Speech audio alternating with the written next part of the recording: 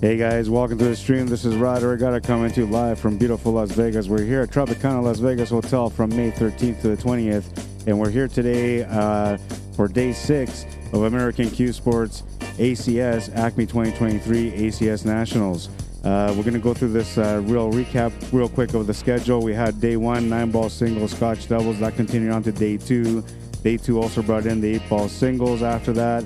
Then we had the 8-ball singles and 9-ball singles on day 4, and then we started the 9-ball teams, the 8-ball teams, which is continuing to today.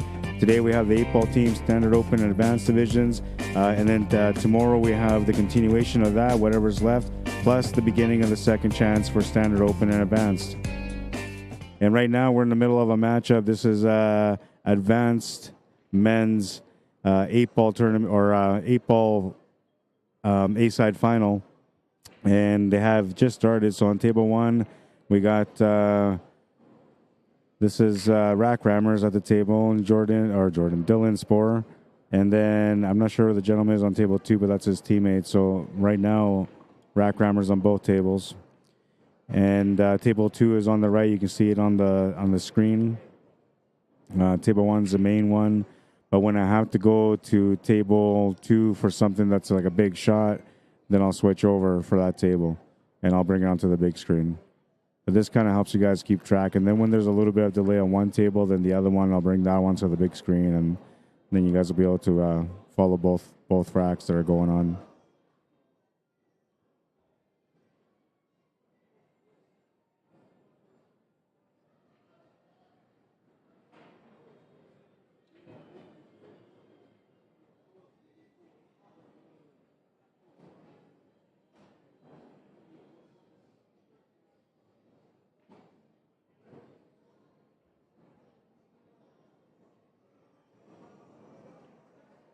Makes the 3-ball, squeezes it by the 13. By the way, Dylan Sporer at the table right now on the main table is also the Men's Advanced Masters ACS champion for this year. He double dipped the B-side winner to be able to come, or the A-side winner to be able to come through and win the event. Just an amazing player when you watch him play. Doesn't take him too much time to think. Always has the same style of play. Very deliberate on the table. You don't usually see him come up short, and he doesn't really miss often, but when he does miss, he doesn't really bother him. He's got a very well-balanced game. So they're going to take the first game here.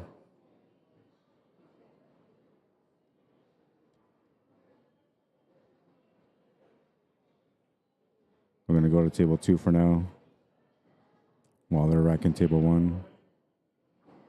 Makes the shot to the side, has position to the corner on the 5-ball.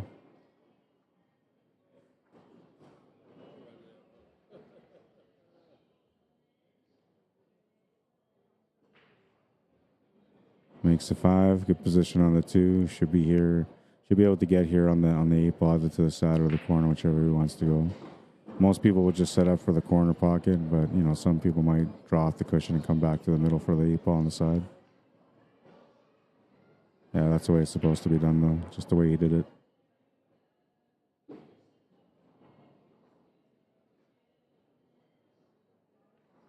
Makes 8 to the corner. It's 2-0.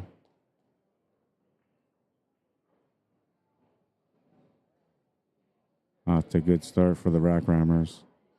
This is the A-side final showdown for the men's advanced division, so the winner here is guaranteed no less than second place.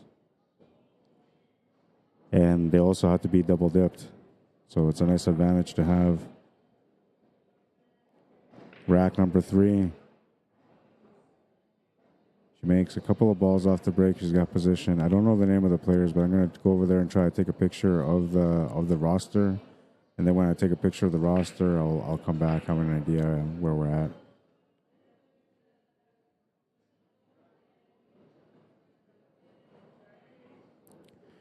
All right, so she's made a ball. She's got a couple options. It looks like she's taking high ball. I actually don't mind this option here. The only ball she has to break out next is that 4-ball. We got rack number 4 starting up on table 2. Rack Rammers to break in the first round. Good opportunity to break out the 4-ball here. 7-ball be will be the escape shot if she gets into any trouble. She'll come up short on the table, though, and we'll turn the table over. So Pickle gets a chance to get going here on this table, finally.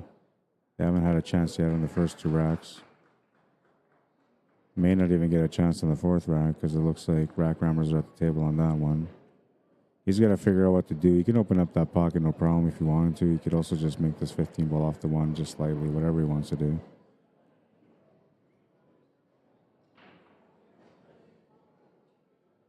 Just can't really change the table too much there because the 11 ball goes to the pocket also.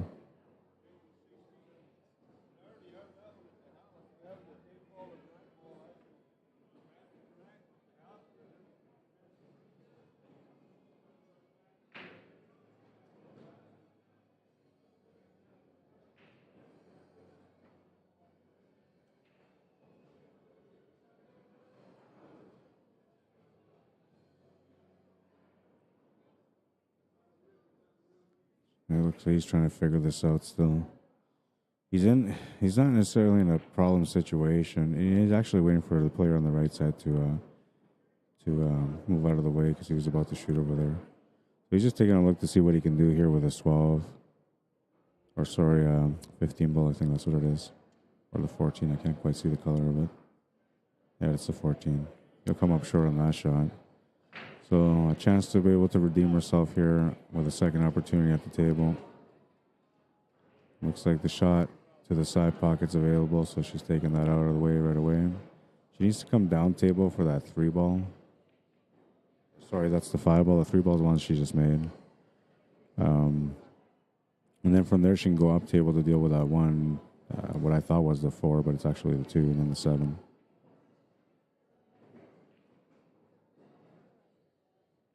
Actually, no, it is the 4.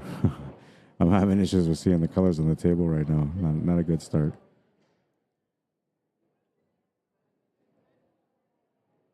But usually when I have a rough start, it means we're going to have a great day of pool. So I expect there's going to be a lot of great shots, a lot of great highlights, and some really intense matches. This one being the first of them.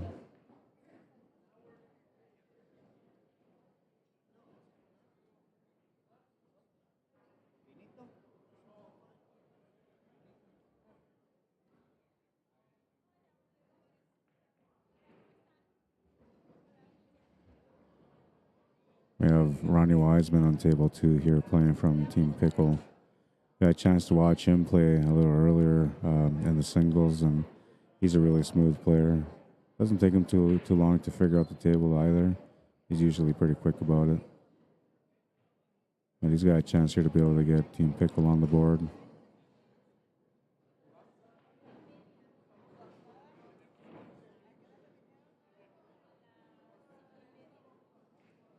A little bit of an arm movement on that one. He's still okay.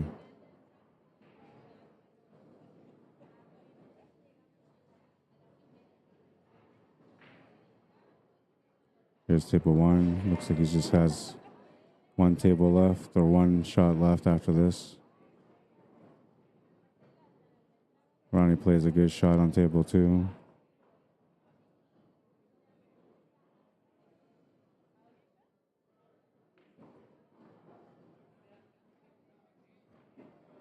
Eight ball's good. 2-1. This can make it 2-2. And it's going to be a 2-all score after 4 racks. Kind of the way you expect it to go in a situation like this. Both teams undefeated so far. You know they're going to put up a fight. And if you give any one of the team players a chance at the table, they're all going to run their table. And if not, they're going to try their absolute best. So a split rack so far. Rack number 5 from the first round coming up on table 2. This is the one that wins the round, so to speak. Then rack number 6 on table 1 coming up. That's the one that starts the next round.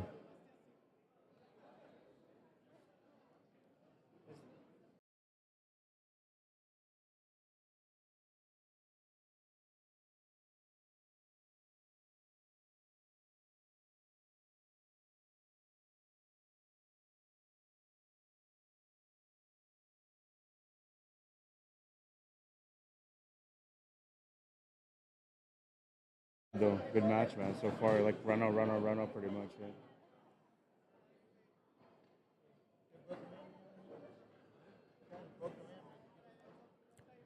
All right, so we got racks 5 and 6 going down right now. This is rack 5. Looks like he made a ball off the break. Oh no, wait, he scratched off the break. So Pickle has a chance here on this table, and the lighting's a little funny right now because it's trying to focus on the body of the person. When he walks away, it's going to adjust the lighting again. It'll make the table look the proper colors. But right now, we're still waiting for table number 1 to be racked.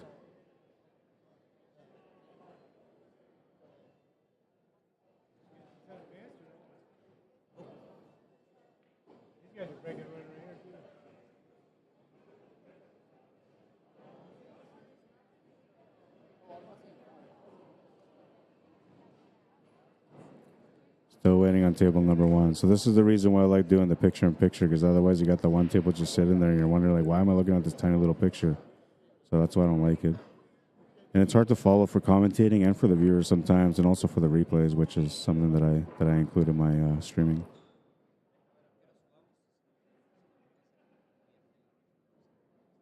Looking good on this table to be able to finish it.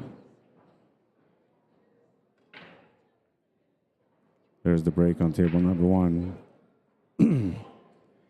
I don't think he made anything off the break, so rack rammer is coming to the table on table 1.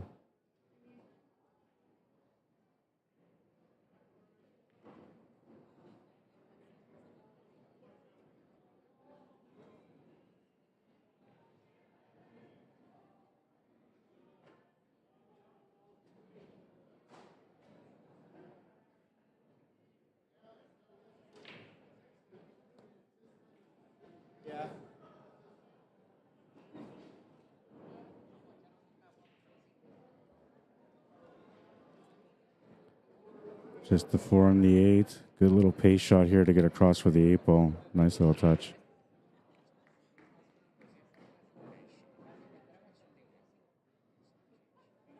Makes the 8. They take the lead in the first round. 3-2.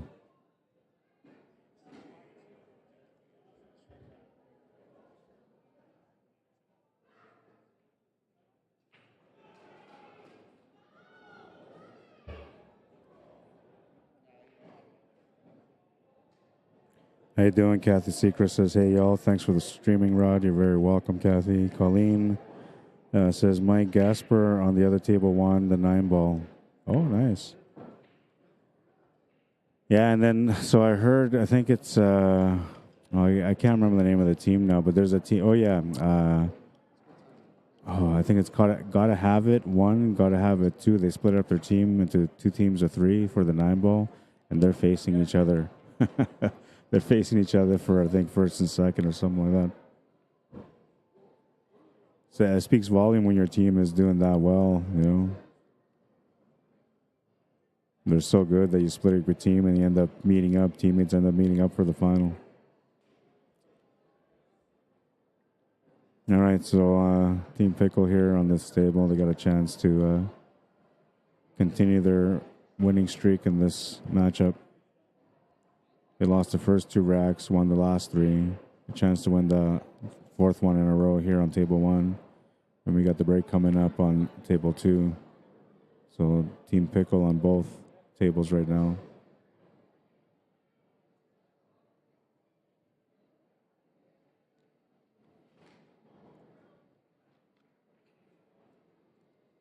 I'm going to connect YouTube here too right away. I haven't done that yet.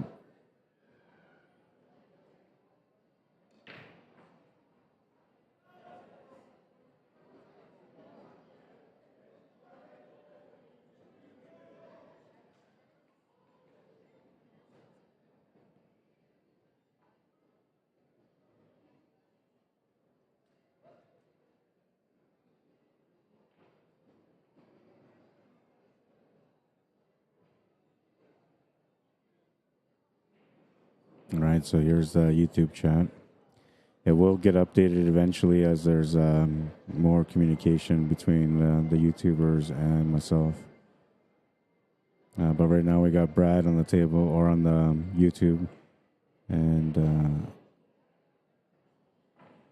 he says, good afternoon, Rod. How are you doing? Thanks for the stream as always. You're very welcome, man. Thank you for tuning into the stream. I appreciate it. You're going to be in for a treat today, man. There's some great matchups all throughout the day. And right now we have an A-side final.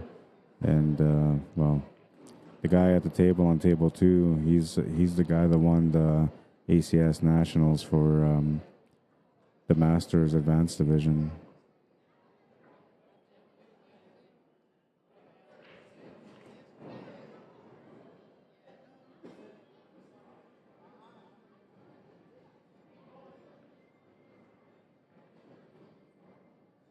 Team Pickle, though, they like Rack Rammers have a good team, but Team Pickle has taken advantage of the last 3 racks, so they put up a big push here right off the hop.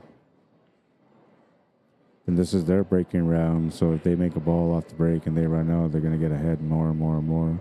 But right now, with Dylan Spohr being on the table, on table 2, they got a good chance, Rack Rammers, to be able to tie up the match. The kid just doesn't miss. I think he missed on that table, though. Or maybe it was a safety. I didn't really watch him play safety at all, but I think he just played safety on that one. I got to switch over here and take a look. Uh-oh, watch out for the 8 ball. Oh, man. An unfortunate loss. They're tied at 3. Yeah, it's a horrible way to win, horrible way to lose. Nobody feels good about that one. But the Rack Rammers will take it. They're tied at 3. And it looks like we're in a bit of an unusual situation here on table 1. Or table 2.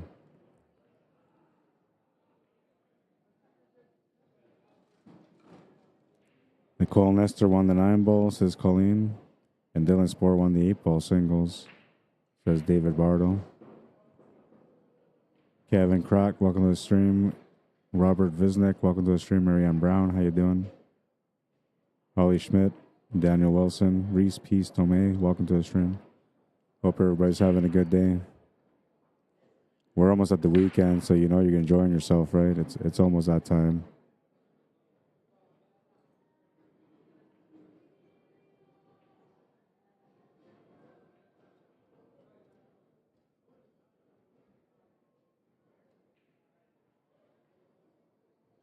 Oh, he almost missed that shot to the corner. He got over just enough. But that's the reason why he almost missed it, because he was trying to get around just perfectly.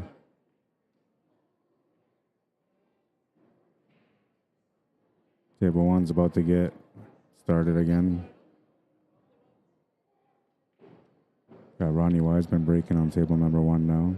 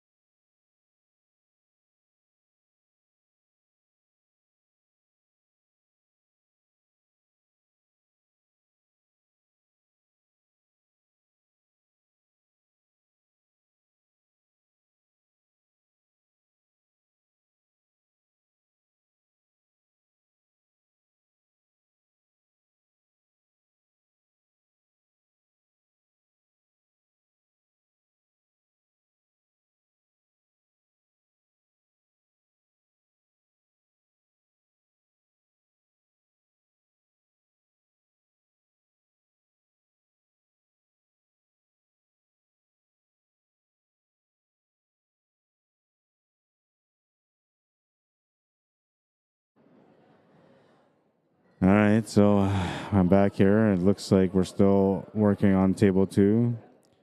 Table 1 is looking like a bit of a puzzle here, perhaps. Ronnie's trying to work it out.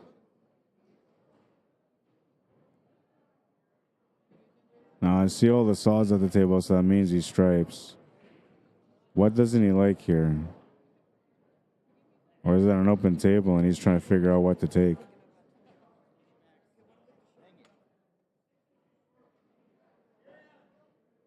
If it's an open table still, low ball looks really good.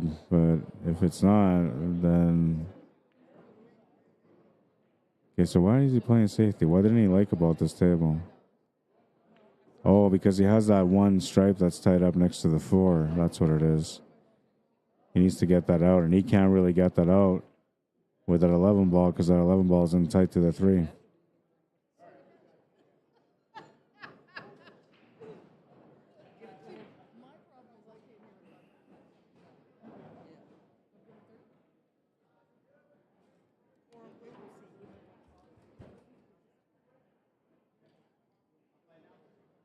Go Rack Rammer, says John Griffith.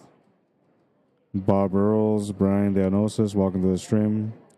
Kevin says, Dylan is an absolute beast. Watched him this last week. Good luck against him. Yeah, no, he's an amazing player. You give him a chance at the table, he usually takes off with it. And he's at the table right now. We're going to leave it on this one, though, because I want to see how the lady plays on this team. I don't know her name. I should know her name. I feel like I watched her play on the stream already. But I'll figure that out right away.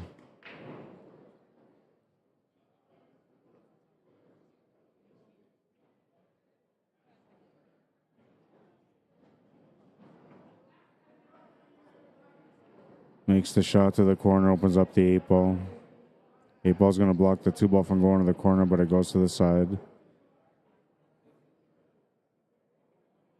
Almost has a positional shot to take on the 4 ball right now if she wants to.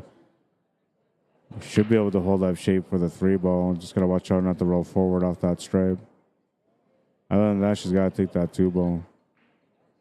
1 ball is no good. The 6 ball's a tight shot. It goes to the bottom left corner, but the scratch angle is there. Now you can take the 5 ball off the 2. That's another option too. Yeah, that's what she's going to do. Good decision making there. So now she's got something better to work with, slightly. She would have liked to have been straight on the 1, so she's got that shot on the 2 ball. She'll make the 2 ball now and try to set up shape for the 1. If she doesn't like the shape that she has here, then she has to look at a shot for the 1 ball in the top left corner with a follow-through angle to be able to get onto the 4. Once she gets on straight onto the 4, the 3 ball goes to the bottom right corner, so she doesn't have to break it out. She's going to make this to the side. And so now she's got to go up table and back down. And it's not necessarily a do or die shot, but she has to find the shot on the 4 ball after this. Or at least get a setup for the 4 ball. So she can make this 2 and then get set up for the 6 to the bottom left corner with a stun through angle. Then she can get set up from the 4 ball right there.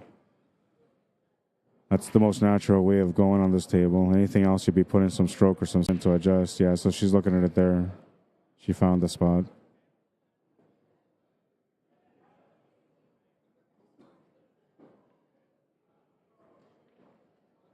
A little bit too far.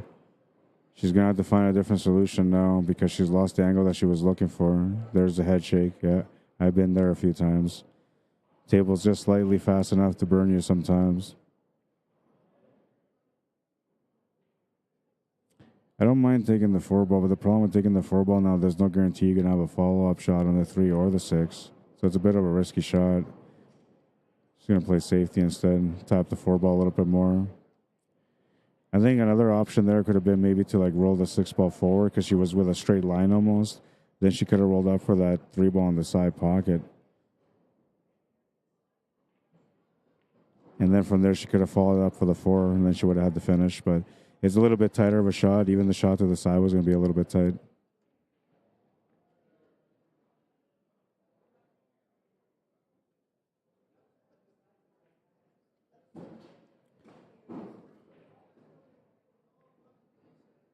Looks like Dylan and his opponent are having a bit of a battle on table 2. Playing safety, she's going to scratch the cue ball. And unfortunate for her, she's bumped that 11 ball out for the breakout angle for Ronnie. So he's got to basically figure out what to do here. If he has the combo to the corner on the top right corner, if he feels comfortable with that combo, then he'll go for the breakout right now on this stripe that's sitting against the wall, and then the combo will be the escape shot. But if he gets a follow-up shot on this ball, which I can't see what it is. It looks like the 12 or the 10.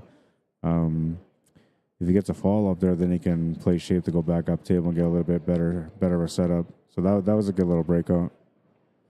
Everything opened up nice like that. I call that the Moses shot. You know how they say Moses split the waters?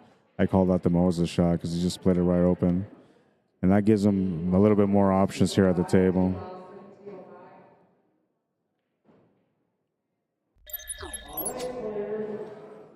Just a nice little push through. Everything just opened up nicely.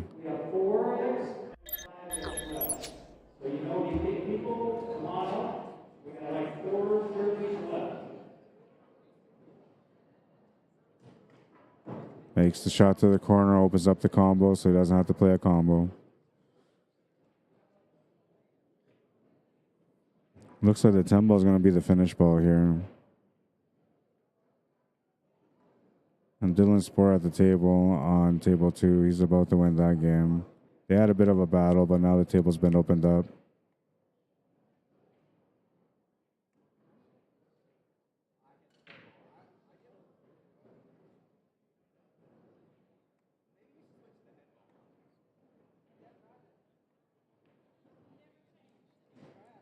Makes the shot to the corner. They take the lead.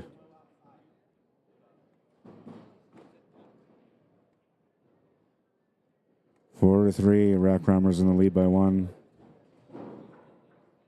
Pickle with a chance to tie at the table on table number 1. And Ronnie Wiseman's going to come up short and turn the table over.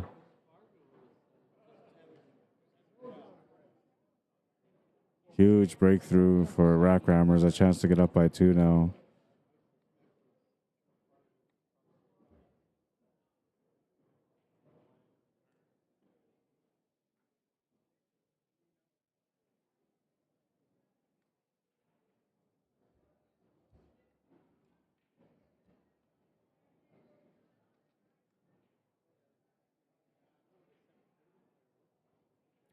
Looks like she's good here, but she's going to have to follow this up quite a bit to get up for the corner. The other option would be to draw with some left-hand draw, so she'll be able to draw off the bottom rail back to the right side. But yeah, the better option for her was just to follow it up and take the longer shot. Smart decision there. So we're waiting for something on table 2, and I guess we'll just keep the table set up the way it is right now. Makes the 8. They take a 2-game lead. Made a good choice on the shape on the 8 ball, and it got her to the finish. Ronnie Wiseman with a great chance to be able to win that one, then he missed it.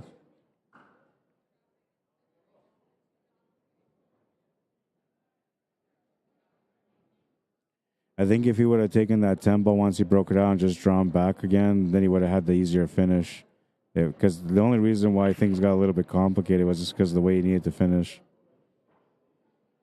That makes a difference sometimes in a rack. If you change your mind on a pattern or you get stubborn on a shot, you know, that kind of stuff will burn you sometimes. He knows it, though. He's been around for a while. Marianne Brown says, go team Ramrackers. Dell Oliver, how you doing? Lori Salas, Cloette, welcome to the stream. Colleen Jeltuk, welcome to the stream. Jeremy Solberg, welcome to the stream. Sorry, I apologize for the butchering. Danny Roach, how you doing? Mike Green, welcome. YouTube people, how we doing? Joe A says, that should have been easy. Shoot stripe on the left first and draw back. Well, you never know. Like I missed an easy shot yesterday for my team, and it was so easy too. But it just happens to players sometimes. And all it is you're like rushing it, or you just take it for granted. It's too easy, right? Just the split-second shot. That's all it really takes. Next thing you know, you come up short. Body movement, you pop up. I don't know. It could be anything really, but it happens to everyone.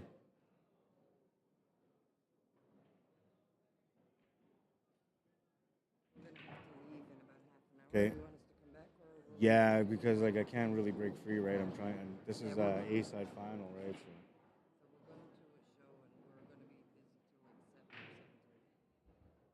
You have the Wi-Fi codes for around Sky Beach to the middle. That's the one that lets you go through the middle. And then if you have a room here, you can connect to the Tropicana rooms. Okay. Give me 10 minutes. Okay.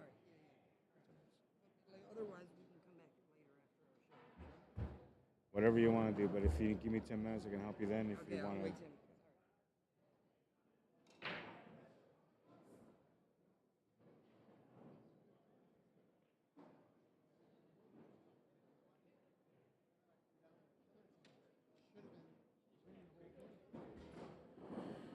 All right, so now we're into racks number 9 and 10 in the showdown, the A-side final. It's 5-3 for rack rammers. And looks like a scratch off the break on table 2. And it looks like rack rammers are on table 1 right now.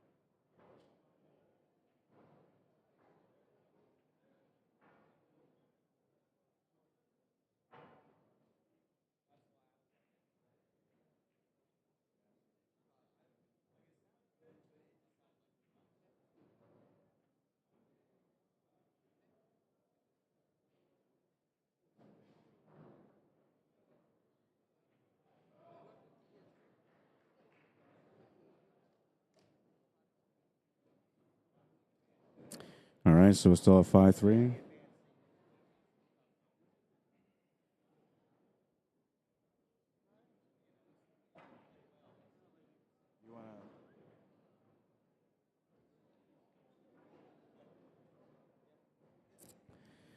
All right, so it looks like table 1 is in the works. Table 2 is in the works as well. Table 1's been turned over to Pickle, and table 2, Pickle's at the table there as well. So for that one, it's number 5. When it's red, it's muted. When it's black, it's unmuted.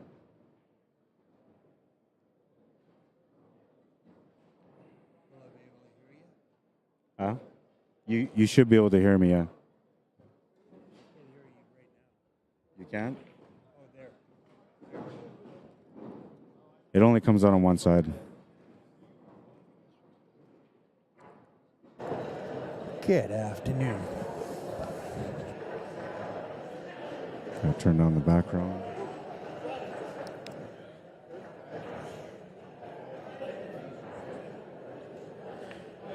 All right, so I'll draw a shot on table 1. Gets back, and he's got position. I don't know if the 14 goes past or not, but he definitely has a shot on the 11 ball. From there, you can set up from the 15 to get back on top for the 14. But if the 14 goes right now, that's the way he's going to go.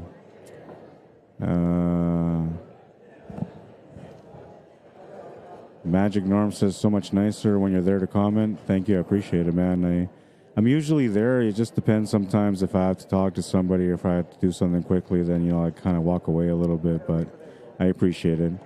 The way I work here is the way I always work. So if you haven't had a chance to subscribe to my YouTube channel, you can maybe support my work that way. I'll give you a chance to kind of check out how I work all the time for wherever I go to work, because that's my personal YouTube channel.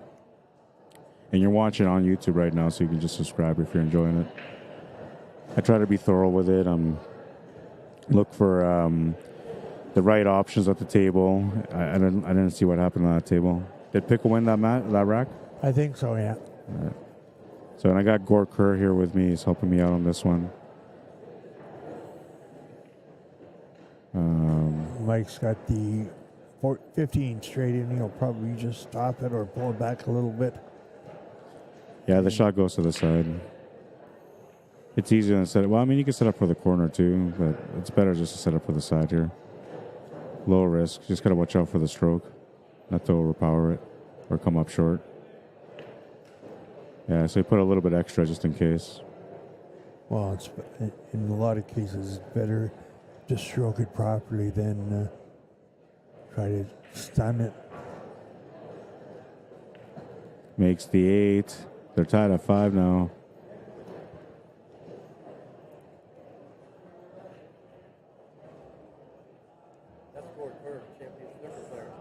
So we're going to move to table 2 now.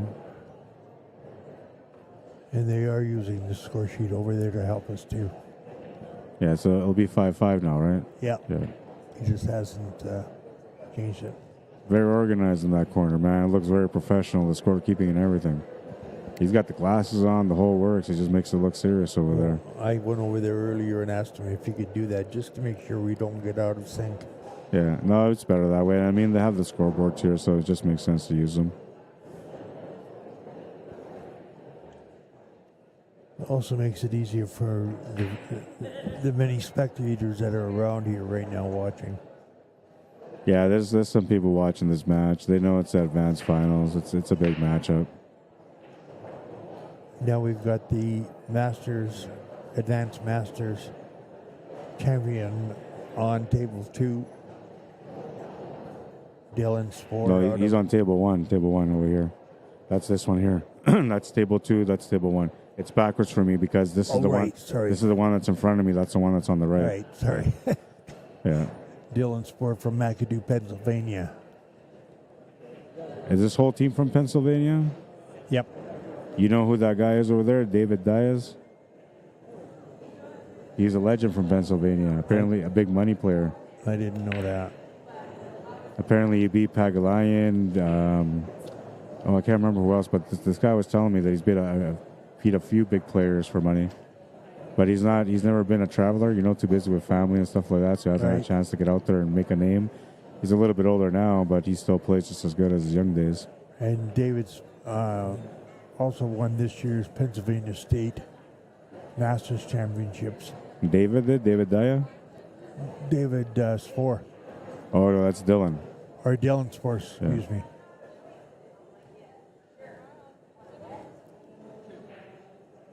Well, he's having a bit of a struggle in this match. He had to kind of battle to win the last one, and this time he scratched off the break.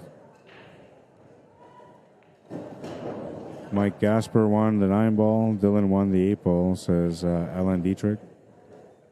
Willie Pick, welcome. Cliff Nestor, Robert Griffith, Orlando Morales, and Emma Jean. Welcome, everyone. Yeah, Mike Gasper's over there on table 2. Playing against David Datillo, the older gentleman, came in second in the advanced.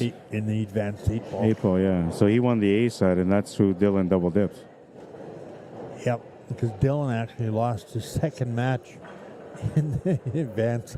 He came all the way back all the way through the B side. And he lost to Ronnie Wiseman, who's also from Team Pickle. So it's a little bit of a grudge match here. And you're going to see when those specific players meet up at the table, you're going to see a good battle. And we're going to zoom in on that table, whichever table it is, because I want to see that battle. Both players of that caliber, if they make a mistake, it's over. Sonia Ruben Estrada, welcome, bienvenido. David's in a tough match over on table 2, trying to figure out which way to play it.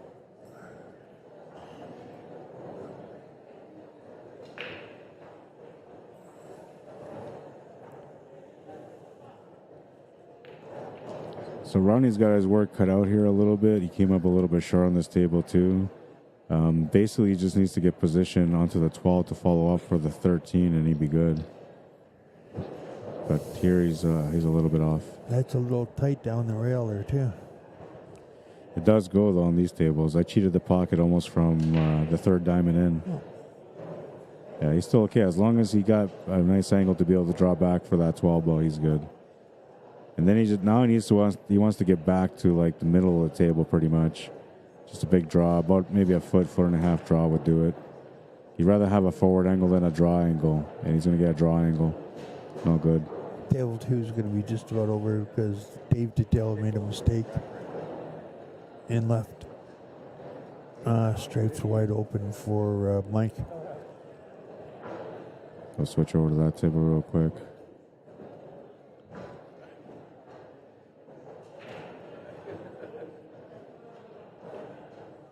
I keep seeing Magic Norm's comment, and you're right, man. I didn't really do commentary last night because I was playing, and I felt bad because I usually don't work like that. I try to be professional all the time, and I love what I do. So for me, I'll commit whatever time it takes.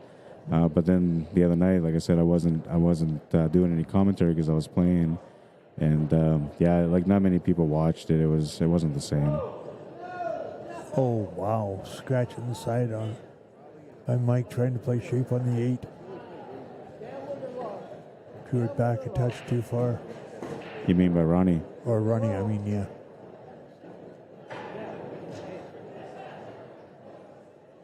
No, he's not quite out yet. Oh yeah, I guess he's pretty much out. Just needs to find the shot on the 8 ball there.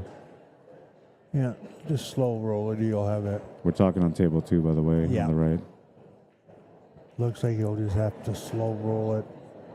Yeah, shot to the corner. Natural tangent line takes him to that first diamond where he's standing on the right, on the top rail.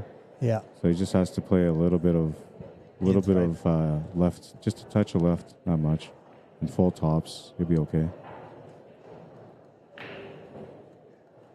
Just perfect. Yeah. On the first days, that shot would have been risky to take because the tables were running pretty fast. But right now, the tables have settled down a little bit better, so they're playing a little bit truer, which makes it a little bit easier and confusing for the players that have been playing on the fast tables every day. They're still fast, so don't get me wrong. They're not slow, but they slow down a little bit. There it is. All right, so they take the lead, 6-5. We're on table 1 now. Dylan Spohr at the table. A chance to make it 7-5.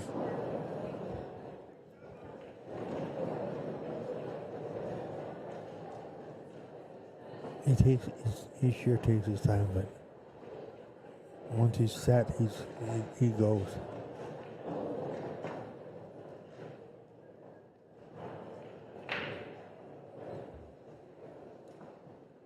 Looks like he's leaving the 1 ball to last. Yeah, it doesn't hurt to take it now too if he wants to, but he's got an idea for a finish. He's just going to go the way he wants to go. He's going to have to check it off the top rail with a little bit of spin. Not necessarily a force shot, but you know, it's cue ball time. Try to get that perfect angle to be able to draw back or to come off rails to be able to set up for that 8. So just to check off the rail here again, just to be able to set up for the 8 ball. You notice one thing: he doesn't overhit him. He controls that cue ball quite well. Yeah, and wherever he looks that he wants to be, that's where he gets the cue ball to. That's what makes him a really good player. He's just got amazing cue ball control. There's people that I can talk to about my secret, and there's people that I just know what I know. He's one of the guys that just knows what I know. So I couldn't teach this guy anything. He would be able to teach me something. But there's people out there that, like I said, don't know what I know, and they're really good players too. And then when I talk to them about what I know, it changes their game. Mm-hmm.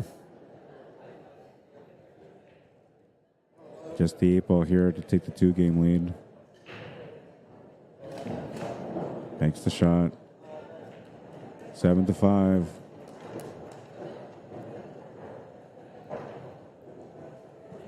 And that young lady over playing for Team Romick. What is her name? I can't remember. I wanted to take a picture of the roster, but I didn't have a chance to do it yet. But this lady came in second to Marianne McConnell from Vancouver Island. Nicole Nestor, okay. So, like, I looked at her, I was like, I know her from somewhere, I'm pretty sure I had her on the stream. I recognize her face. I'm thinking, what is her name? And now, a little bit earlier, somebody mentioned Nicole Nestor, and I didn't connect it, right? I was like, Nicole Nestor, okay. And because she was saying Nicole Nestor won the 8 ball, right? Or the 9 ball, one of the two. Yeah, she won the 9. And so, that's right, because Marianne won the 8 ball. And beating her in the final. Yeah. Well, and then they like, Nicole lost to Regan, who was a really incredible player. Is it Reagan or Regan? How do you pronounce her name? Reagan. Do you remember her last name? Hoko, yes. Yeah. She was a really impressive player too, and yeah, it was fun to watch the women's Masters play. But yeah, Nicole, I remember her now. She just went too far on her 2 ball. She's got that deadly pool player face. You know, deadly pool players have this certain face that you just know, like, don't play them. Stay out of my way. Stay out of the way. Yeah, just give them the cue ball, walk away, leave your money on the table.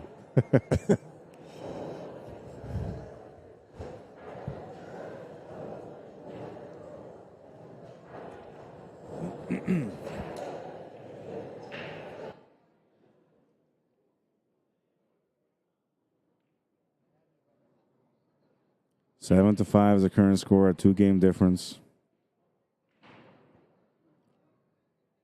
Rack Rammers on table 1, our main table. Table 2 on the right corner. We have Pickle at the table.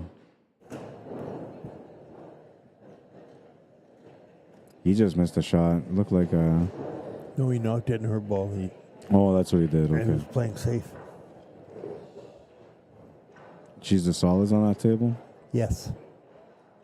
Oh, nice little reply on that one. Froze him up to the 12, too. Gonna go switch over there so you can see this. So she froze him up to the 12 ball really good. I don't think you can see the 11 ball.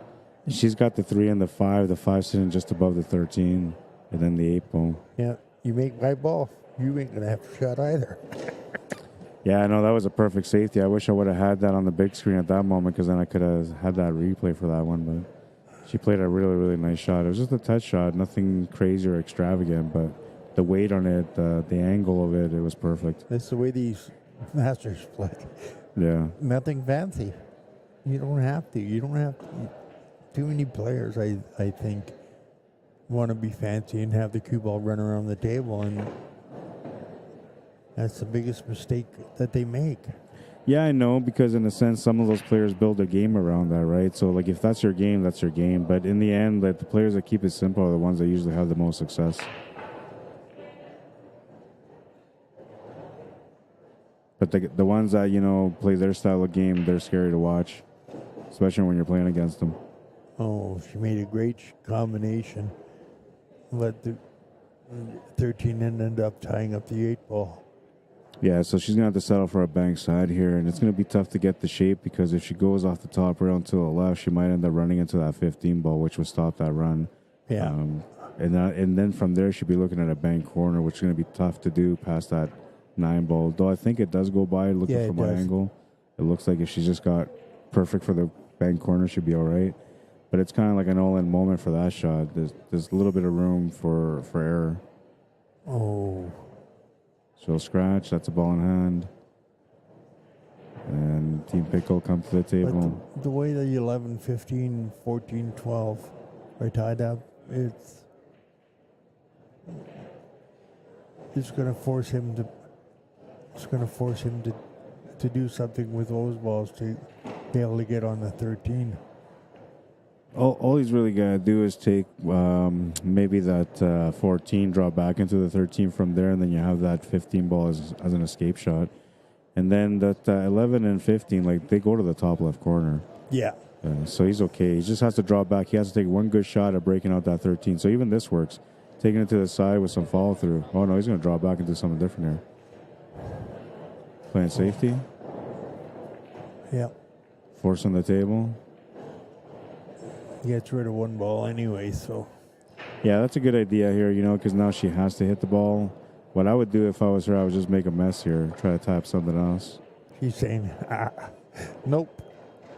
You want to break it out? That was a smart shot by her.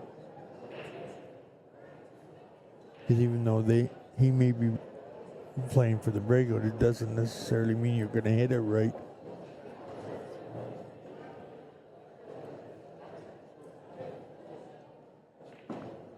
There it is. That's the first one he should have taken in the first place, I thought. Yeah. That was the very first shot that I said he should take before he played that safety. You're right.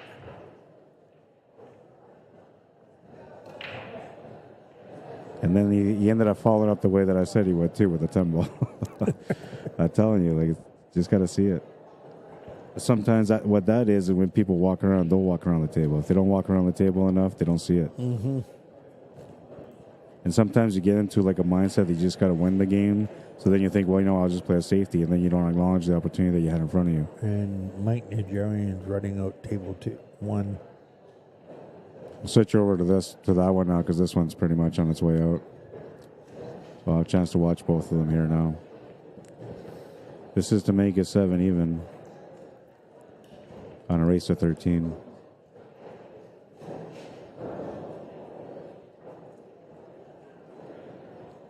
I don't think 7 or 13 is really long enough for players at this caliber. It's almost like playing singles in a race to 5 between Masters players.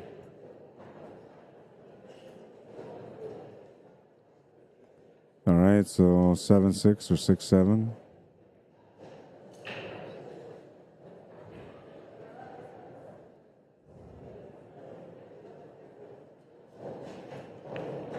Draws back smoothly here for the 8 ball.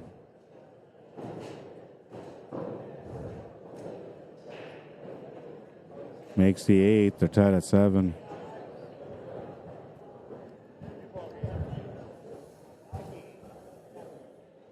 Now, is Mike a money player, Gord, since you know him? Was he always a money player? As long as I've known him. He looks like the money player. Like, you know, the money player. So the scary beast that you see at a tournament has a certain face. The money player has a certain face and characteristics to him. You can see it in his face that he's like a money player. He's gone through the hard road of experience. He's been working for Henry Nojek, who used to own Crystal Palace in Winnipeg. He's worked for Henry for over 20 years. And is one of the Henry's instructors as well.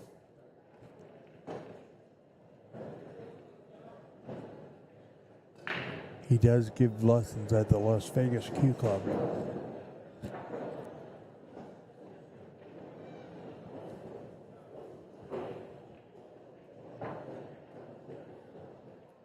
And when you have a guy like Henry, if you, as a boss, you're a very lucky man. By the way, if you guys are enjoying the stream, maybe you guys can like and share the stream. By liking and sharing the stream, you help us to be able to let other people know that this event is going on, that there's live coverage. And it gives them a chance to watch some great pool, which you're going to see lots of throughout the day today and tomorrow. This is day 6 now of the event, and we've seen some incredible pool every day.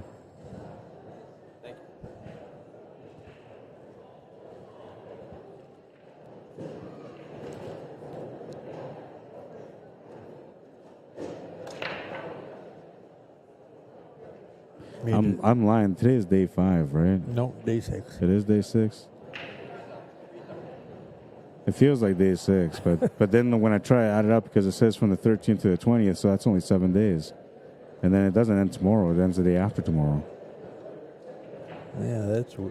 Yeah, because 13th to the 20th, you got to add the extra day though. Oh, okay. I guess so. Yeah.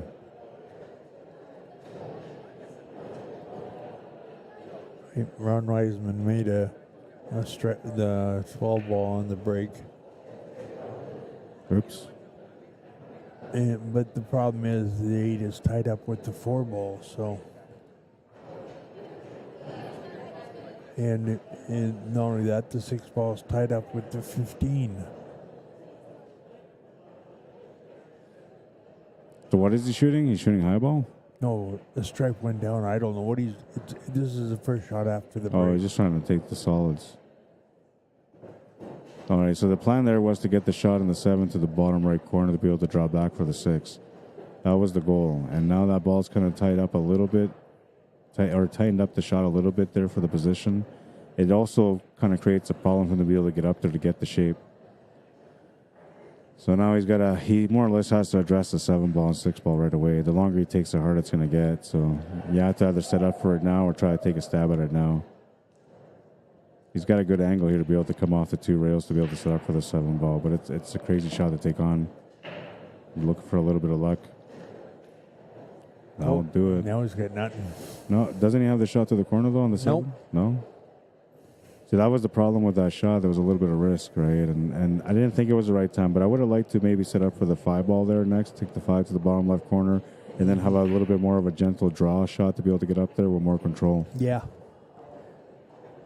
He kind of hit that with power, though, because he was looking to get into a little bit of a mess, and he wanted to make sure he came out clean.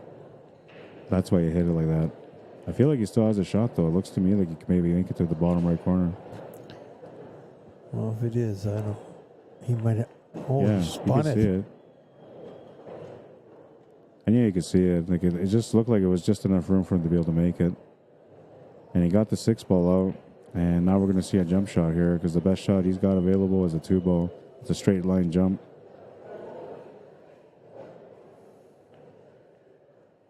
Yeah, he's going to go get this jump cue now. Take a look at that shot on that 7 ball again. He's got it around a 14.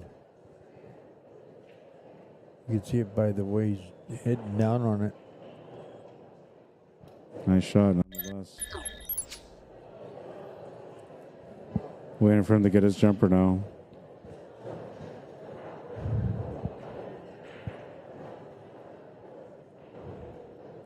If you guys are enjoying the stream and you guys would like to watch it on YouTube or watching on a big screen TV, you can find me under Rod Arriagada /CSL Manitoba. And when you get there, if you guys are enjoying the coverage, maybe you guys can subscribe and support my channel. I'm trying to get to 1,000 subscribers. I broke the 500 mark here thanks to you guys, and I would appreciate the support. All right, so it's jump time now, and we're looking at a jump shot on the 2 ball. And the gentleman on the other table, on table 2, is running out right now. So. Oh, he missed a jump, and he's going to scratch. Worst case scenario has just happened. And, well, we're going to see what gets done on this table. The 8 ball's a little bit tight, though. So you got a little bit of a lucky break here on table 1. Table 2 is looking like a finished table. He's shooting over the ball now. Should be okay to make the shot. Yeah, he's tall enough. And he just has to get off the top cushion and back down. Nothing fancy here. If he had to like draw off a couple of cushions, he's in a tough spot. But to play this naturally off the top rail, no big deal. Yeah, he's got the corner of this side he can play it too, so. He has both options, side or corner. He'll take the corner.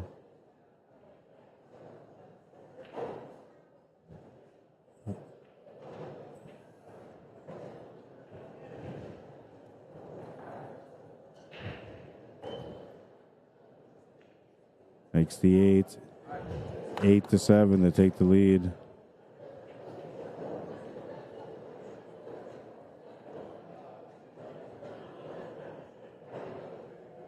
And Mike Gasper's, I think, is sitting good. I don't know if that 8 goes clean. You can get clearly. No, he's got to open it up. He's going to open it up here, but he's got to be careful how he opens it up. Yeah. All he really needs to do is just open up the 2 ball, get that out of the way, because then the shot goes. But if he tries to open it up with a 6 ball, that 8 ball's going to go for a little bit of a bounce. He's not going to open it up, so he must have the perfect window for it, maybe. He's going to take a look at it now because he's getting close to the finish of this rack.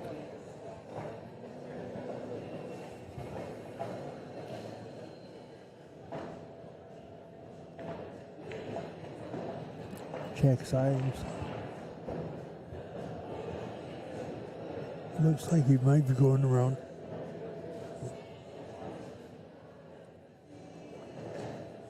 Just, it must go. Yeah, it's got to be just enough of a gap for him to be able to make it, because he didn't seem too concerned. And if he was going to break it out, he would have broken it out with that 13 ball a little bit earlier. Yeah. Oh, was that good? Yeah. Okay. Questionable to me, right? It looked like he hit that 2 ball first, no? It does. I don't have the replay, and they let it go, so not my problem. I think he did, though. He did, right? I'm pretty sure he hit it first. Because it was setting it forward of the 8 ball, so. They got their scoreboard at 8, so it's 8, so it counts. But, I mean, it was so tight. I would have called the ref on that one. The replays don't matter either, so the replays, like, that's why I didn't take a replay, because if I take a replay and I go there and say, hey, by the way, that was a foul, that's none of my business. It causes an argument for no reason. So it's between the players. And the shot happened so fast that the opponent didn't really have a chance to say anything anyway. The thing is, he could have also, like I said, miscued or something right at the. It may have gone clean. It may have rubbed. I'm gonna take a look here. I just want to see it again on my phone. But I'm pretty sure. So the way if he would have hit the 2 ball first, the 2 ball would have gone to the left side cushion. Which you did. So it'll go to the left and then bounce. Yeah, right. So if he would have hit that 8 ball clean. It wouldn't have. It wouldn't have touched that 2 ball, and if it did, it would have moved it down in a downward angle. Yeah. Just slightly. I'm watching the shot again here.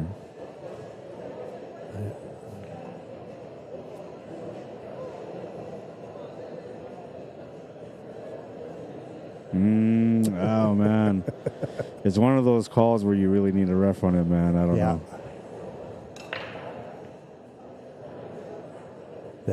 That was so close. Good hit, foul, good hit. Everybody's got an opinion. It doesn't matter, though. You know what? Like, honestly, if it was a problem, the other player would have said something. So, and they had a better perspective than we did. So there's a good chance that it could have been good. But I'm just going by the direction of the ball, right?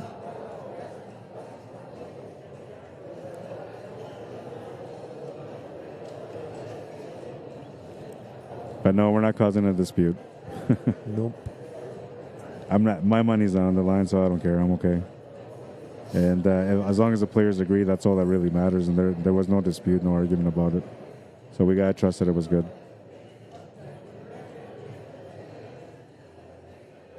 Someday, when I get my referee degree, then maybe I can talk a little bit more about that. But I'm just a streamer.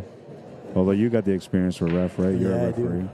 That's why I said would you have called it fair or not? Well, I mean, you have to look over top anyway, and you have a better view there. But from here to you, it looked like a foul. Yeah, just because of the way the 2 ball went. Yeah. And that's what we look at, that you're taught in referee schools. The direction. The direction and the sound, right? Yeah.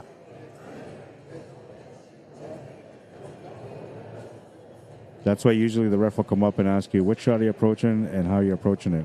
Because then that gives them the information to look for the foul that specific area. What I've noticed here, too, is a lot of referees are standing in the wrong spot. The best spot is usually behind the shooter. You can see it more clearly. Yeah. When you're standing behind them, just like they do in snooker. Referee is always behind the shooter. That's right, yeah. But I don't know. I mean, there's some shots where like standing behind doesn't matter, right? Yeah. Yeah. But on a shot like that, if you're behind, you can see just as well. Yeah. Because like we said, it's because of where the 2 ball went. He's over around the cue ball a little bit here, but he still has a shot on that 11 ball to the top right corner. It looks like he's got a draw angle here too to be able to get set up for that. I think it's 14 to the top left corner. I have a hard time seeing the colors on this table right now. He's going to play it off a couple of rails. Perfect shape. Very nice shot. That's why I asked, because the way he plays, he plays like somebody that would have that gambling experience. Yeah. He's been playing for over 50 years, so. You got to learn how to recognize trouble when you walk into a pool hall, so you got to pay attention to the details. And when I looked at him, I was like, yep, I'm not gambling against that guy. You're a good player, Rod, but sorry, but I wouldn't be betting on you. 9-8, they're up by 1. Yeah, against Michael, I wouldn't be betting on you. And we got Dylan Spohr on the table right now on table 2. There's a guy you could take on. I don't think I can take this guy on either. You don't play this guy. You just watch him play. Enjoy the show. Buy some popcorn. Oh, you almost missed that shot, though. Trying to make me look bad on the TV table. Come on, Dylan. I can't tell what that ball is beside the 8 ball, if it's straight or solid. There's a match earlier where they were playing, and then somebody... sorry, I don't know what happened there. But I guess I went and said this guy never misses, and then he went and shot and he missed. Like, as soon as I said he never misses, right away he shot and missed. It happens. But I was watching him yesterday for 6 hours because he kept being on the TV table and coming and on the B side, coming all the way back.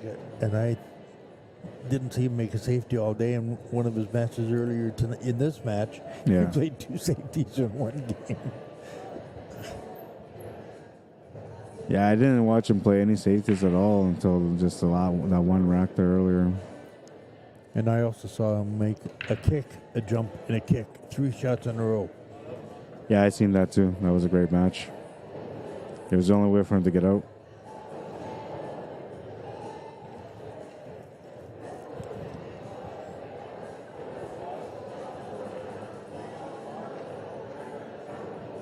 Oh, he might have overhit that a touch. Yeah, but he was trying to set up for the top left corner, so that's okay.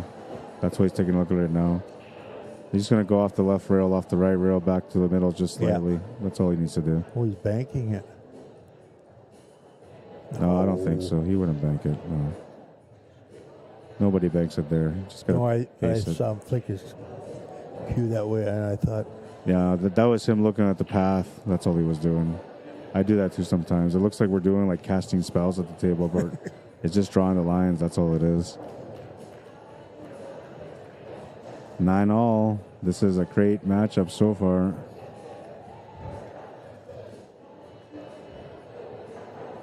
Nobody's budged one bit yet. Nope. And they started off with a 3-2 round, or a 3-2 win on the first round for Rack Rammers. Then, for Pickle. And then Rack Rammers won the second round, and then we're into the third round now. And one wins, the other wins. Yeah. Now we're tied game. I like David's glove there. It's just little finger things that he's got over each other. Yeah, so is that a product or is that something he made? I don't know. I heard somebody was playing with something similar to that. It was just the fingers only. Maybe they were talking about him. I've never seen anything like that. It makes me feel like I'm wearing a G-string. I mean,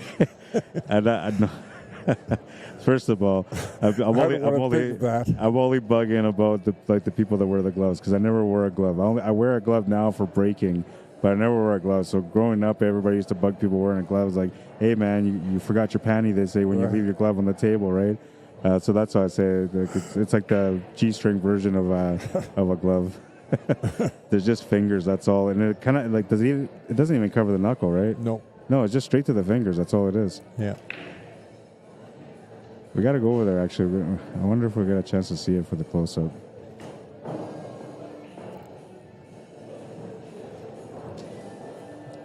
Watch his hand when he's shooting.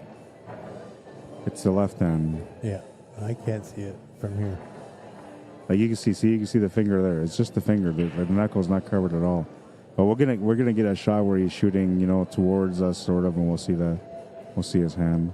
It's a neat glove though because it just helps it slide through. What I like about it is like it doesn't take the effort to like put it on, take it off. It's all snug against the palm. It doesn't matter what size hands or fingers you have; it'll just fit. That's what I like about it. But we're gonna have to wait a bit to watch that, I guess, when it comes back to the table. We'll back to our 2-table view since we're in a close matchup.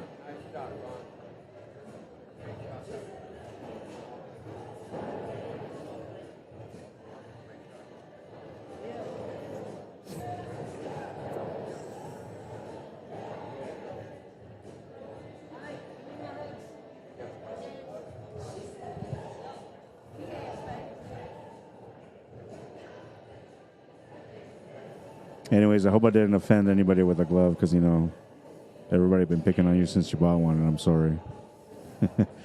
I'm not that kind of guy, but every now and then I'll make a reference. It was funny, though. It was funny. I mean, because you look at it and you'll think, like, I guess so. If you're right, it kind of looks like it. It's honestly one of the best inventions that I've seen so far. Yeah. And it doesn't, and like you said, it doesn't interfere with much. No.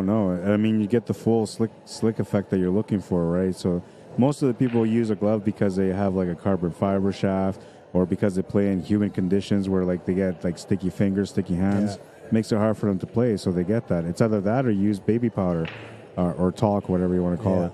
But that's usually what people use to be able to play in those kind of conditions. So that's where the glove kind of originated from. But now I hear that there's people like players in England that are using the glove for snooker, which is interesting. That's something that never happened up until just recently. And I also heard that somebody made a carbon fiber snooker cue. But I don't know the name or the brand. Carbon fiber what? Carbon fiber snooker cue. Oh. It's supposed to help with the accuracy.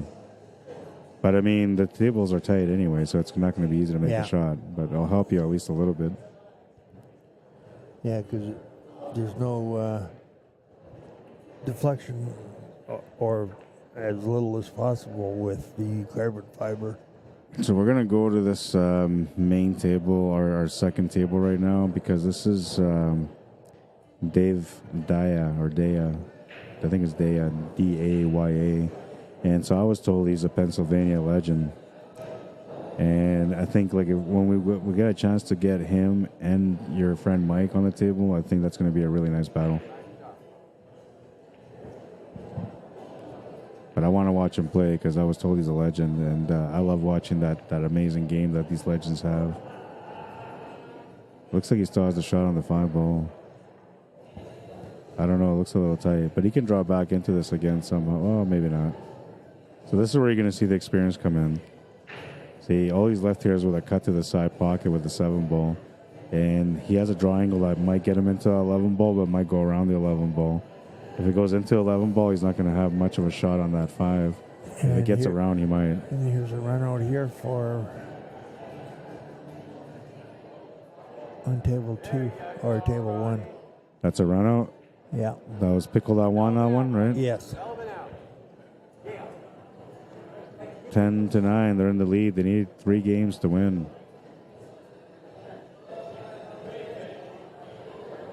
This gentleman, he has the way he's looking at it, I don't think that the 5-ball goes.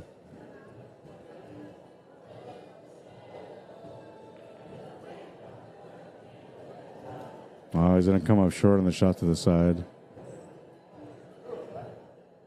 It was a weird situation to be in. Almost Pool player says, yeah, I love the baby powder all over the table. And all those people laughing about gloves don't laugh since most of the pros wear gloves now. I know. It's just easy to kind of laugh about it. Like I don't know. It's like a joke that never gets played out, but it's been played out since the very beginning, you know? Yeah. But yeah, you're right. I'd rather have a player wearing a glove than using the baby powder all over the table or all over the floor. That's the dangerous thing, right? Because they don't see it. They just put the baby powder on and they use a towel, give it a quick wipe, and keep going. Yeah. But when you walk around, especially cement floors, it's really slippery. And suddenly you're going to lose your balance when you're taking a shot. So I'd rather have them wearing a glove by all means. That's why a lot of people are also going to Tome Chalk, because of it's cleaner and everything else too. And Joe A says, I wear one, but still fun to make fun of. It is. Snooker, how you doing, Snooker? On YouTube says, glove is like a diaper on a hand. Your hand. Yeah. Well, and then you see, like, there's Facebook ads or memes where they do that, like, hey, man, your glove looks like an underwear, and they actually make it look like an underwear. It's just little things that people have been joking around for years now, but it's funny. We always poke at things, you know. But I'll tell you, I haven't really lost to many players with a glove. There's a few of them, though. I'm more scared of the guy without the glove. It's like Junior. You've lost to Junior a few times, and he wears a glove. Who? Junior. I beat him last time I played him. I only played him once. You've only played him once? I only played him once, yeah. I beat him. Wow. At Sonics, too, on his table. Yeah.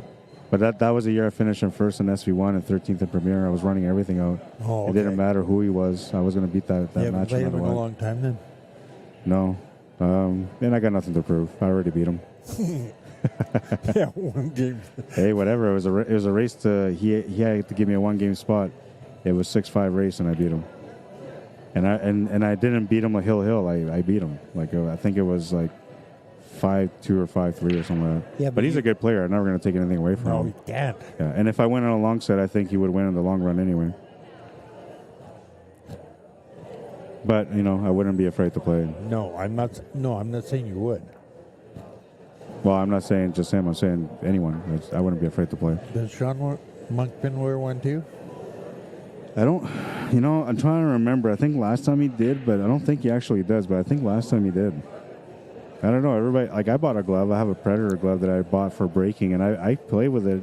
And when the first time I put it on, I played with it. Like I missed. I made every shot. I ran off the table. I ran 2 tables in a row. I'm thinking, man, I should have worn the glove, right?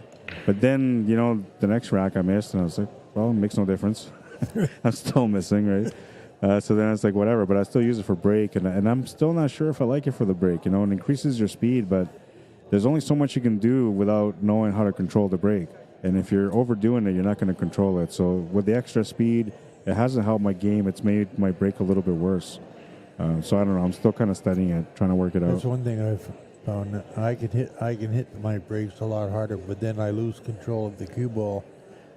Where if I play, because I always hit second ball. But if I play it at half to 3/4 speed, I make that wing ball almost every time, and as part of doing part of breaking, you want to be able to control the spread on the table. Look at this hit. Oh, he just missed it. Looked like it was going to be perfect, man. Yeah. Snooker says, I've never lost to anyone who has a phone or a knife case on their belt. Yeah, that's usually not a pool player. Double D, Dave Daya says, shooting now was a 720 Fargo until a few years ago. Age catching up still. One heck of a player. Won several national seniors events. The guy playing on table two? On table 2, yeah. Not the one right now, but his opponent. That's Dave Daya, Double D. Oh. Daya, not Daya. I keep saying Daya. I don't know. I just got to butcher people's name. If I don't, it's not a good day. No, I was confused because this gentleman's name is Dave Zatello, so.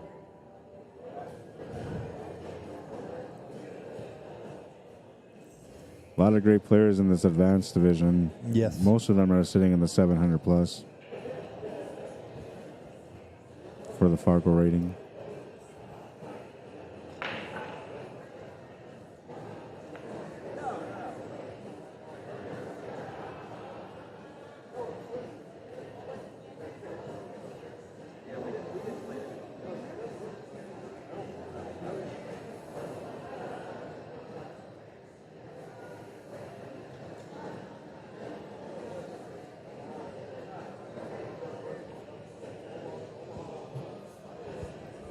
Well, he's got a chance here for the out.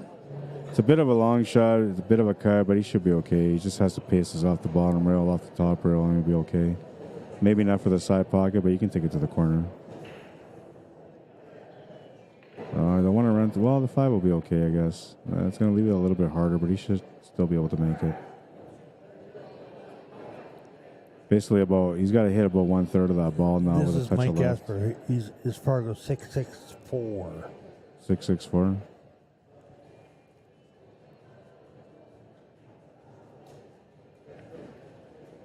Makes the shot to take the lead by 2 now. 11-9.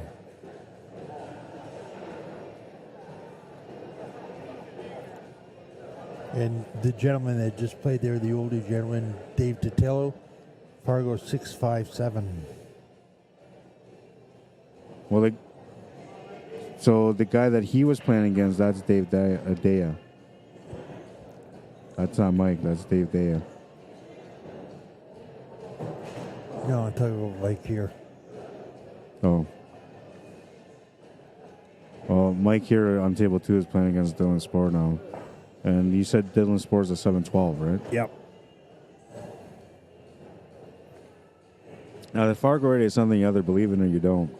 But I feel like the Fargo rate kind of, especially when the players have like, over 1,000 games in the system, it tells you a pretty good accuracy about what level of player they are, what caliber of player they are. The ones that have like 200 or less or 500 or less, there's lots of room for them going up or down. But once you get to 1,000 plus games or 2,000 plus games, your rate becomes stabilized and it's harder for it to kind of go up or down. Like he's got over 1,200 games. His Mike and Darian, his Fargo rate 654.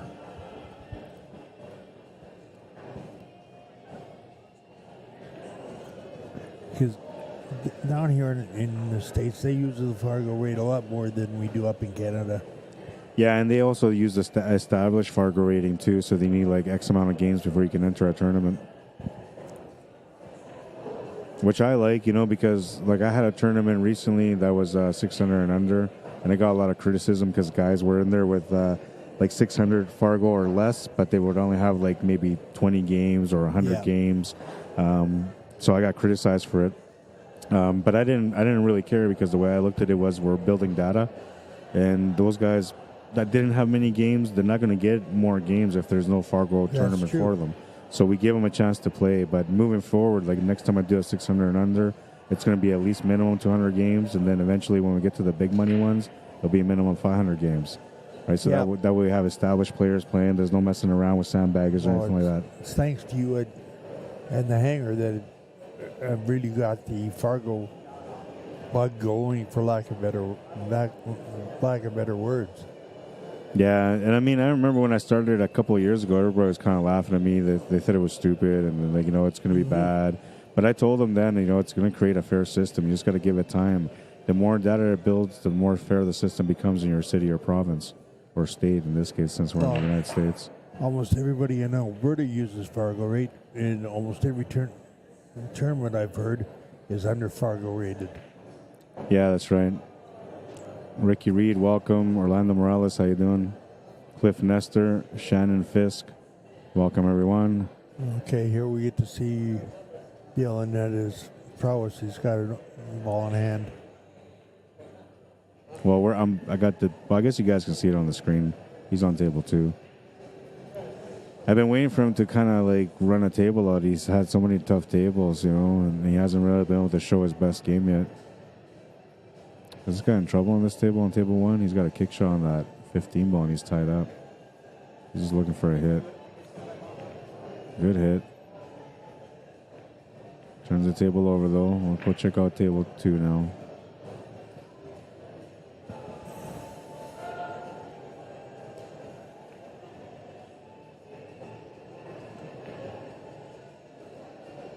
Tanya Hoffman, how you doing? Look at this. He played safe and he didn't have the run out, so he played safe and tied him up. Right on the back end of his 6 ball. Well, I was talking to somebody yesterday about that, and he's like more of a attacker kind of player, and I was telling him, like, if you want to be a really good player, you need to have balance.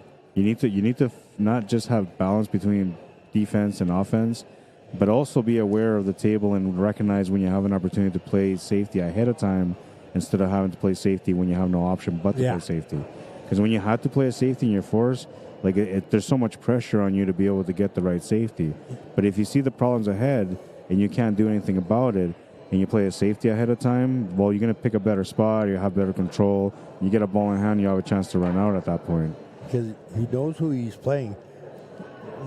And this guy can run a lot of tables in himself. So Dylan's basically saying, here you go, you figure it out. And we're going back to table 1 here on the big screen. Looks like this player here from Team Pickle has a chance to be able to win the match, or not the match, but the game for his team, bringing them within 1. They just need 2 games to win the match. They're on tables 1 and 2 right now, so they could win the match on these opportunities that they have at the moment. Table 2 is going to keep going, though. Table 1 looks like it's going to be done here.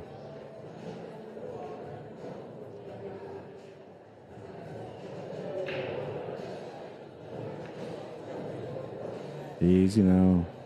Easy now. Okay, keep going. All right, that works.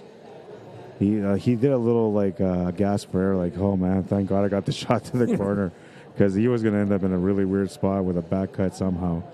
But instead, he got a nice little roll up here, can play the fall through angle if he wants, can draw off the cushion if he wants for the 8-ball too. But he's in a good spot now.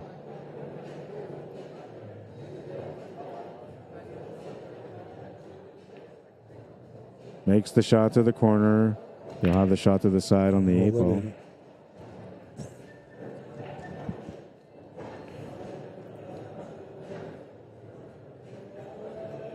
Makes the 8. They're on the hill. 12-9. Those guys got to do 3 in a row. I'm pretty sure I got the right score, but I should check just in case. Just in case. We'll go to table 2 for now. I'll go check. I'll be right back. Yeah, but no, they've got the scorecard over there. Right beside the guy keeping score. Oh, it is 12. Okay, yeah, that's right. Forgot about that. Good idea, Gord. Saves me the steps. That's why my legs are so sore today, because I walked around tons yesterday, especially with trying to keep up the commentary and the scores while playing. And I was at the other end of the building for my match. And then at the end of the night, I played some pool. I shot pool against a couple of great players. And I was up to like almost 3:30 in the morning shooting pool, man. So my legs were just torn this morning. Felt like I went out for like a 2-day jog. Well, yeah, hey, that's life. If all things are normal here, this one, Dylan's got this game wrapped up. Yeah, as long as that ball goes. If not, he's got to play the combo. Yeah, I went. He was good. Yeah, so that's going to be good for them, though, because they're currently down by 3. They need to get back in this match. Dylan gives them a chance. That's why I like it. I like ACS, don't get me wrong, but that's why I like VNEA, because it's all waste-some points. Where the 6 and 7 doesn't kill you. Yeah, but see, this is the thing. So I've been talking a lot about the differences between organizations, and my problem with VNEA is that they go with a point system, meaning like 10 points per rack, and so a team can be up like, say, 50 points with 2 rounds left, and they know already that they don't have to win a single rack to win that match. All they got to do is make 7 points all the way through. Mm-hmm. And so that makes it like weird, because like those players, none of them have to win a single rack over 10 racks for them to win the match. But you got to give them credit for winning all the racks before to get up that 50 points.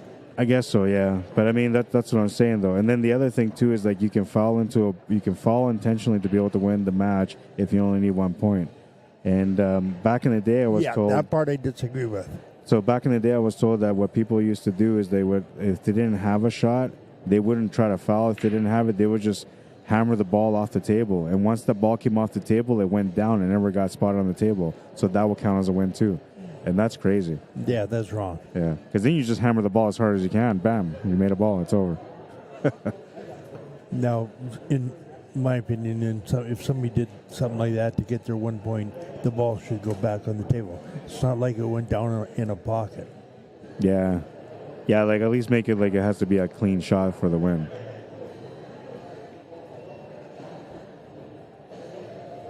But I don't know. There's different organizations, different rules, and they all have their systems that seems to work for them. And the players choose. They get to go and pick which one suits them best, right?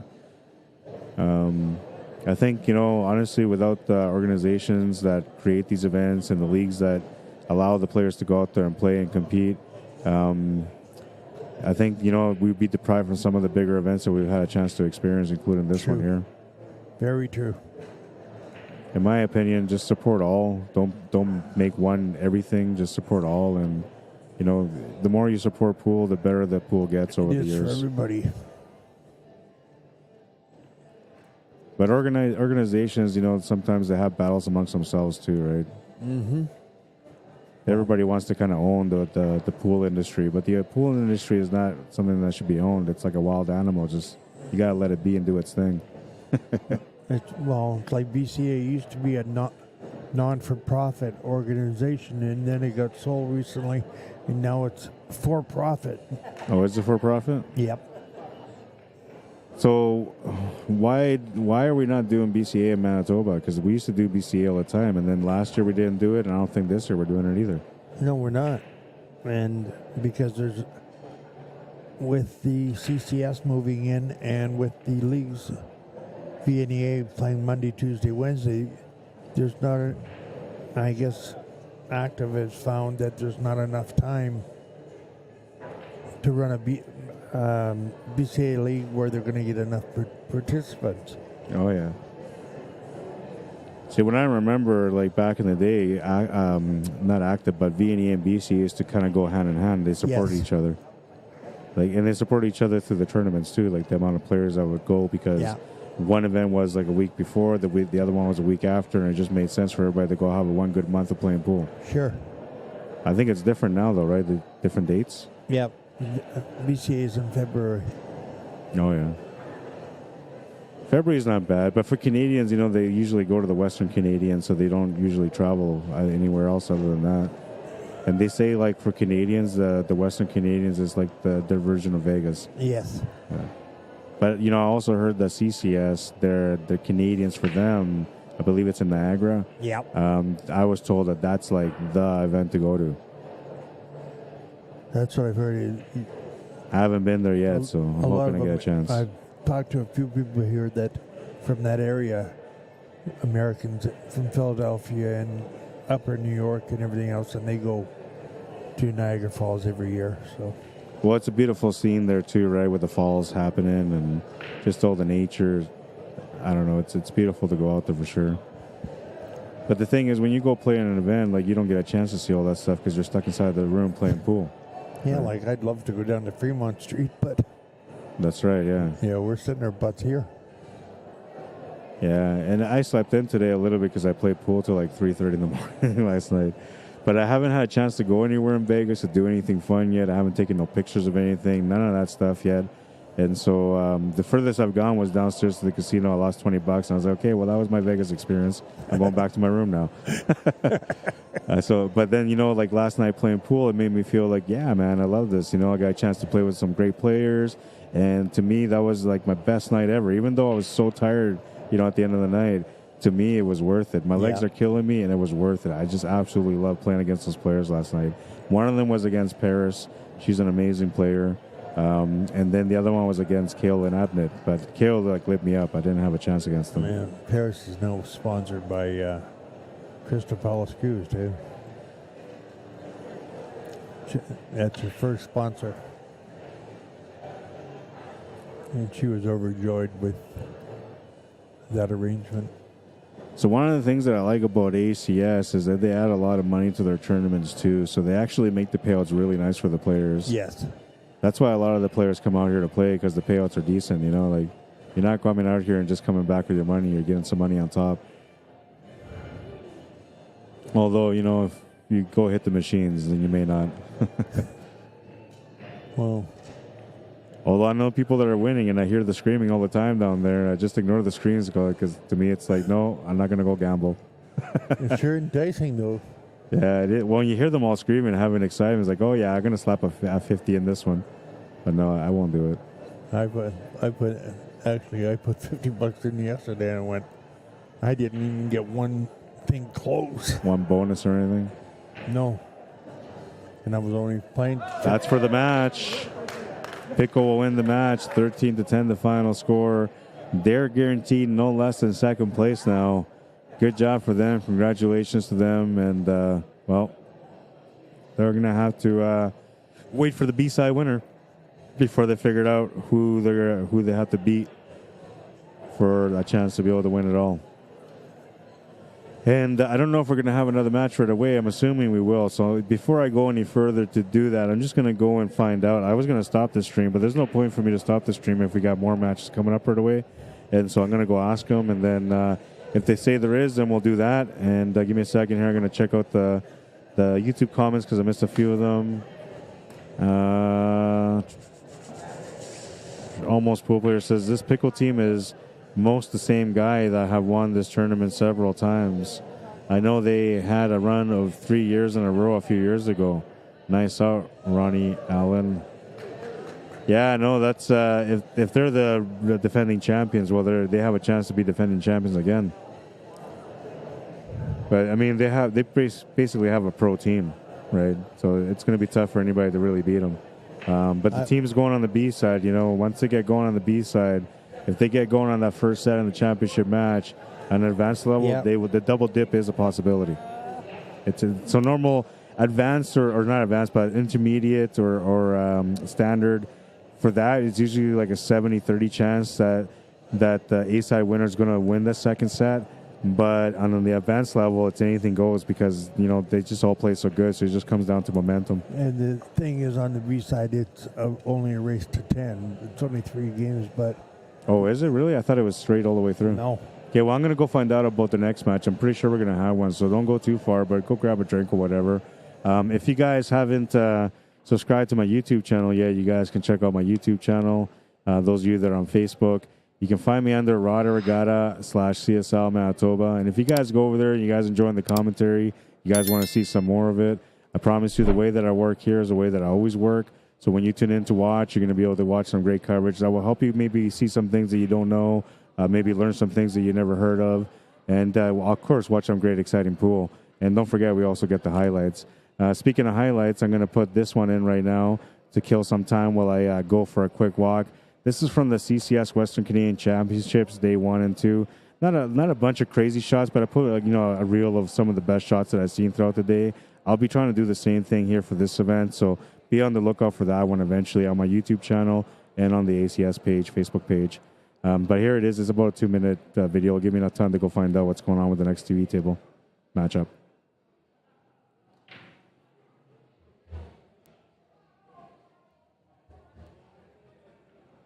Nice little juice drawback shot. It's going to open up the pocket. Nice shot. She chose to run into it. A good shot.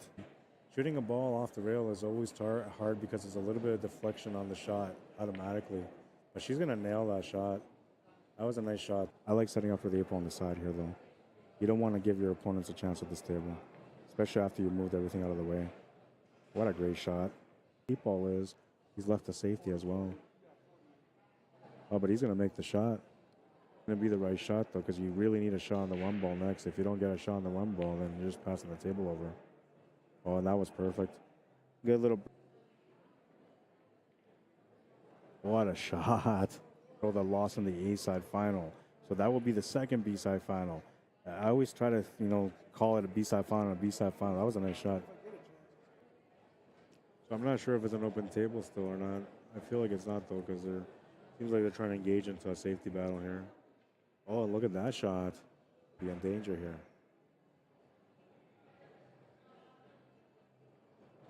And look at this.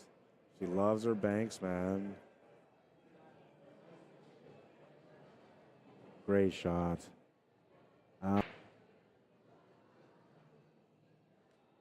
Oh, nice shot.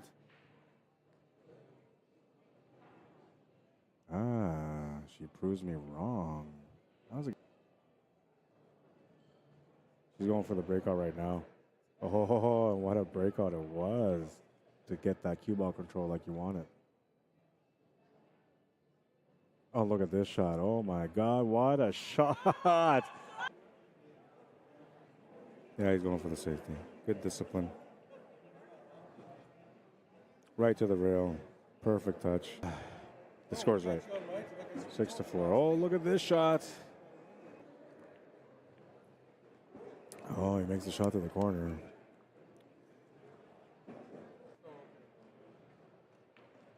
Smooth delivery. Very smooth. Nice little bounce there for the 9-bar. Says best 25th game player I think I've ever seen. Who's that, Russ Whittle? Oh, what a shot. Wow. Makes the shot to the corner. Great. But if you miss it, you're going to leave it over the pocket. He's going to make it, though. Great shot. They think of everything at Caesars. Best cheese bread ever. Great shot. You got to trust the system, And he's going to make that 9-ball. Wow. Takes him towards the 8-ball, though, so he's got to watch out there. Oh, what a shot. This is a crazy jump.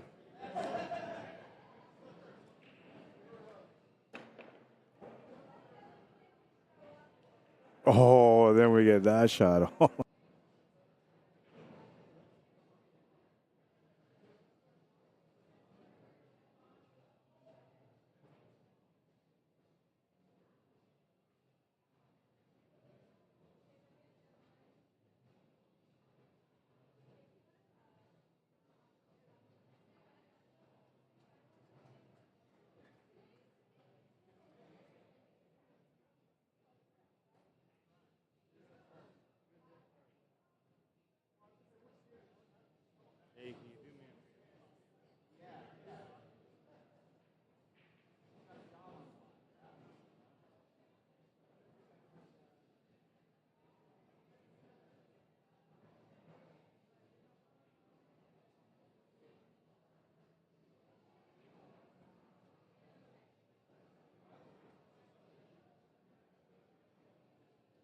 All right, so I'm back, and I just wanted to find out. We're looking into a match right now. It's going to be the women's advance. I think it might be the final. I'm not sure. But they just went to go look to see where the match is at. And then from there, that's going to help us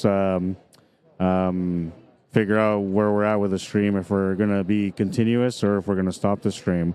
We might stop the stream. So what I'm going to do right now is, are you guys playing a match right now? So that's actually going on those two tables?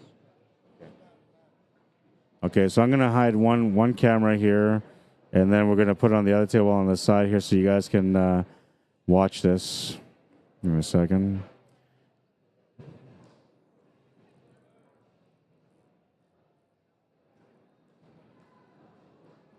All right, and I'll switch this camera angle here to the side so you guys can watch the rest of this match while we're waiting.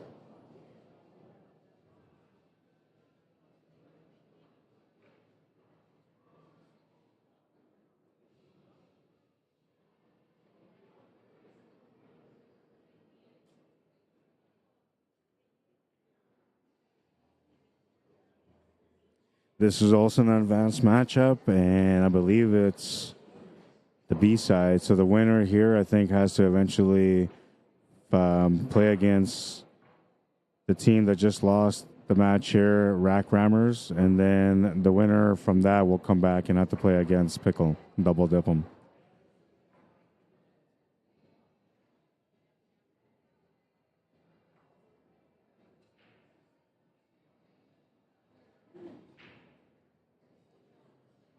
How you doing, Len Vanderwall, Kyle Jackson, Eugene Pochette, welcome to the stream. Deborah Paven Peterman, how you doing? Barbara Pasola, welcome to the stream. How's Tanya Hoffman doing today? Jackie Rodriguez, welcome. I know a person named Jackie Rodriguez. Is it the same one? Might be. How you doing, Jackie? Ladies and gentlemen. Just waiting to find out. I believe this is a hill matchup right now.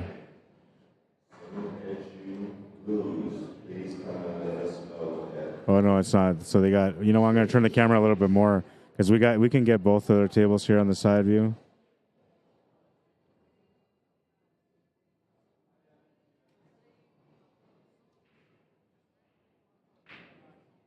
Yeah. One team's up 8-6 in a race to 11. Okay, thank you.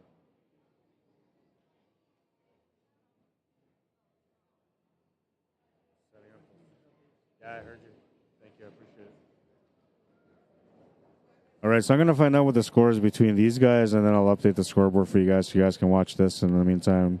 The other match is one team needs 3 more games to win it. Once they win it, they're going to come here and they're going to play. So that could take, 20 minutes or so. But we can watch these guys play. And I'll tell you what, the team that's on the left right now, that team is on fire. So if they're on the B side, they got limited by one of those two teams. They got a point to prove, and they're going to come back and try to prove that point. This team here on the right, I have no idea who they are yet, so I have no idea how good they are. But obviously they're here in the battle looking to get into the B side final. So they have to be a good team as well. So I'll find out the scores for you guys. I'll find out team names. I know one of them is What the Felt, so I'll put them on the left. No, I'll put them on the right.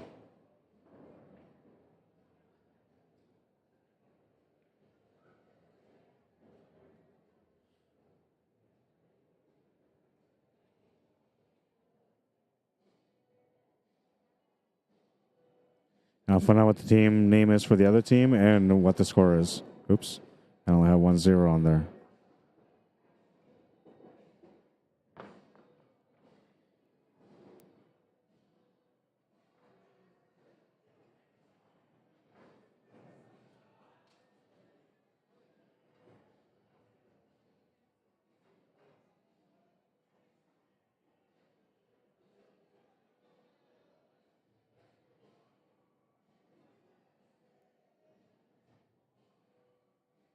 So this match is at 9-9. It's Hill, I believe. Or no, I think it's a race to 13.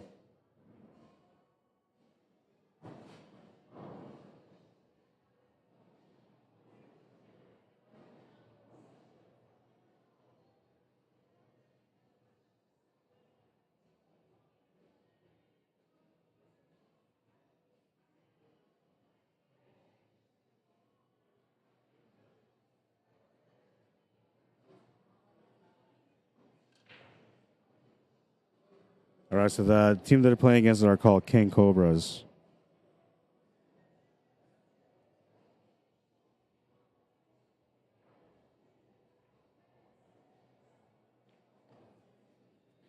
And they are tied at 9 right now.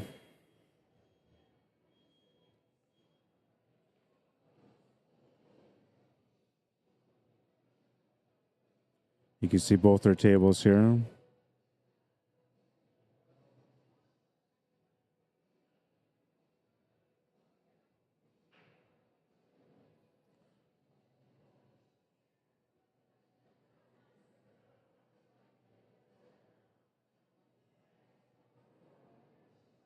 I'm going to mainly be commentating on table 2, which would be the one on the closest to us on the right side, because that's the one that I can see everything a little bit clearer on. But first, before I do that, I have to get some water because I ran out. So give me a couple of minutes. I'll be right back, and I'll update the score from there. Christopher White, welcome to the stream.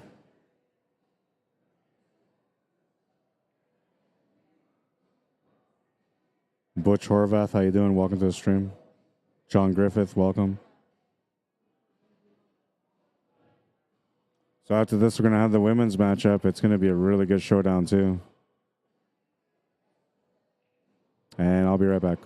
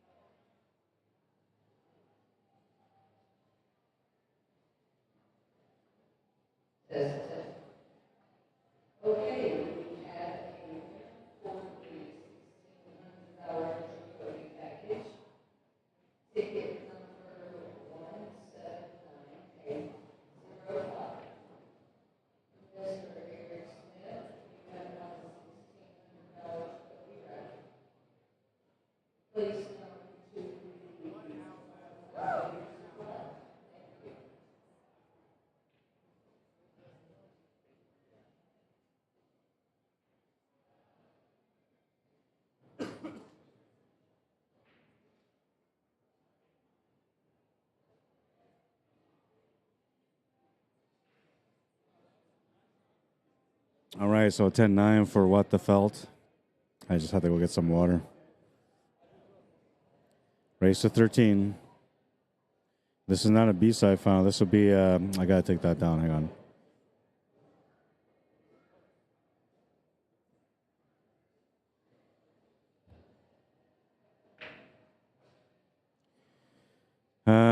I want to say this is a B-side semifinal, but I'll take a look on the CompuSport app real quick, and then I'll update that for you guys also.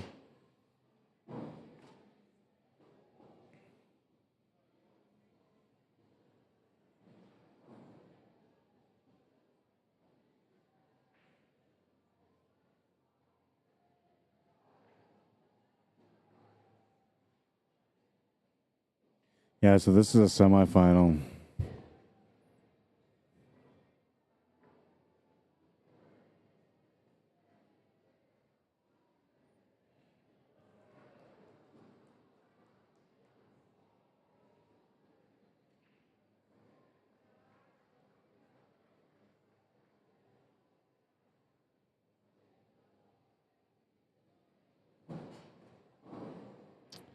All right, so now it's been adjusted on the top.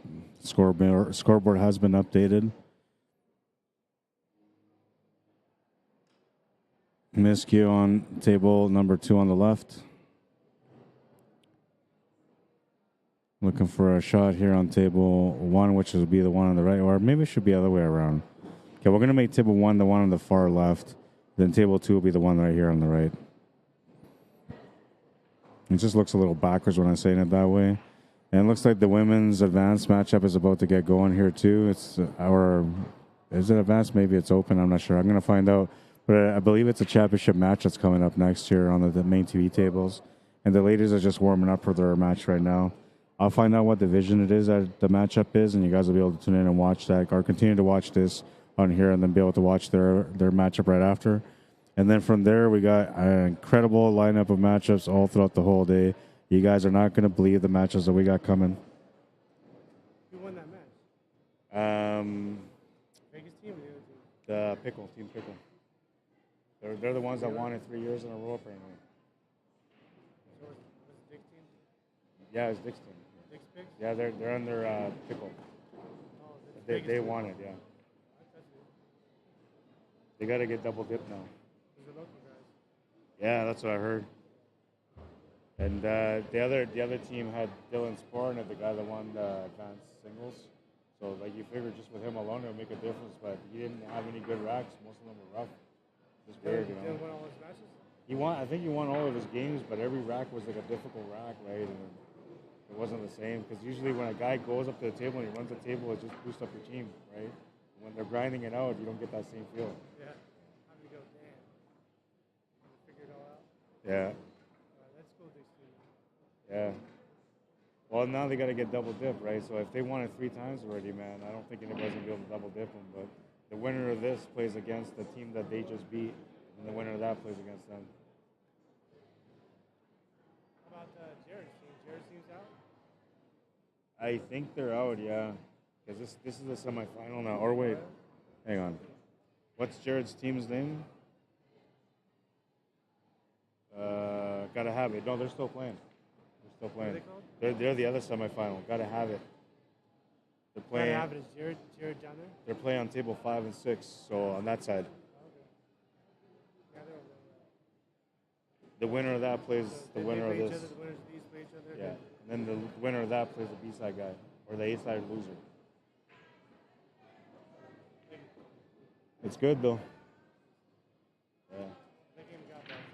Yeah, nice. Okay. I'm probably gonna come see you too. I don't know. I feel like having a little bit more fun tonight than last night. So.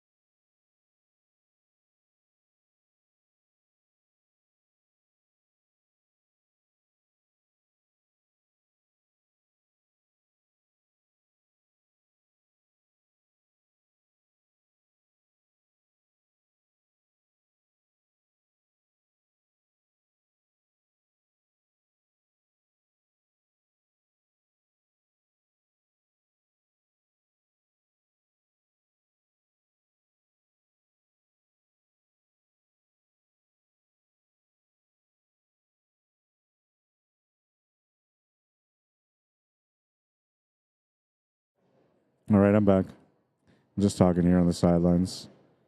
Ryan Pittman, what's up, man? How you doing? Says, hey, Rod, how are you, bud? I'm doing pretty good. I'm loving Vegas. You know, Vegas is a good time. I haven't had a chance to go out there and check anything out yet. But as far as, like, for me as a pool player, I'm having a great time, man. The last few days have all been work for sure. But last night I got a chance to go shoot some pool after hours after I was done working, and it was fun. I had a really good time. So to me, that's really what made it, right? Is just getting to know some of the players, shooting some racks. Tonight I'm going to have a couple other people that are going to come shoot against me too. So it's going to be fun. I'm looking forward to it. I played against Kill and Abnett last night, and he lit me up. So tonight we're going to play again, see how that goes. I have fun, though, playing against all the good players, you know, and to get to know their stories a little bit, too. Their backgrounds is fun. So to me, that's the fun side of the work that I do. And then, of course, doing the work itself is fun.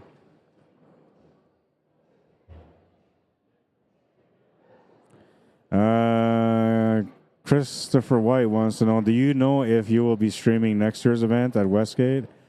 I don't know, Christopher. I'm hoping that they'll give me the opportunity to come back again, but a lot of that depends on the people that like and share the stream, right? So, like if there's not enough, what would you call that? Like positive feedback, then they may try somebody else, right? So I don't know.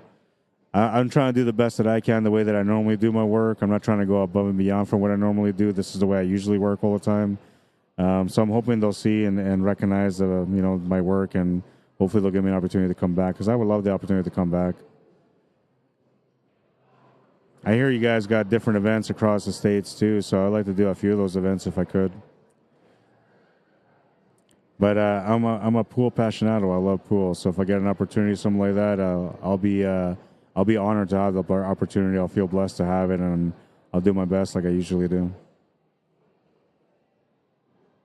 I mainly worked out of Canada so far, and the opportunities have been pretty good, but I always wanted to come to the States, right? And so now I have a chance to come into the States, and I want to see what I can do out here, see how I can help grow pool out here as well.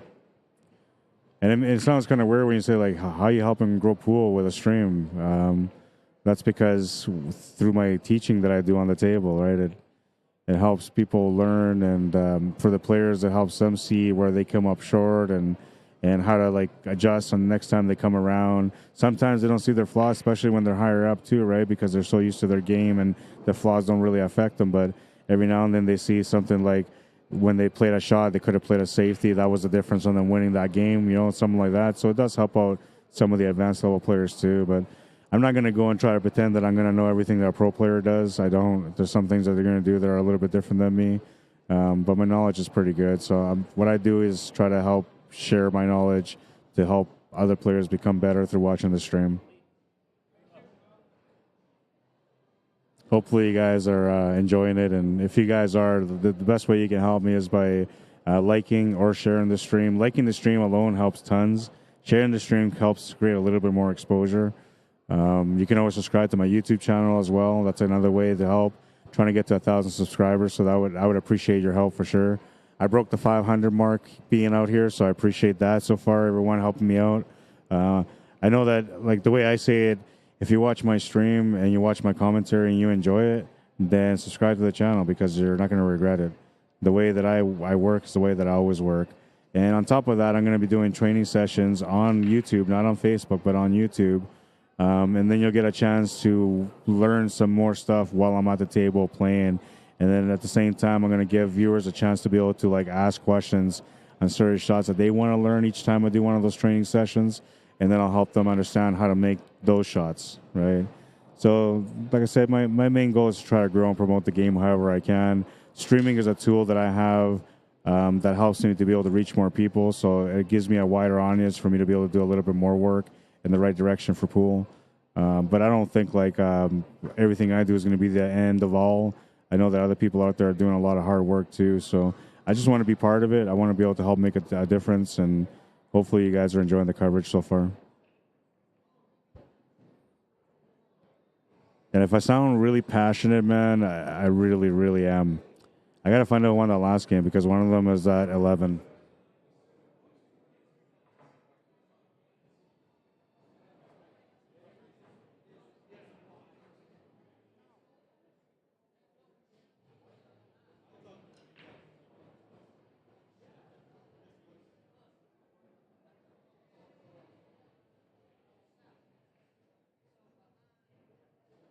Yeah, so I missed a couple of racks. Or what the felt is on the hill. 12-10. They're up by 2 on the hill, looking to win the match. But it is King Cobras on the table right now on table 2. They're going to miss that shot. That's going to turn the table over, and what the felt will have a chance to close out the match here. I'm not sure if the player on the other table is going to wait for this rack to finish, or they're going to keep playing, but he's from King Cobras, and I'm thinking he's going to want his team to have a better chance to get closer, so he's probably just going to break and continue his run on this table, on table number 1 on the left. Oh, another thing you guys can do, too, is, like, if you guys enjoyed this, ECS has an option when you go to their Facebook page to email them or contact them. You could always tell them, you know, like, hey, this guy, Rod Arriagada, that just did the streaming, the guy that has all the replays and all the tools, say, you know what, I want to see more of that guy, and maybe they'll listen to you. But I think you know that they know that I'm doing my best out here, and they appreciate the work. Every one of them so far said that they enjoyed the streams. But it doesn't hurt to get a little bit of extra people, you know, supporting you in the background, saying, hey, you know, we want to see this guy again. I would love to come out here again for sure. First time, right? So I'm a virgin streaming in the USA, but my first time out was in Vegas, and they tell me, like, Vegas is the place to be for pool. But I haven't gone to see Griff's yet or Las Vegas Q's yet, which are the 2 places I want to go check out for pool halls out here.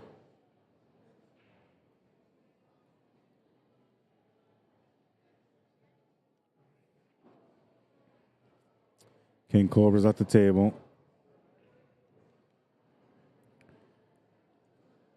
He missed this shot. It's going to be a ball in hand. And what the felt with a chance to close out. He's going to play another safety, though. I like this. Why? Like, he could try to break this out with a ball in hand, but why? You can just bury your opponent. Now, the only thing is that you got to watch out not to give your opponent an angle to lock you back up after that, because then you're going to be, you know, with your back against the wall on the next turn.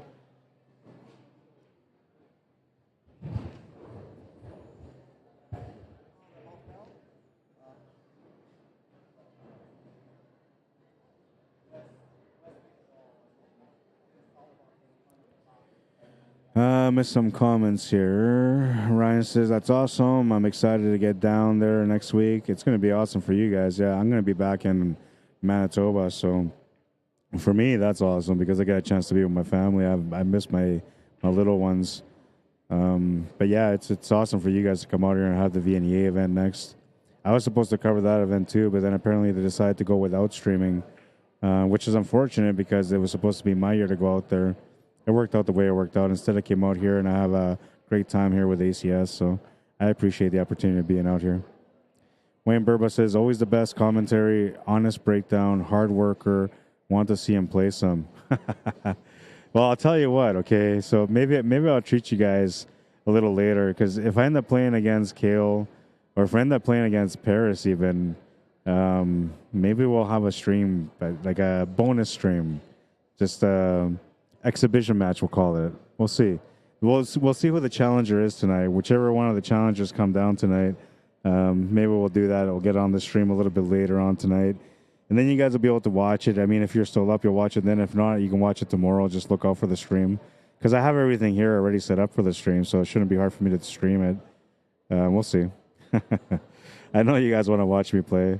When I get going, I'm a pretty good player, but I've been having some rough times out here.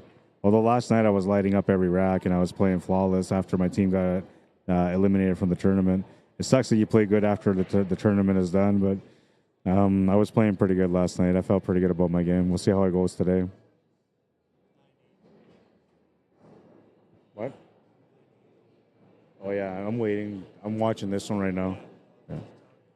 Yeah, when they're playing against Shelly's team. Yeah.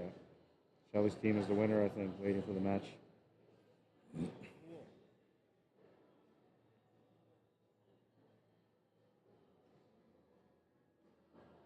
I appreciate the compliment, though, Wayne Burba. Honestly, I try to be consistent with my work, so I appreciate it. Same with the support, and everyone else, too. I appreciate you guys' support.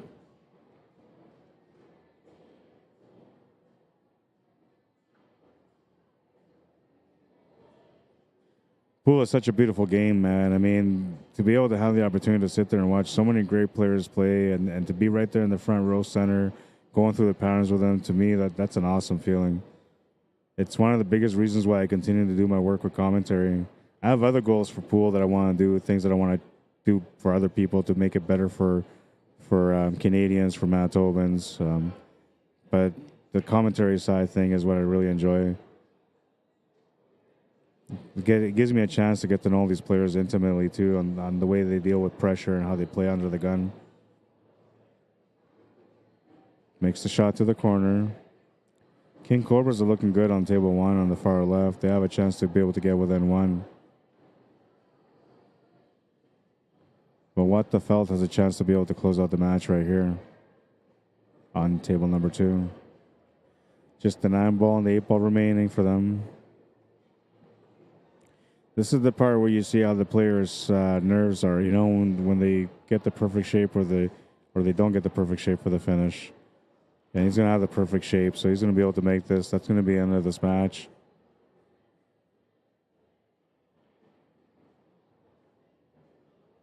The 8 ball's in. That's the end. 13-10, the final score. What the Felt will continue to run on their table. Still waiting for a matchup to get set up here on the main TV table. So we're going to go to the back now. We have another A-side semifinal advanced matchup, B-side semifinal advanced matchup going on in the background. And so I'll move my camera over there so you guys can watch it from here, and then we'll try to follow their scoreboard too, okay? And this is all mainly because we're waiting for a match to finish before we get this women's matchup going on the TV table.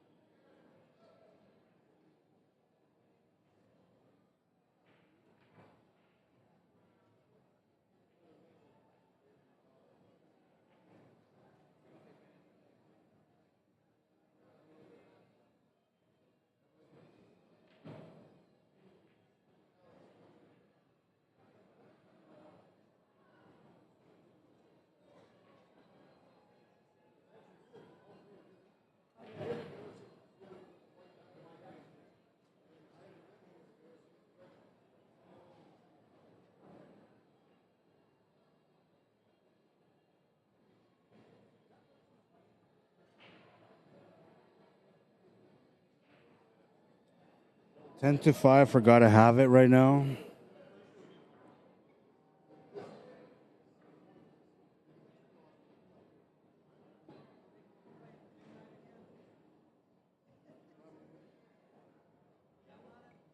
Let's see if I can see who won that last game over there.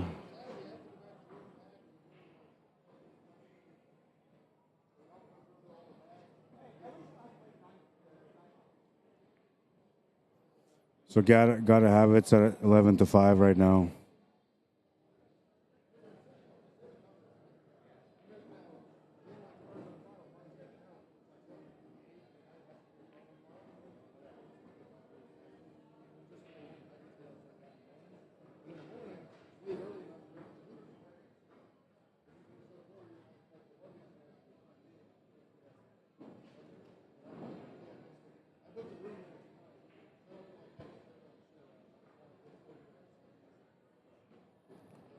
All right, and the scoreboard is going to be updated here, and this is the other B-side semifinal. I just told the one guy about this, and he's going to go and shoot there anyway. I guess it's not so bad, but I mean, it does get in the way a little bit.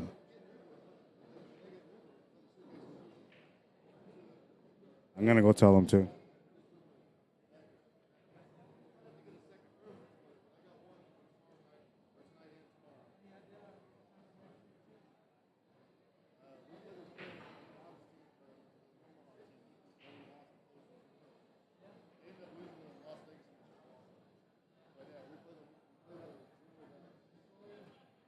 All right, so we're good. We're keeping it clean.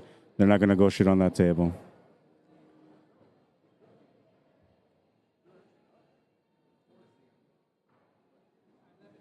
So the winner of this has to play against What the Felt. The winner of that has to play against Ram Rackers. The winner of that has to try to double dip Pickle, Team Pickle, which is a team from Las Vegas.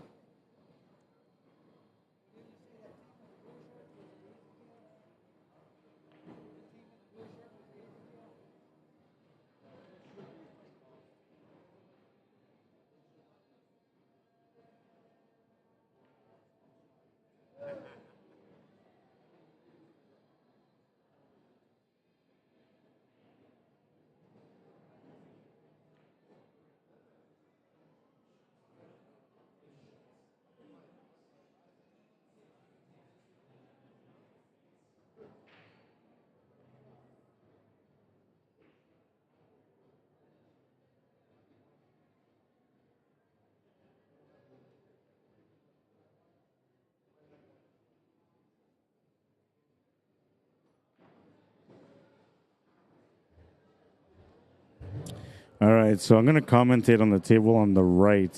We'll call it table 2. Table 1 will be on the left. And I'll do my best to cover thoroughly here on this one. So Butch's team just made a shot on that table, but it was in the right pocket, so it's going to be a turnover. Gotta have it. Will have a chance to get on the hill now.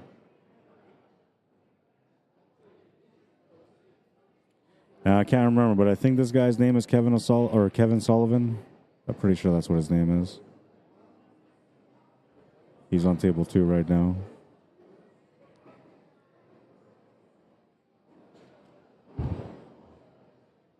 Got some comments here on YouTube, so I'm going to check out the comments real quick as well. What's up, Hustler210? Says, what's up, Pool Fam? Can you tell me what state is representing for the championship? Well, right now, team from Las Vegas is in the hot seat. They won the hot seat, so they're guaranteed no less than second. The winner from the B-side has to double dip them. Anyone from San Antonio, Texas still in? That's a good question. I don't know. I don't think it shows on there. I can take a look for you, though. Give me a minute. Says, okay, I guess nobody knows. Well, are those Valley tables they're playing on? Yeah, I know they're Valley tables. Sorry, I might have been away when you were messaging, commenting. But they're Valley tables, and they were really fast the first few days. It seems to have slowed down just a little bit here. But some of the tables are still fast. But it looks like the TV tables have been playing pretty good pace. I played on it last night. I had a fun time with it. It only burned me once when it came to the speed of the table. Other than that, I felt like it was pretty reasonable. Ape on the side. They're on the hill. Gotta have it. I got a feeling that maybe Gotta Have It is going to end up going all the way through to find themselves against Team Pickle from Las Vegas in the end. I don't know. I mean, Dylan's team is pretty good too, and What the Felt is pretty good too. So, the next matchup that comes up for these guys for the advanced division, the B-side final, the first B-side final, that's going to be a really good matchup. Especially if it ends up being Gotta Have It against What the Felt, because both teams are just phenomenal players. And then for them to try to take on Rack Runners next, that's going to be tough too, because Rack Runners have a pretty good team also. But I mean, it's advanced division. Everybody's really good right now, right? Thank you, brother, says Hustler. Keep up the good work. Thank you. Hey, man, if you haven't tuned, or if you haven't subscribed to my channel, maybe you can support a guy. I'd appreciate it. You can also share the link out there. You know, there's always ways that you can help other people find out about this kind of coverage and see if they enjoy it. I know the table's far away right now, but we're waiting for a women's matchup that's coming up. And they were at 8-6. Now they're at 9-9. So it's a race to 11. So they're getting close to the finish of that. Then when they come here, we're going to have a matchup on the TV table for the women's match. Now, I could have taken a break at that moment and just gone and did whatever I wanted to do in the meantime until they were done. Maybe even come in a little bit later when the match has already started, and then come in from the backside of the match. But instead, I kept it going because, you know, I love pool. I know you guys love pool. I know you guys want to watch great pool. And right now, we just had the men's advanced semifinal on one of the two tables here just below. And now we have the ones here. I did this another semifinal. I didn't want you guys to miss any of that. So for me, I kept panning around to different areas so you guys get a chance to keep watching some of this great pool. And it helps us to continue to watch it, right, and enjoy it while we're waiting for the ladies' match to come on. And these guys are playing pretty good, too. Who won that game over there? Okay, that's 12. They have it. Never mind. So 12-5. Got to have it on the hill. And Butch's team, well, they're back against the wall right now. Looks like they just won that game, 6-12. Anything can happen still. Never count a team out, especially on the advanced level. You know, if they get a chance on table 2 and they get a chance on table 1 and they run out those 2, now they're down by 4, right? And then they get momentum going. Scary how momentum works on the pool table if you don't shut it down quick. And Gotta Have It knows that, so they're going to try to shut it down here. But look at that, right off the hop. Now there's a turnover on table 1, and Butch's team will have a chance to be able to play on that rack. If they can win that game, they'd be down by 5. That's all you want. You just want a chance, right? You don't have to be like right neck and neck with the team, you know, especially on the advanced level. A few roundouts, like I said, you're back in the match. They'll have a chance for it here on table number 2.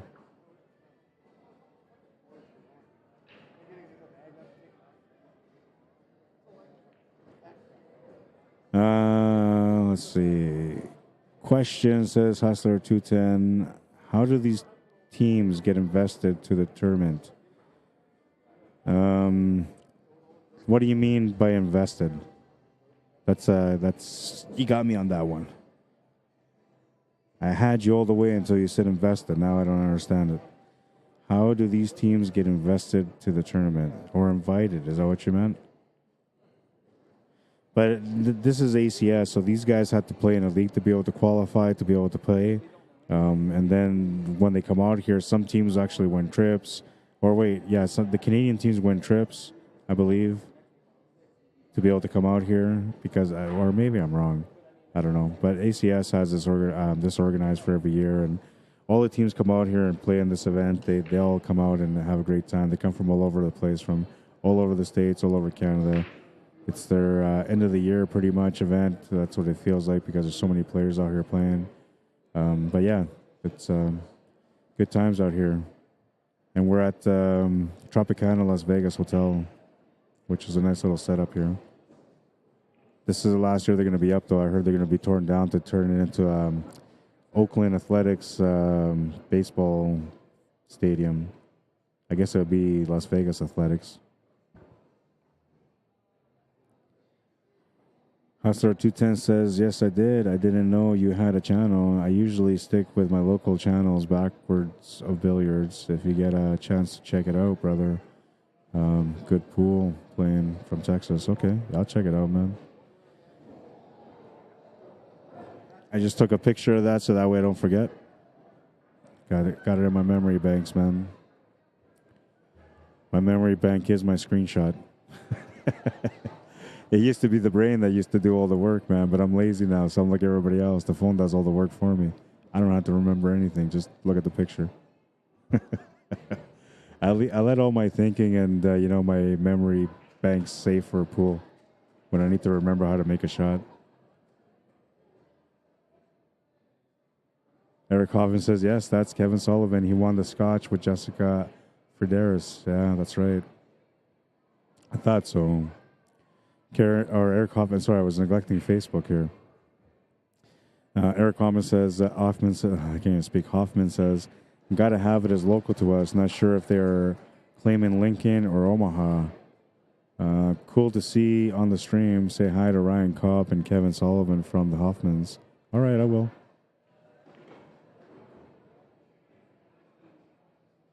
Another person coming to play on this table. I got to go tell him too. Different guy. I'll be right back.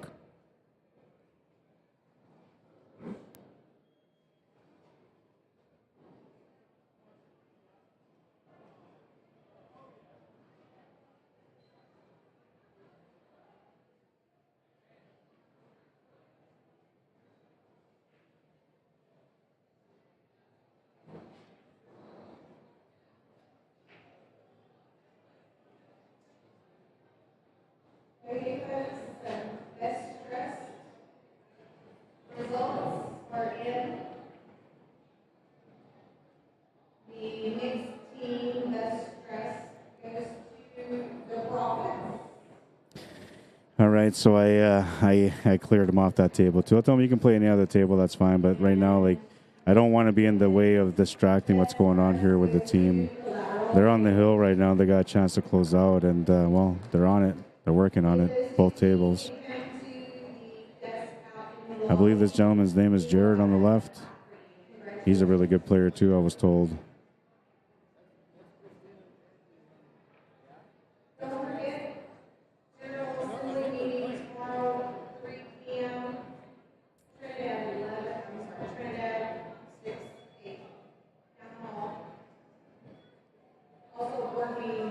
John Schoenwies, how you doing? Welcome to the stream. Daniel Deckard, welcome. Dennis Isaacson, Richard Smith, Mike Kaya, welcome everyone. Val Guzman, how you doing? Did I miss any other comments? Kyle Jackson, what's up, my man? Says, the only way you can outdo your current streaming is if you adopted a sweet British accent. You do an excellent job, thank you. I leave the British accent to the voice of the world, Mark White. He can own that one. I thought about doing it, I don't know. Maybe even trying like a French accent, trying something a little different. I don't know. I was going to try to do an impression, but I'm not very good at it. I have to take some classes, man, to figure out how to change my accent. But that's something I got to work on. So I'm Spanish too, and that's something else I got to work on. People have been asking me to stream in Spanish, which I can almost do. Just some of the terminology I don't got. That's it for that match. Got to have it. Wins it. 13-6. All right, so now we're waiting for the winners from that match to come here to play the ladies. We got absolutely no more matches left on this table, but we got the ladies warming up, so we'll let them chill, let them warm up for a little bit, and I'm going to find out where the other match is, and then, hopefully we'll be ready to go right away, because as soon as that other match is done, they're going to come straight to this table. And they were at 9-9, which was about maybe a half hour ago, so it should be like 10-10, race to 11, or, somebody's about to win right away. So I'll go take a look at it. I'll be right back, and I'll put this on the main TV table here where you guys get to watch the background. You can watch these ladies warming up, getting ready for their matchup. All right? By the way, if you guys enjoying the coverage, make sure you guys, subscribe to my YouTube channel and have a chance to be able to watch some more of that stuff. Because on my YouTube channel, whatever I do there, wherever I go, that's my personal channel. That's where I stream. And I mainly stream pool, but I do stream other events. Like I have a concert coming up on May 26th that I'm going to be covering. I had a snow drag racing event that I just did recently. Maybe a mod bogging event coming up soon as well. But yeah, anything and everything I do usually is on my channel. Most of it is always usually pool. And the way I work here is the way I always work. So if you're enjoying the coverage, that's one of the best ways for you to be able to continue to find some of my work, especially when I'm working out of Canada, and maybe eventually be working out of the States too a little bit. I'm hoping for the opportunity anyway, but it's up to the organizations that get a chance to watch my streams to make up the decision if they want to invite me to come down to cover an event. And that's up to you guys, right? So when you guys are liking and sharing the stream or sharing my link from my YouTube channel, that creates the exposure for those people to be able to find out. But anyways, I'll be right back. I'm going to find out where we're at with that match, and then we'll go from there.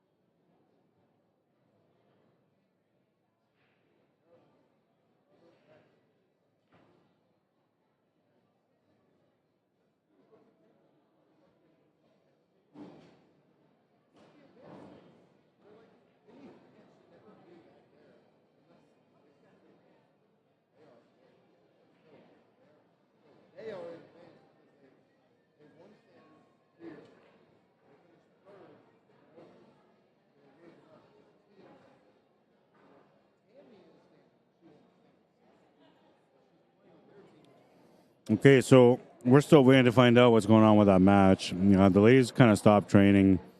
I want to stop the stream. I think I should.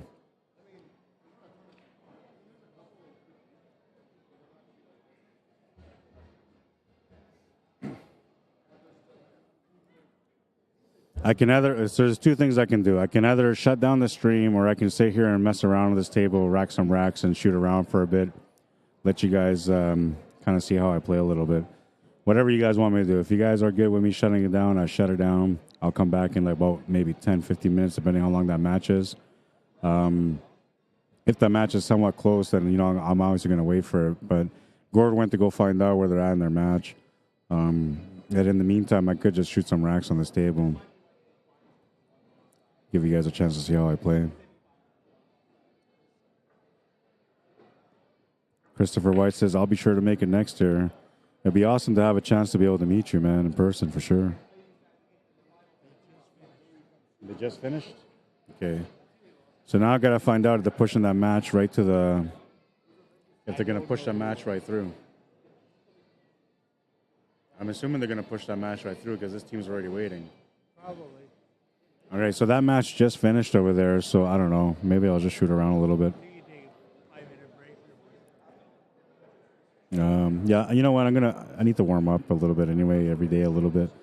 So while I'm waiting to find out what's going on, if they take more than like 5 to 7 minutes to get this game going, then I'll just stop the stream. But in the meantime, I'll shoot a few racks on here.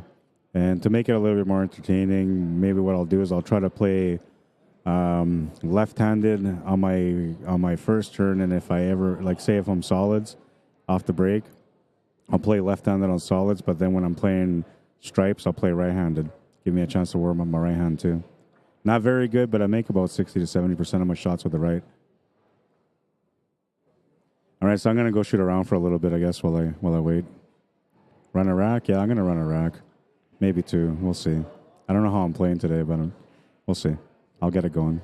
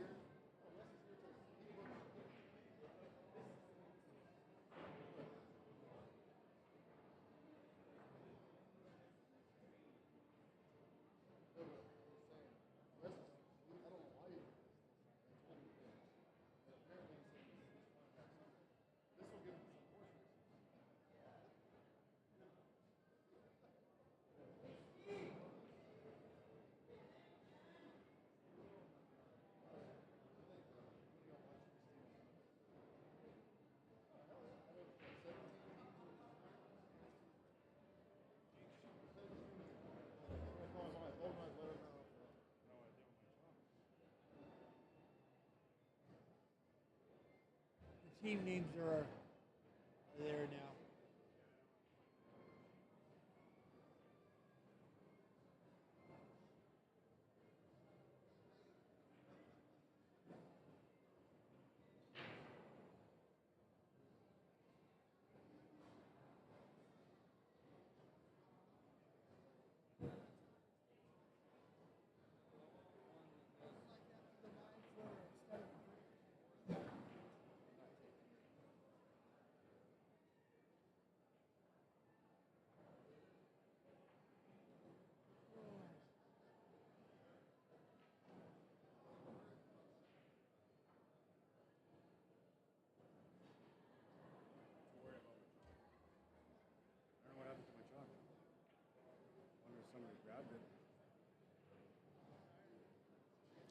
I lost my chalk, and I can't think straight because I lost my chalk. So, and I can't shoot, and they're about to get started right now. So I'm going to set up the scoreboard for them here. Excuse us and stick it. X, like just the letter X? Yeah. Excuse us.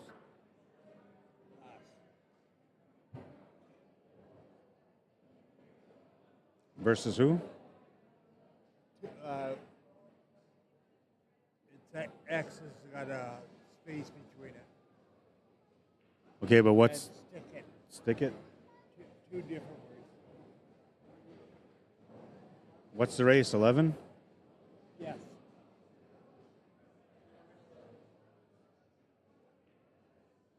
I will go check it just to verify. Because the last one was... All right, so the scoreboard has been updated. I believe it's a race to 11. I got to find my chalk. I have no idea what happened to it, but I'm disappointed that I lost it.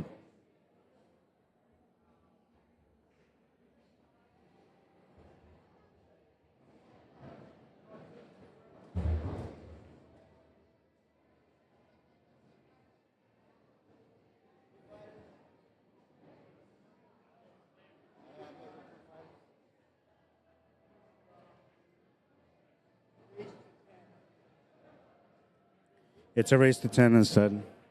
I lost my stupid chalk. I'm so mad about it now. Now I gotta use that town clip.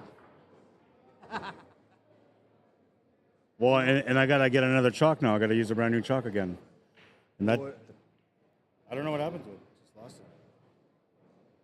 All right, this is the last call for a second chance. Standard teams to sign up. I wonder if I left it downstairs. Came up here, went downstairs to eat, and then I played. Yeah, no, I don't know. It's gone.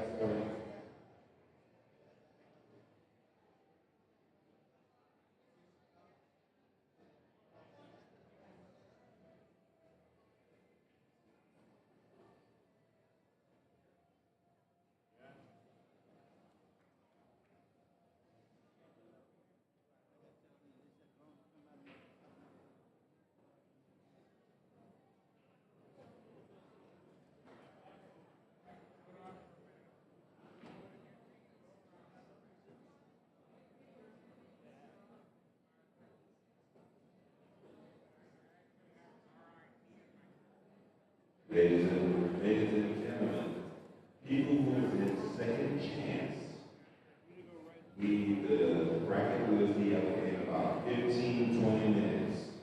Hey guys? Yeah, no, it's gone. Ladies and gentlemen, would you please clean up Lasted a long after time anyway, I yourselves guess. after the match? I'm more upset that I lose a chalk that I barely got to use, and like I'm gonna have to use another one for no reason because that one would have lasted me at least a year, right? It is what it is, though.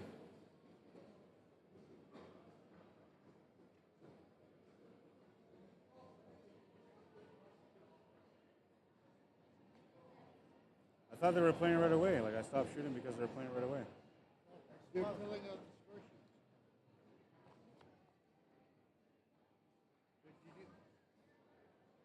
That's the job that I sold you. Yeah, but so anyways, going back to that, I can't even afford the other one, so I'm just gonna give you the other one back when I get back to Winnipeg. We're supposed to make all this money out here and I make none. I can't afford anything. They ain't sweating the hard work. Yeah, no, but still, because then I'll have like 6 chalks to sell still, which will help me sort of to get my money back. I already lost profits on this one too. Right? I gave away a chalk last night to that Kale in Abnett. The guy that lost to Dylan Spore in the advanced. Yeah. Yeah. So I gave him a chalk, and I don't mind because he's a good guy. He is. Very nice guy. So where is this being broadcast over? ACS webpage and also on YouTube. And is it live? I'll show you here on the phone. It is live right now. I'm just waiting for you guys to get going. Right. American Cuesports, Cuesports Okay. being one word. That's the Facebook page. When you go down, like you'll see here, Oh. that's my scoreboard. You'll always know. Excellent. And then when you go on there, on the post, on the details, it includes the details. Because we're playing here. Yeah. So if you have people that don't have Facebook, Right. you can share the link with them. Just I go see. on. I see. Okay, thanks.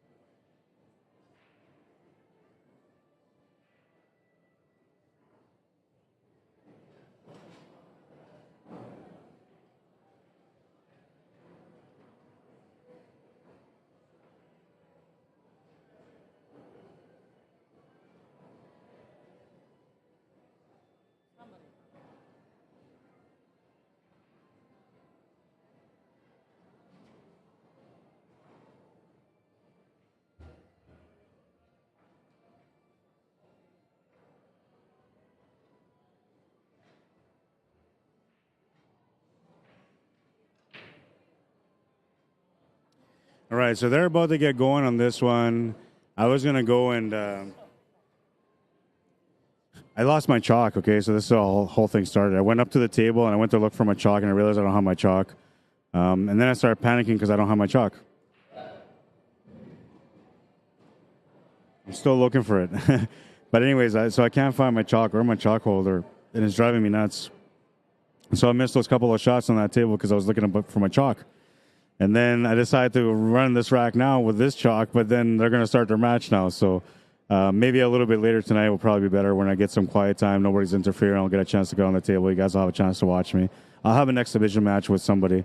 I'll try to find somebody here that wants to have an exhibition match with me.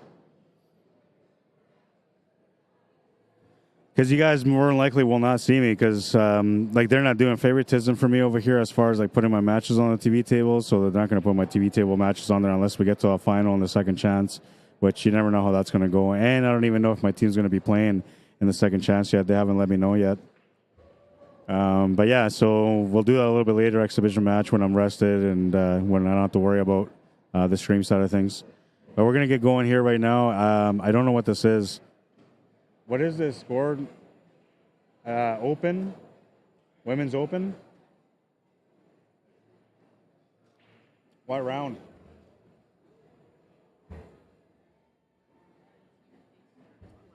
What round? Okay. So this is a women's open division. Writing this down right now. And I'm about to find out what bracket.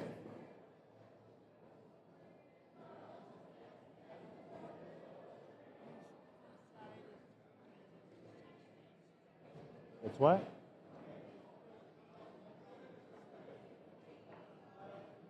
So, like third round B side? I thought it was a championship match. Oh, okay. So B side third round matchup.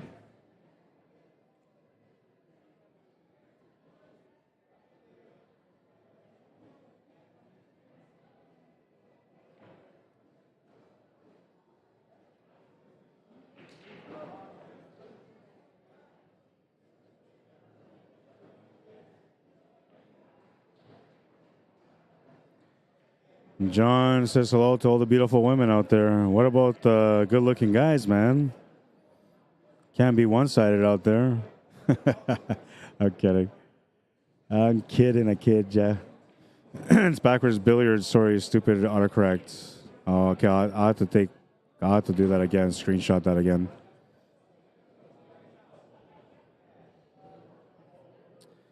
All right, I got that all good now.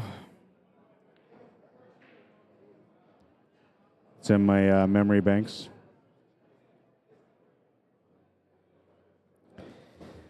Yeah, I don't know. I don't think you guys are ready to watch me play, but I'm okay. I can shoot decent. Depends on the day and how I'm feeling. You know, if I'm rested or if my legs are sore or not, then that affects it. Or if I lose my chalk. Oh, my God, that was so horrible. I got to go look for my chalk still. I don't know where I lost it, but it could have been downstairs or it could have been by the water fountain here where I got my water. It's just weird that I lost it.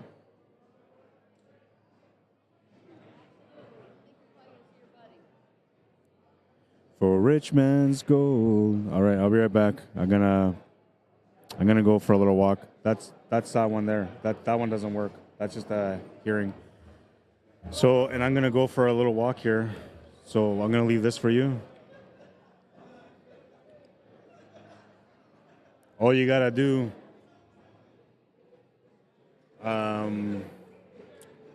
So don't press the numbers, okay? Hang on.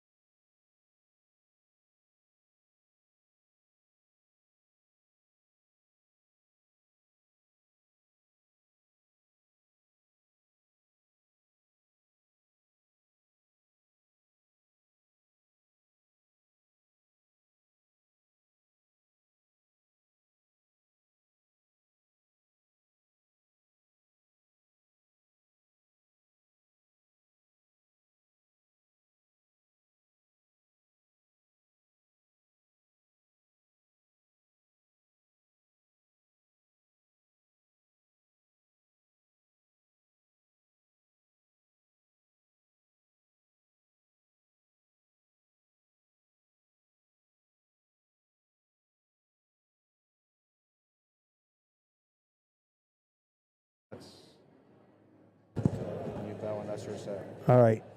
I can move this up. We got Dina Rasmussen playing. A little bit closer, operational.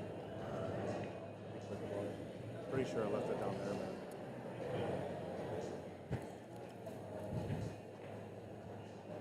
I don't know who's on the opposition, but on Excuse Us, you got Dina Rasmussen playing on table 2, and Shelley Duffney playing on table 1. They're playing out of Langley, BC.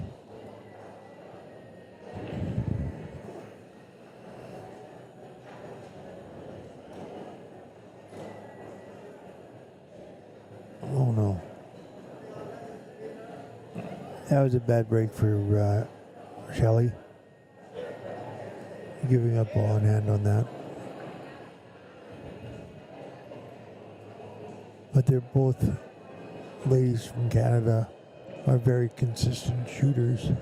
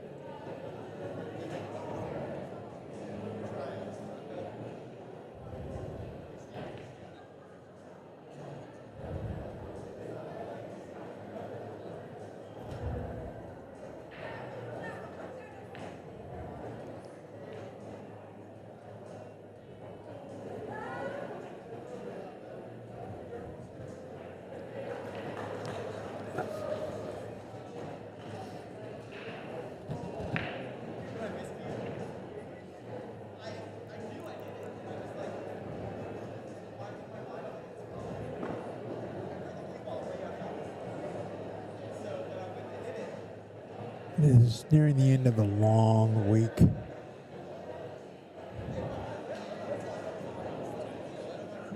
And I want to thank the ACS for bringing us down to try to bring some excitement to the broadcast.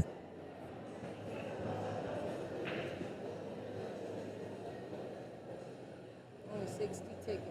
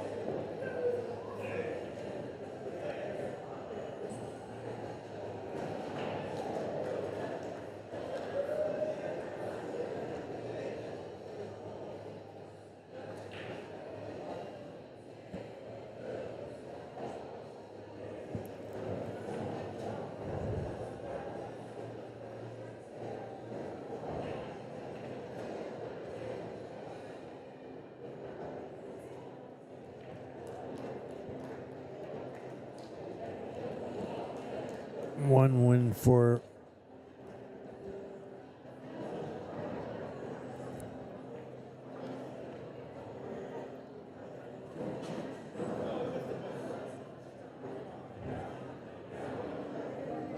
for Stick It.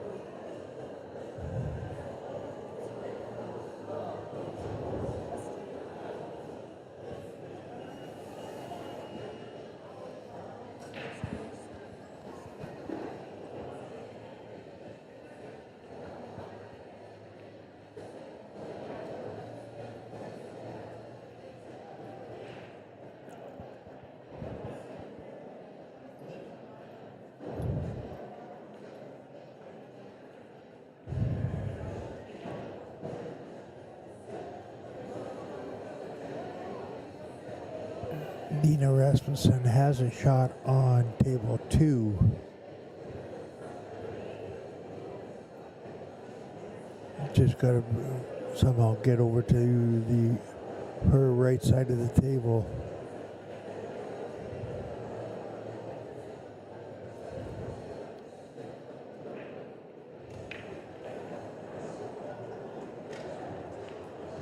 What a good draw shot there.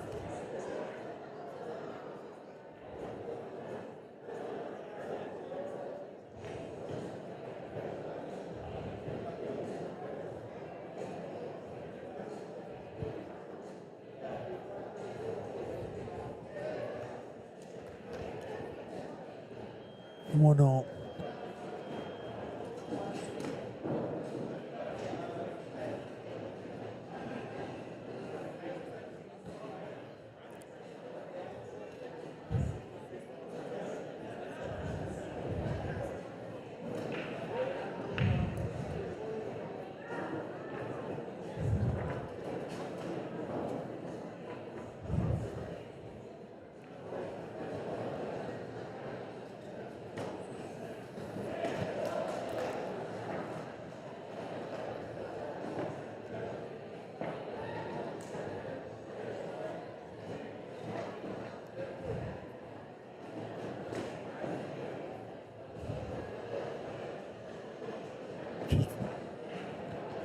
Rolls it in a team from Stick It, a young lady. It looks like she's going to be playing the 10 ball next and try try to get shape on the 12. If you could please. Second chance standard is now over. What you coming out? Check the chart. Jump on.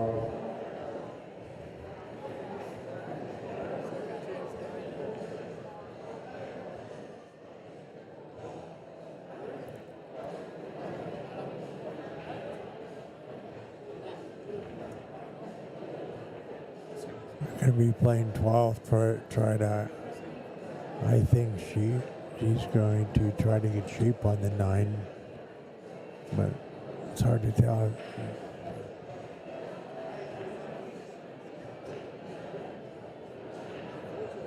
It's gone a little farther, so all she has left is the 13.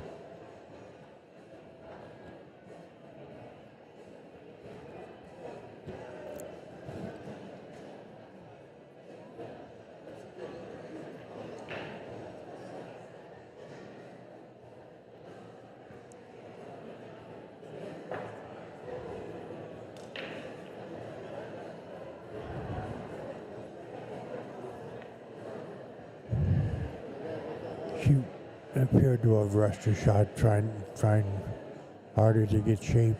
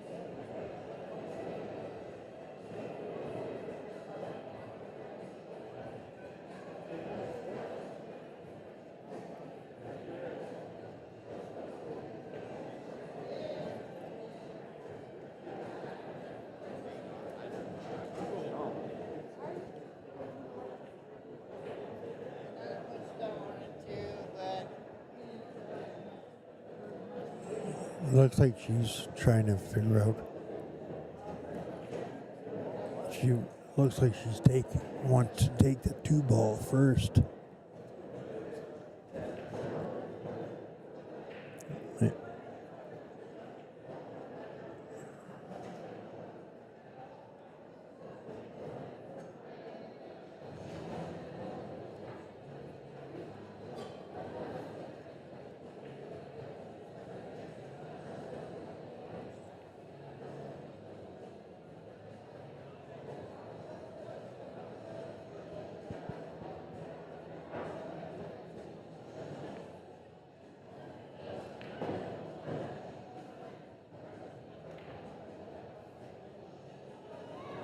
No, Lord.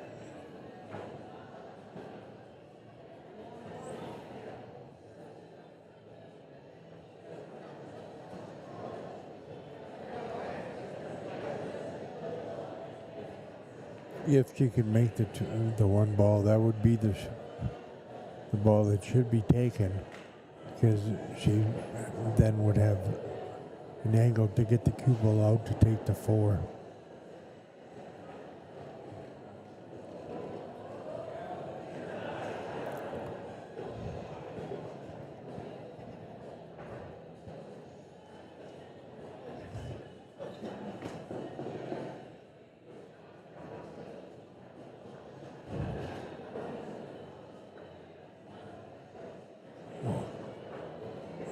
Little hard.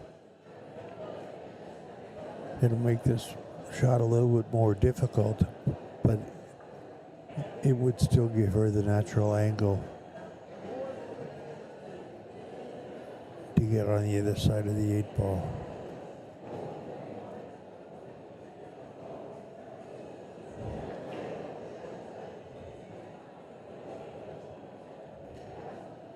Good lead.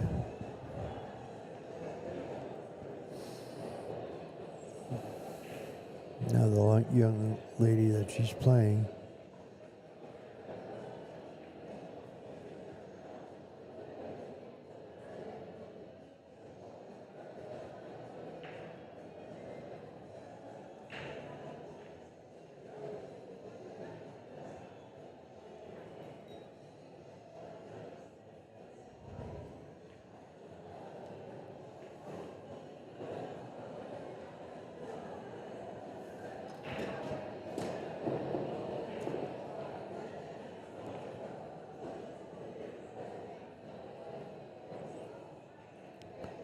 It was a good shot by.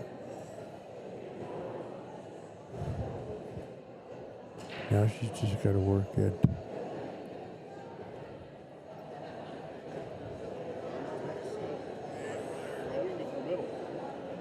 Hitting it with enough power to get by. Because I think from this angle, it looks like that she might run into the four ball.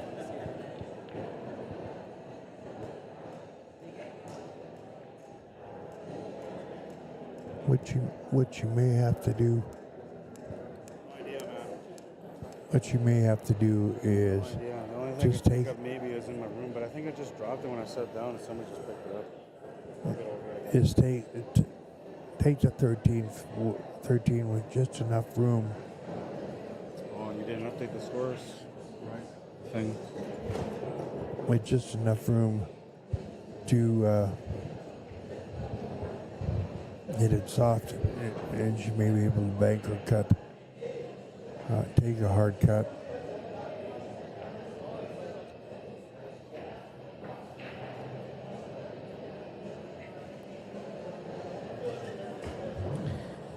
All right. We don't even have table 2 up. What's going on, man? I didn't touch it. Hang on. I didn't know how to do it, so I left it all alone. Because with my luck, I'd screw it up.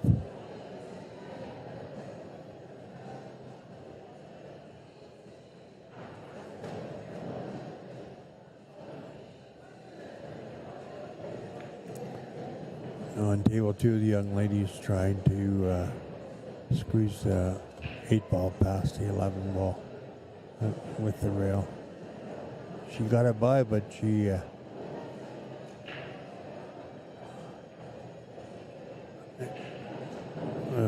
went right by at the angle. And Danielle's got a cut here across. Hi, Lena. What is the proper score?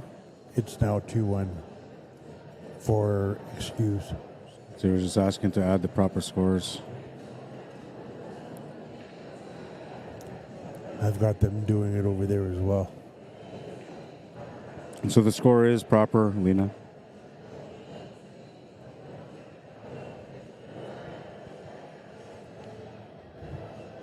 Get a sandwich? No, I went to go look for my chalk. I lost my chalk holder and my chalk. So anyways, I seen somebody made a comment like, just go buy another one, no big deal. I do have other chalks. I bought a box of Tom chalk, so I have chalk is not my issue.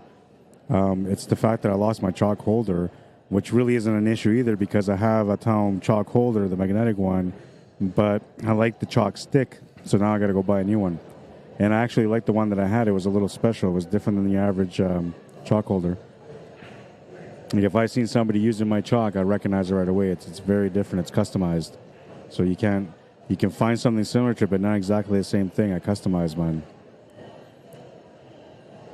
But yeah, if we're good, I'm good. I'll get over it. On table 2, 8 ball down the rail for the win. What a nice shot. 2-all.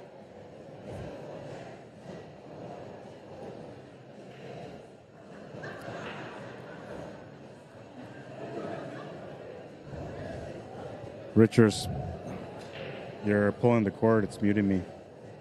Yeah. I'm sorry. Yeah. What's that, Richard Smith? Can anyone find my chalk? Lost it. I'll go on for a half hour till someone finds it. I don't know what you mean by that. Anyways, it's my chalk that I lost, so you shouldn't worry about it. I'm the one that's worried about it. We good.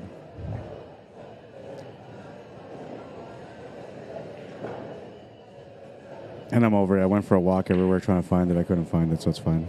It's gone. Matt Boy, how you doing, man? Says, hey, Rod, what's up? Where you at nowadays? Feel like I'm out of the loop. Well, I'm out in Las Vegas right now, and from here I go back to Winnipeg for about maybe a week, 2 weeks, and then I'm gone out to Saskatchewan again, and then from there, I don't know, I might be traveling some more again yet. Not sure how my days in Winnipeg are going to keep going, but, you know, if I have to keep going on my journey elsewhere, I got to follow my journey. That comes first.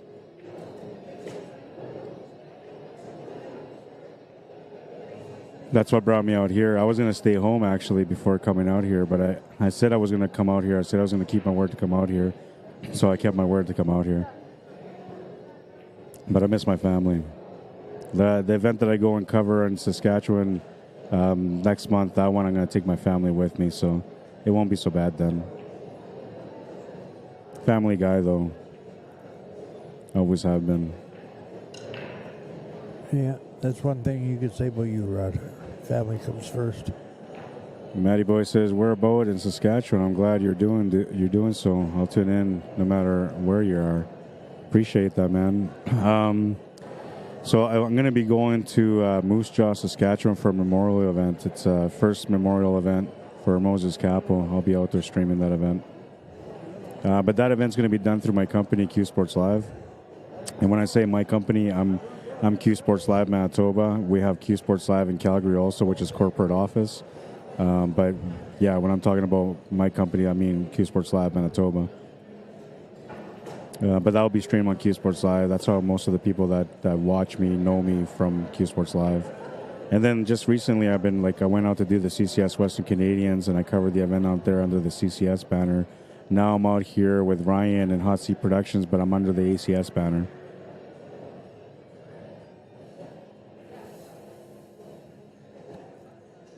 No, Shelly's got the stripes. Makes a good shot to break off that 11 ball. I appreciate you tuning in, though, Matty Boy. Samantha Jane, Baby Che, Nana, Noah, welcome. Gabby Cervantes, how you doing? Laura Leeper Hargens, welcome back to the stream. Frank Grindstuff, how you doing? Welcome to the stream. So we got this is not a fully Winnipeg team. This is just a bunch of Canadians put together, right? Yep. 2 from Surrey, or excuse me, Langley, and 2 from Winnipeg.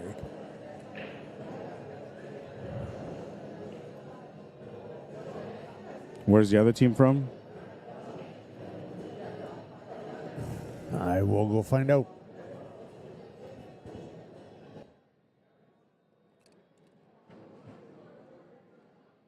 Playing some GNR in the background.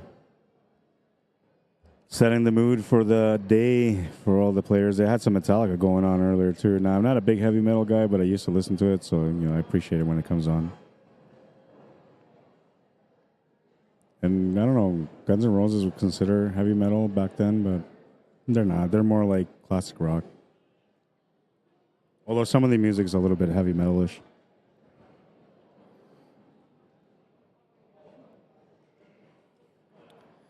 Yeah, so to go a little bit further about the stupid thing with the chalk is that I'm OCD. I'm a perfectionist by nature. And so when I lose something, it bothers me. I don't like losing anything. That's all it is, really. It's not, I guess it is obsessive compulsive in a sense, but I'm not really OCD. I'm more of a perfectionist, my wife says.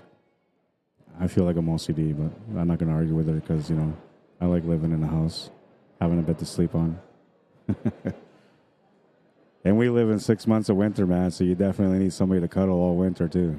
I need all that. Whatever she says goes. Good shot on table 1. And Shelly Duffney at the table right now. She doesn't have a shot on the 15 ball, but she can try to make it off or make the shape for the 15 ball off the 13. The team's ticket is from California. Okay, so California versus a Canadian team. She's got position here for the 13 ball to be able to come across and then try to get that 15 ball in the same side pocket or try to get below the 15 ball and set it up or below the 6 ball, I guess, to set up the 15 into the left-hand side, or try to get down to set up for the 15 ball in the top right corner. Oh, it looks like she doesn't even have the 13. It looked like she could make it, but I guess not. She's got to kick it. Oh, and Jess missed it. Jess barely missed it. Ball in hand. We're tied at 2 as far as I know so far. We are. Like I said, I've got the teams helping us out by keeping score on the master score sheet board over there.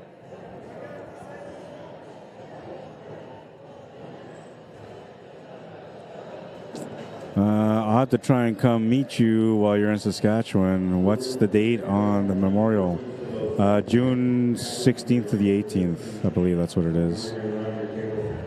I'll put it up here for those of you that are from Canada. Maybe you might want to go and check out the event. It's a singles event, though, right? So it's 9-ball singles. Guaranteed 2,000 for first. Guaranteed 1,500 for second. Guaranteed is nice because, you know, like say by any chance only 8 players show up, it's still guaranteed. That's what guaranteed means. Some places will say guaranteed and then not enough players show up and say, well, it was only guaranteed if. These guys are guaranteeing. What a good shot there the young lady made by moving the ball into the side pocket. It gets Shelley's away from the pocket as well.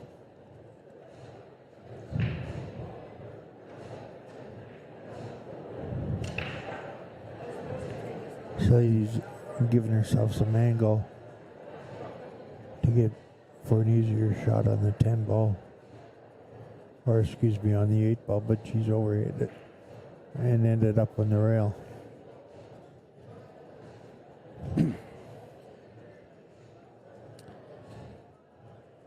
John Griffith, how are you? Alan Vandermark, welcome to the stream.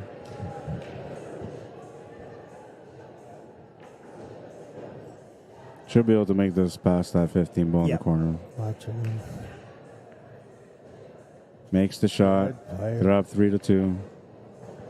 Switch over to the other table right away, too.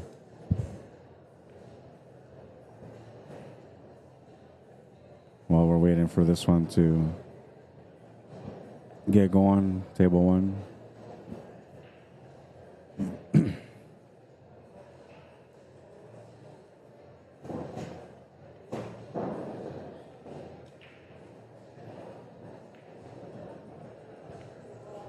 Smart play by the player on table 2 because everything is tied up.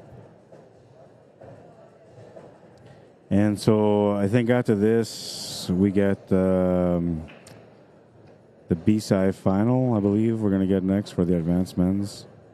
I'll go confirm that, but they told me that I have a couple of good matches they're sending my way today, so you guys will be in for a treat, like I said. And then I'm streaming right through probably till like 1 or even 2 in the morning, depending what happens with the matches. Because they are a few behind.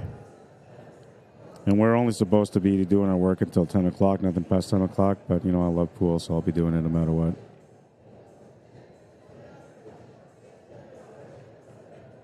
The only times I feel how tired I am is when I go to bed.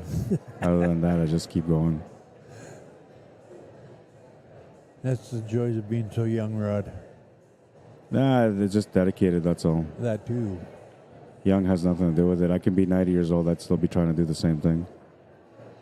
The key word is trying. Yeah, that's right. So just a quick draw shot here to set up for the 9 ball. If you can actually push this forward to set up for that 15. There's a small gap, but oh wait, there's no gap because that's a 2 ball sitting above that 3. So it looks like a gap, but there's actually 2 balls right near it. So she has to open that up. That's the biggest part of her puzzle. I thought she would have drawn that back for that other strike, though, right there, and then maybe, you know, follow forward from there. But she might have felt that she was a little bit too close to the rail to be able to do it. Going for a combo to the side here. Makes the shot. I feel like she's still good to make the shot to the side as well.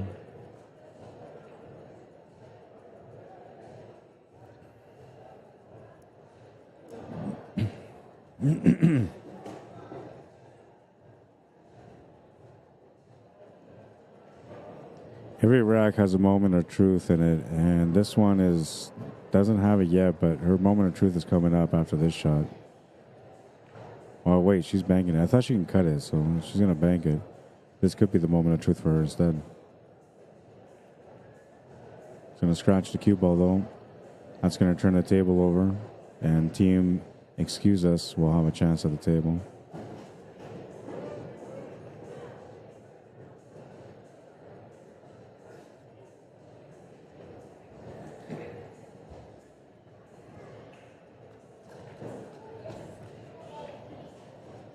Team excuse us looks like she's... You can't, like, look, we're looking on this table right now, so you guys stay on that table. Because otherwise people can't see this table right now. I got you. Yeah. All right. It helps for the viewers to be able to pay attention to what we're talking about. But we're on table 2. Okay, Danielle's. Come up short on it. Left the shot on the 15, though, and a possibility to get that 14 ball out now. Also a possibility just to hold shape there for the 12 ball if she wants to. But the 14 ball is the next trouble ball she has, and if she can get a good line on it to make it to the side, if it goes to the side, it looks to me from this angle where I'm standing from or sitting down that it does go to the side. Then she can have the easier finish, right? But if she feels like she needs to break it out, then that's okay too. You just gotta watch out how much pace you put on the cue ball so you don't end up with an awkward shot on the 12.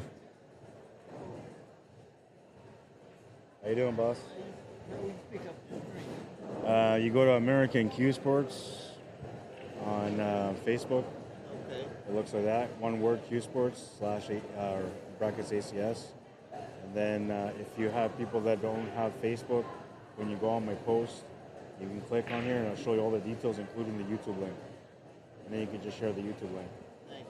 Yeah, you're very welcome, man. Yeah, I'm just doing these 4 tables. I cover pretty much every table in this area, depending. Like last match, I had a match here. Then I covered a match here. Then I covered a match there. So, yeah, my camera moves around, but here's where it's centered, right? So here we got the best view, but then the other ones are all angles, right? But I can cover right across to the other side if I had to.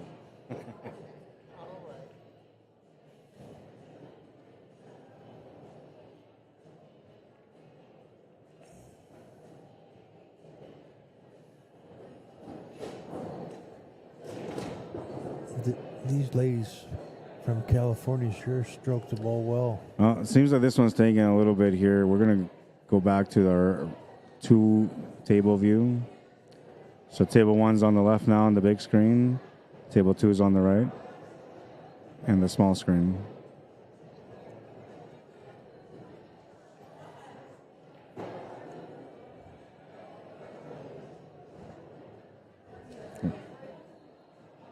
So is this 4-player or 5-player?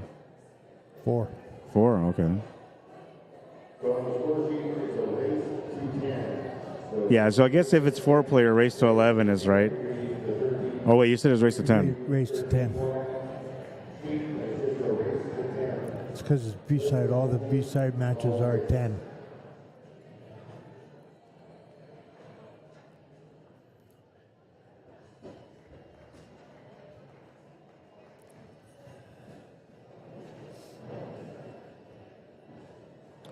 Mike, yeah, we got 2 tables going.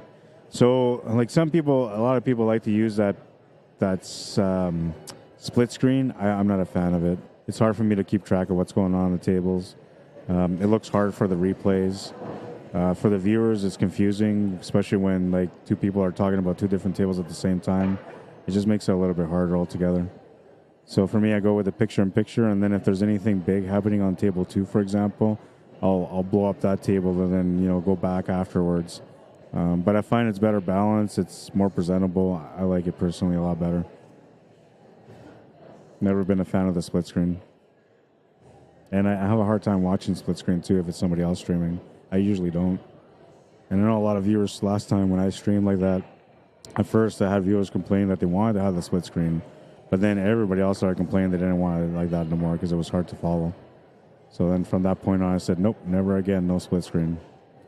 But if you guys want me to try split screen, I can try split screen. It's up to you guys. I already know how to do it, how to set it all up.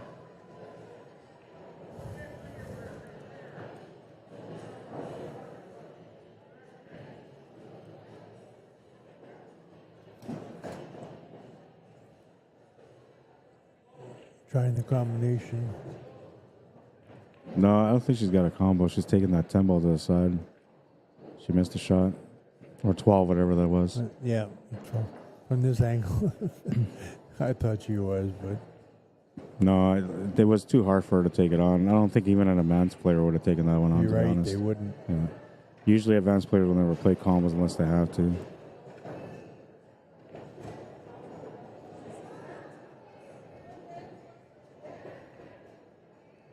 Just needs a little bit of forward momentum there.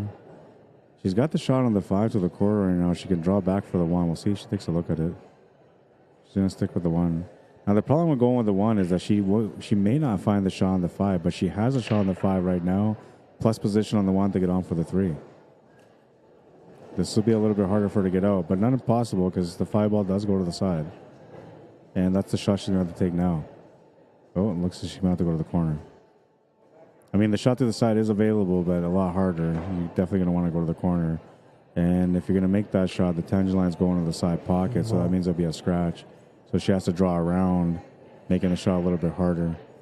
Cut in the corner on table 2 for the 8 ball. She just made a bank and a real hard cut to the corner to get this shot on the 8 ball on table 2.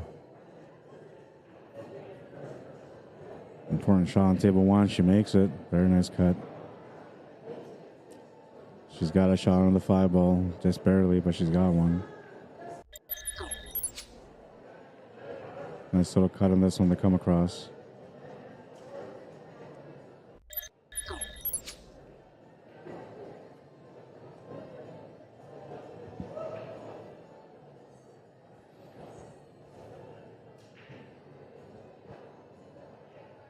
I'll take a look at table 2 on the big screen here, see how she does with this 8 ball. It's not an easy cut, especially when you're in a close race. She's going to miss it. Wow. That'll be a ball in hand and a chance for Excuse Us to be able to tie up the match.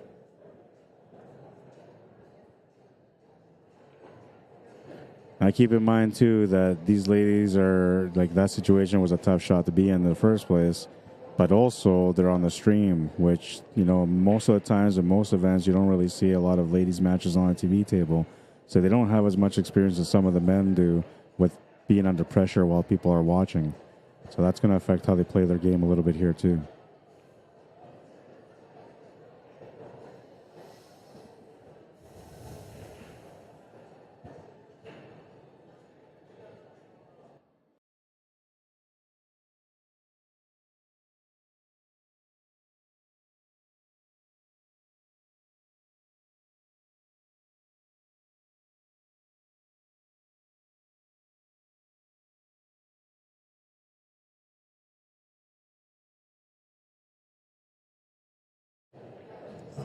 A good try at the bank by Excuse Us.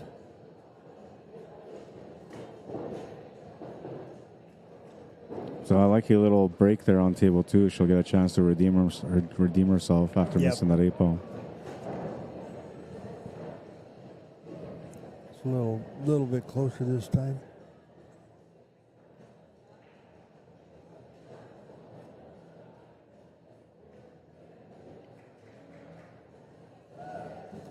Makes the shot. They're up by 2.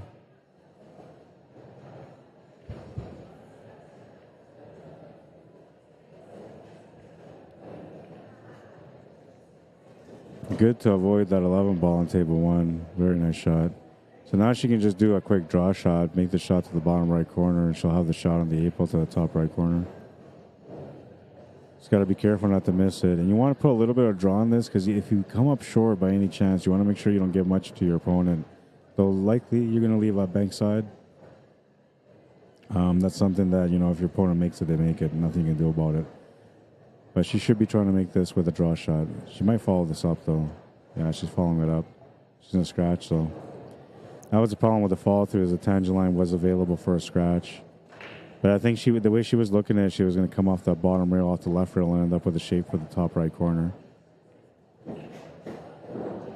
So a ball in hand here for Team Stickett. They'll have a chance to be able to get up by 3 and a race to 10. And coming to the table for Excuse Us, you have Dina Rasmussen, who's a very good shot and plays a lot in a lot of tournaments. Yeah, she's got a lot of tournament experience for sure.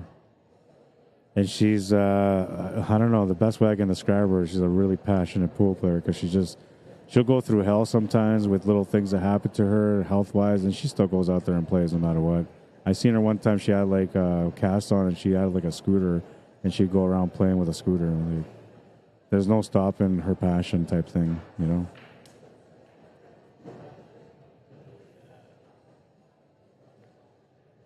Shot to the corner is good. Position on the 5 is going to be good. They're going to take a 3-game lead here. Or on the 8, I mean.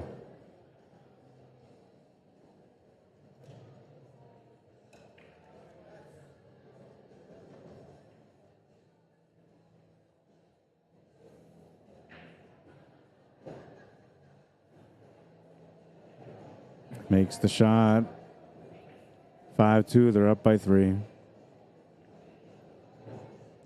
Go to TV, table number 2 right now while we're waiting for table number 1 to get reset.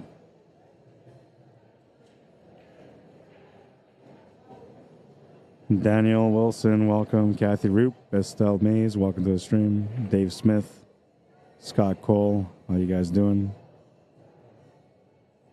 I wonder if that's Dave Smith from Winnipeg. I'm not sure. Otherwise known as Dave Leather. 87 and 88 girls in Trevor, 87, 88. Yeah, maybe, because he's friends with Dina and Shelly, too. Well, yeah, then that's who it is. Hey, Dave.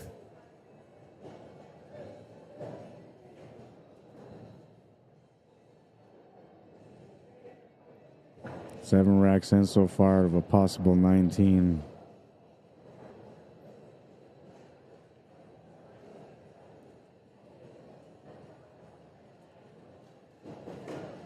Come up short on table 2. Excuse me.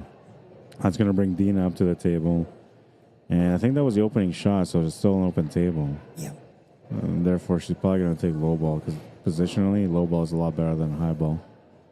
And Dina is very methodical in the way she plays things. Lines up almost every single shot.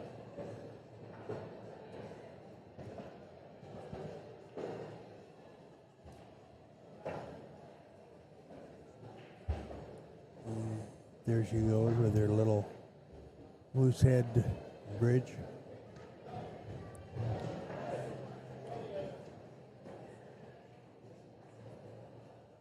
Still racking on table number 1. We haven't got that rack going yet.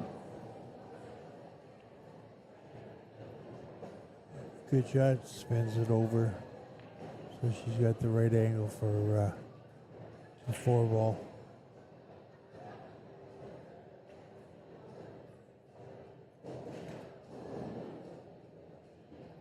Now, that 2 ball sitting on the open is not a problem at all. So what she should be trying to get to here is the 6 ball. Because once you get to the 6 ball, you can draw over and towards that 8, and then you have the shot on the 3, which allows you to go up table to be able to address that 7 and 1. Yeah. And if you do it this way, you don't have to move a single ball any which way, you just play position. But if she moves one single ball, it'll change the rack completely. She's got the perfect weight on this one to set up for the 6. It looks like she won't be able to draw into that 8 ball, but she should be able to draw back into that 15. She can also just stop the cue ball there and maybe draw back a little bit for the 7 ball, but she'll have to take a look to see if that window's there or not. And I'm talking about a small window too, because the 9 ball is sort of in the way of that. Now, if she doesn't have the position to be able to get around like she wants to get around for the 3 ball, then at that case she can try to play shape to try to get onto the 7 ball next. But that's a little bit harder, a lot riskier, and I don't think that's what she's going to want to go after.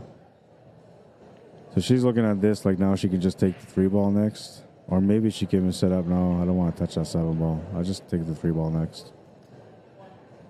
And we're getting started here on table number 1 as well.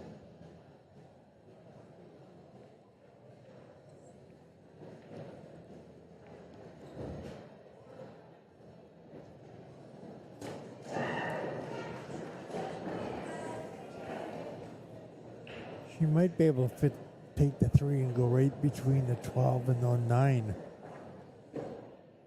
where she can come across and maybe play the 7-1 combo too. No, the problem with trying to play a shape into the 12 ball, like it'll be too tight on the 7. She won't have the shot on the 1, and she won't have a follow up on the 6. So she has to actually try to this is going to be tough for her to finish because of the position she has. See, she was trying to force something there because she didn't have position. So that, like, usually when I see an opponent at that position, I know they're going to turn the table over. Like, you have to get perfect shape to be able to not turn that table over. And with the angle she had, it was going to be very hard to do. Though she could have maybe run into that 12 ball with lots of pace and then gotten a kick off the 12 to go up for the 1 ball. But then there was a chance she would have pushed that 7 ball towards that 10 and 14 and got it stuck in the middle. So you got to look at all the options when there are players at the table, so that way you kind of see what the possibilities are, right? Yeah, so I'm usually looking at every angle, like the safety play, the cut shot, the positional shot if they have it, and that helps me kind of decide on which path they're going to take most of the times. Yeah, you're more familiar with the camera angles than I am right now, and sitting back and looking at the way people are playing. Oh, and I lost table 2, so... Oh, that is table 2, never mind.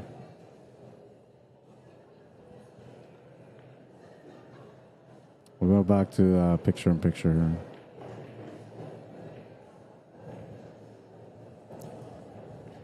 And 5-2.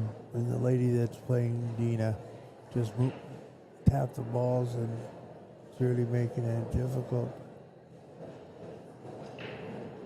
Well, that's the thing about some of these tables. Like, you may only get one chance to be able to get a nice, easy table. Then the next time around, it changes, and you have different cue ball position, making it harder. Dina's playing the combination on the 1 ball right now.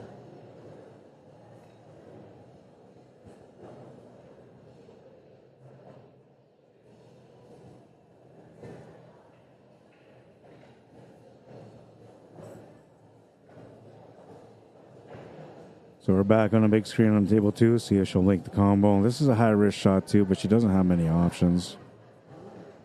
Now, what I call it high risk is because there's no guarantee you're going to get position on the 7, and you're only going to be buried behind the stripes unless you try to force your way through, which makes the shot a little bit harder to make at that point. She'll make the shot, and nothing on the 7, maybe something on the 6, but to make the 6, she has to go off that 15, and to make the 3 ball, she has to bank it. She's calling the bank. Now, even if she can make the 6 to the side, which I don't think she can, I'm going to look at from this side, actually. It's tight, but I don't think she can. Even if she could make it, though, she wouldn't have a shot on the 3 ball afterwards. So the 3 ball actually helps her a little bit, but she's in tight on this table. She's not going to be able to get out on this turn. It'll require at least a safety.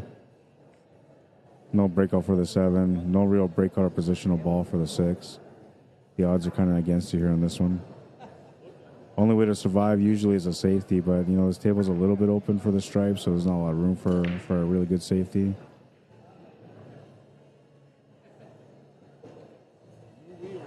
And I think she's thinking like that 6 ball kind of ties up that 15, so it might be best just to leave it there.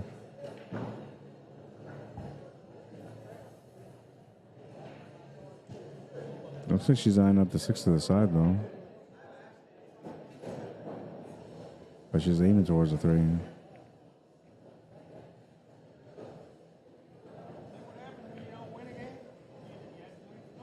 Good attempt, but she'll come up short.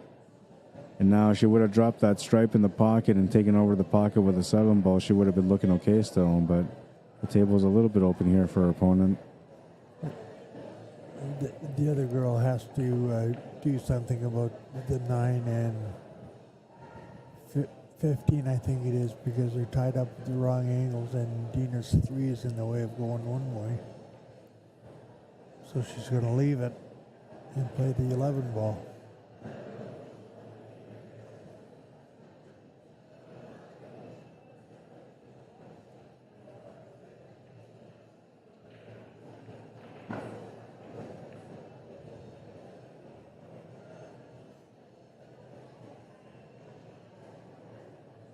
Turnover on table number 1. And excuse us, we'll have a chance to be able to get within 2. Just the 5, the 1, and the 8 remaining on that table.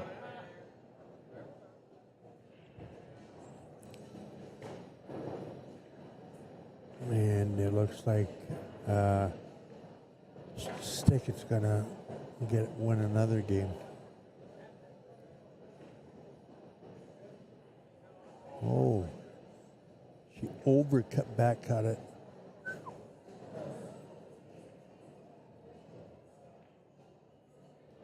She's probably thinking, how the hell did I do that?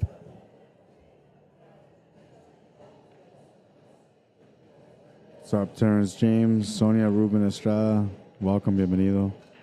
Curtis Gage, Sebastian Seabass Mazepa, welcome to the stream. Or Mazpa, I guess I would be Mazepa. Mazepa, something like that. I don't know.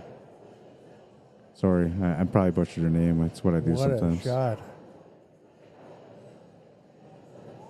She took the harder shot instead of taking the 12 ball over the hole.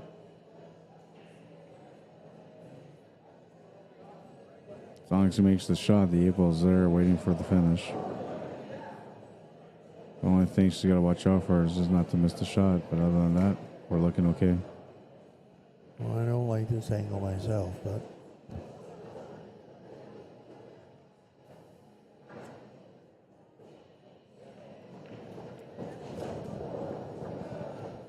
she pulled one closer. 5-3.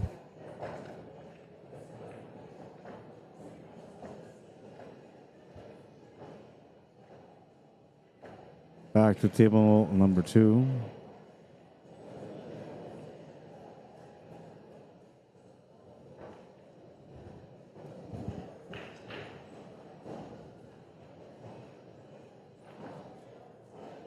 Comes up short on the 7 ball, but does not come up short on the leave. That's a very good shot by Nita. Got her balls out.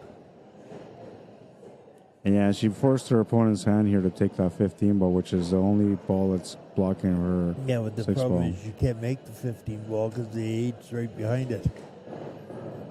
She's not trying to make it, but she has to hit it. Either that or you got to go for a kick shot, and the 7 ball blocks the kick shot.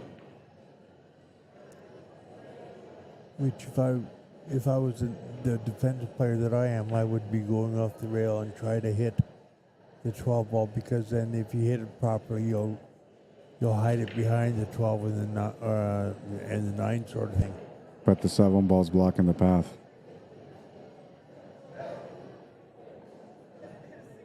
The only way she can hit it is going off 2 rails or spinning off that a little bit of spin or a little bit of rail that she's got to work with. That's what she's going to try to do. Yeah, she doesn't want to touch that 11 ball. Yeah, see, she had to go 2 rails. She couldn't hit it 1 just because of that 7 ball, and that worked out really nice. That worked out really nice for her. I don't think she's left her a shot on the 6. Oh, maybe. I don't know. From where I'm looking at right now, it looks like she might have left her a peek at the 6. Not enough to make it, though, I don't think.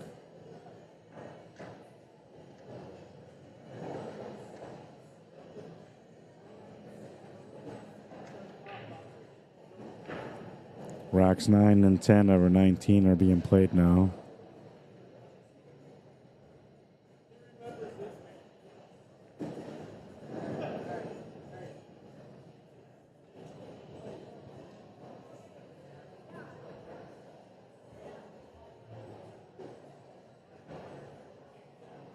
All good, says Sebastian. Thank you. Alan Burback, welcome to the stream. And Donna May, welcome to the stream.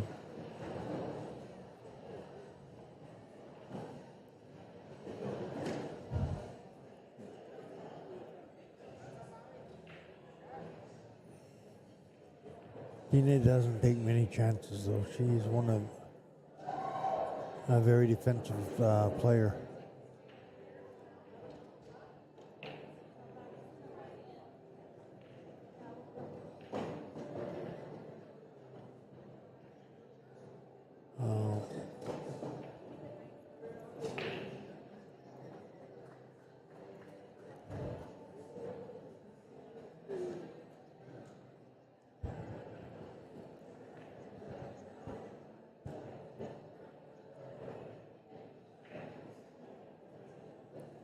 I don't know if this young lady is playing it the right way because of where the 11, 6, and 8 are.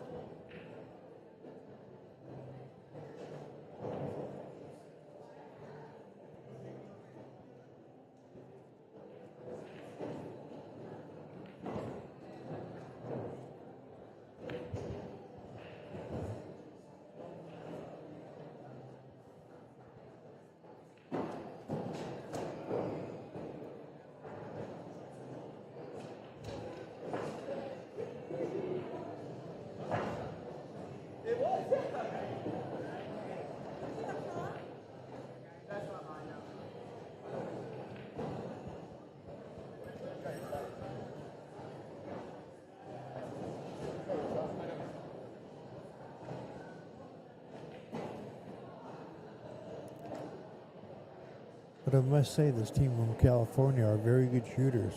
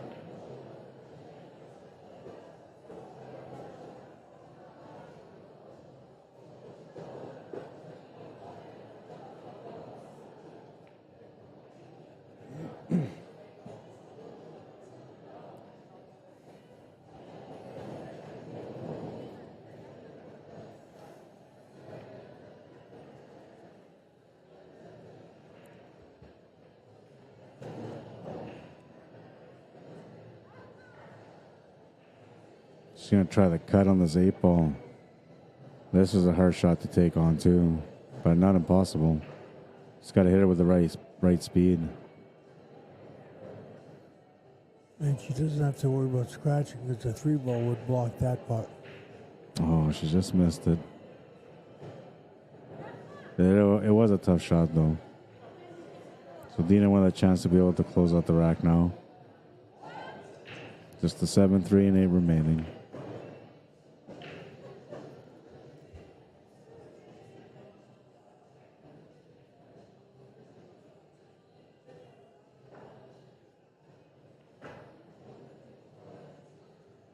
Go back to our table 1.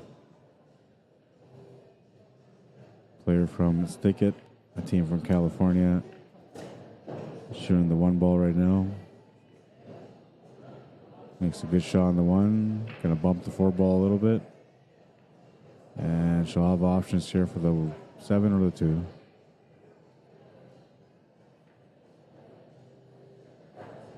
Dina's still trying to work out the table on table 2. Looks like she's taking the 7 ball on. Makes the 7.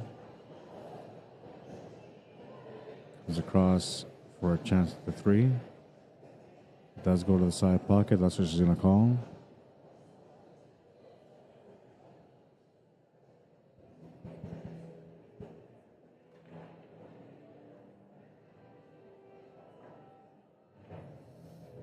From this angle, I would take the corner because the pocket's much bigger. And you get basically the same results. This allows her to shoot it a little bit gentler, though. And that's the reason why she took it. Because the table's fast, you don't want to take too many chances with the table. That's what she was looking at, just playing the pace of the shot. This makes it a little bit easier for the 8 ball, but it's still, not guaranteed. All depends on how she's looking at it. If there's any background thoughts in her mind while she's shooting.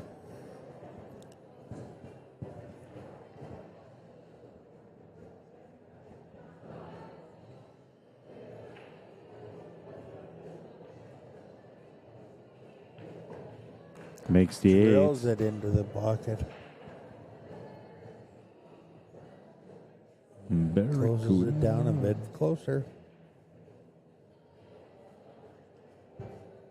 They've come back a couple. 4-5 or 5-4, whichever way you want to look at it. It's a race to 10. So Excuse Us needs 6 games to win, while Stick It needs 5. And right now we got one of the members from Team Stick It on table 1, and they are breaking also on table number 2.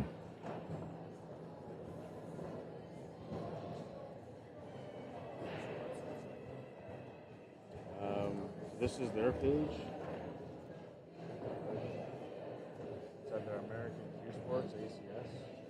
And then if you go on the post itself, like mine, I would throw the writing in it. I also do the YouTube live stream. If you want to go to YouTube, this is the link.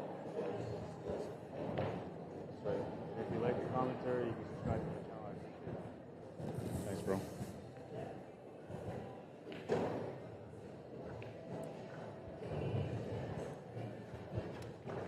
I've been on the drive for 1,000 for a little bit now, and so I've asked a few people to support the channel if they enjoy the streaming so far. And I want to say thank you to everyone that's taken the time to subscribe, because you guys have really helped out so far. I did. I subscribed. Yeah, I appreciate everyone that supports the streams. And just so you know, like if you're not familiar with YouTube, which most people are, it doesn't cost you anything to subscribe to a channel.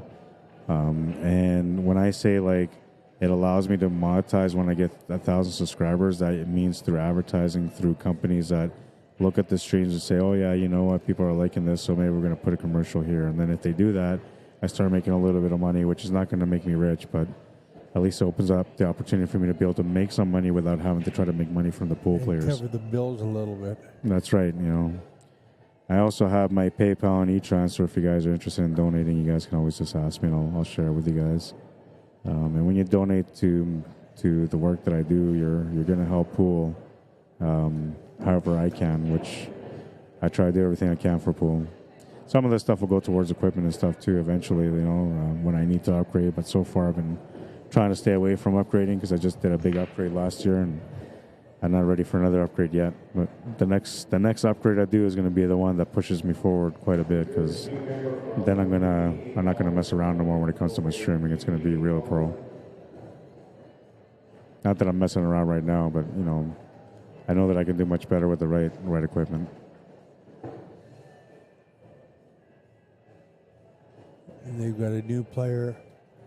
It's got They subbed out? Subbed out a player on table 2. So it's 5-4 now? We're still good at 5-4? Yeah, still 5-4. Chance for a 5-5 matchup here on table number 1 now. That Excuse Us are at the table.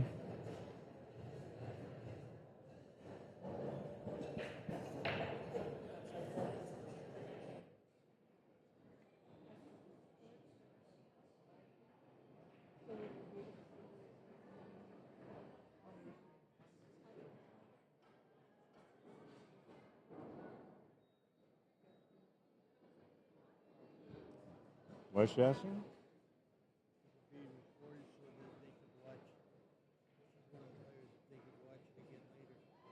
Oh yeah, it'll be on YouTube and on Facebook. I don't erase my recordings. I was told that you're not supposed to erase recordings because then it affects your data for YouTube. And they also say you never know when like an old video is going to become famous, which I don't think that's going to happen, but whatever. Not with the players from Winnipeg. Oh no, I have lots of love and respect for the players in Winnipeg, man. They're the reason why I'm Rod Arriagada. It's because of them. So I'm joking, Rod. Oh yeah, I know. I would never joke around like that about my Winnipeg or Manitoba players. I love them all, man. To me, they're all family, right? Even the ones that don't like me, I'm okay with them. I look at them as family too. Who wouldn't like you? I don't know. A few people, said things like that. But to me, I don't worry about those kind of things. Problem. Yeah, just focus on what I'm doing and try to treat everyone equally with the same respect. And I think you've always done that, so. Yeah, and I try to be neutral of anything, too, whenever there's, like, political stuff that has to do with pool. I was never a politician, but I've been in a lot of relationships, so I know how to handle those situations where you're not supposed to say anything and keep your mouth shut. Yeah. Otherwise, the wives or girlfriends would smack you upside the head. Yeah. I've been done that too many times myself. So she's looking at a kick shot. She can see that 11 ball, no problem on table one, but she can't really bank it, not to the side or to the corner. The corner is a possibility, but you'd be hitting like maybe 1/5 of the ball with lots of left-hand spin, which is going to be tough to do. She got pretty close, though. Really nice attempt. Wow. So a turnover and a chance for Stickett to be able to get up 6-4 in a race to 10.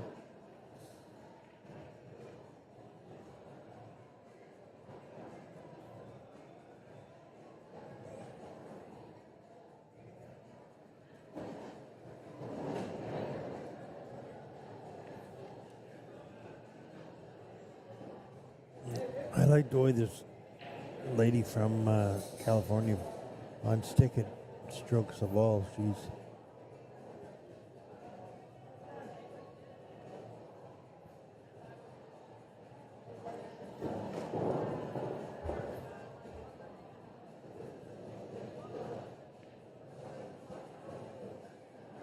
Sam Spore, how you doing? Says hi all. you can tell this lady's played a lot of pool. Shannon Fisk, Ray Hernandez, bienvenido, welcome. Angela Mears, how you doing? Angela says 35-second shot clock. They actually said 45 seconds if matches are being too slow, but I've seen some different divisions taking longer. I think it all depends on the other team, the opponents. Like if they feel the team that they're playing against is taking way too long, they can go call a ref and ask them to put them on the clock, which happens. But I don't think it's happened so far. At least at this event, anyway.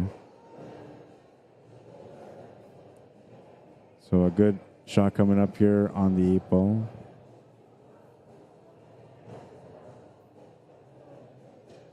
Chance to help her team get ahead a little bit further. She seems to have some pretty good discipline. Her fundamentals are on point as far as I'm watching her take on the shot. Good reset right there. She wasn't comfortable. Oh, there's a little adjustment. She's got to stand up there again. And another adjustment. That might make her miss the shot. Yeah, because she made 2 adjustments there. She made an adjustment to the left, and then she made an adjustment to the right. And instead of standing up and resetting and coming back into the shot with the decision that she had made, she shot.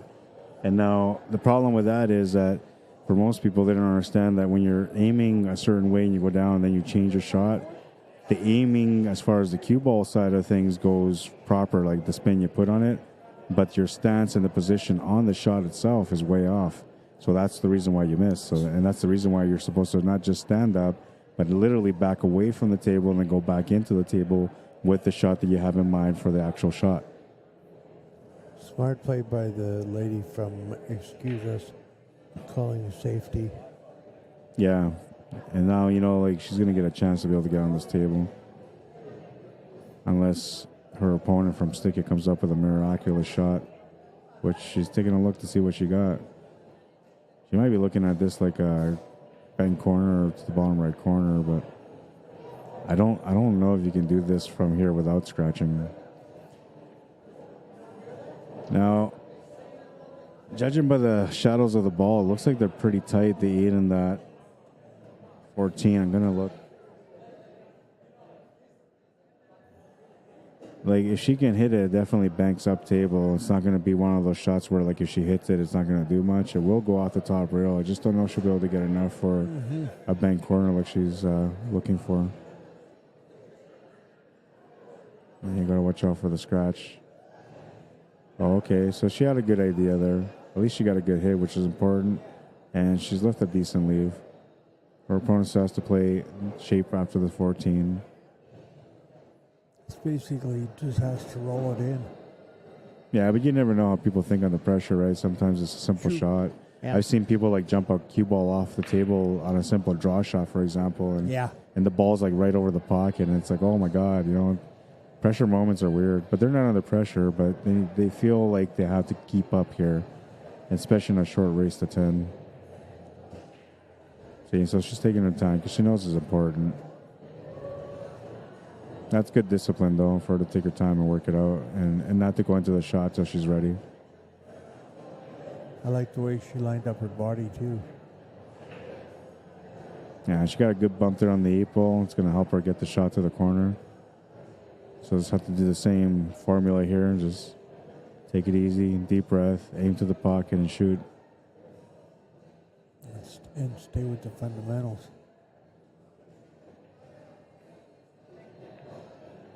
Makes the shot to the corner. And ties it up.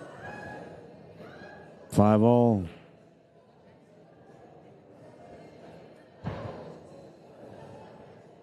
Go back to our TV table number 2 now. While we're waiting for table number 1 to get going. Good hit by Dina. And a decent opportunity here for Team Stickit to take the lead. And this is their sub player that's just coming into the match now. And I don't know if she had a chance to warm up or not. Obviously, she must have played on the last match that they had. But she'll have a chance to kind of see where she's at in her game in this matchup with this opportunity. Kenneth Rowell, welcome to the stream. Terry McMickle Larson, welcome to the stream. Del Oliver, how you doing? Welcome.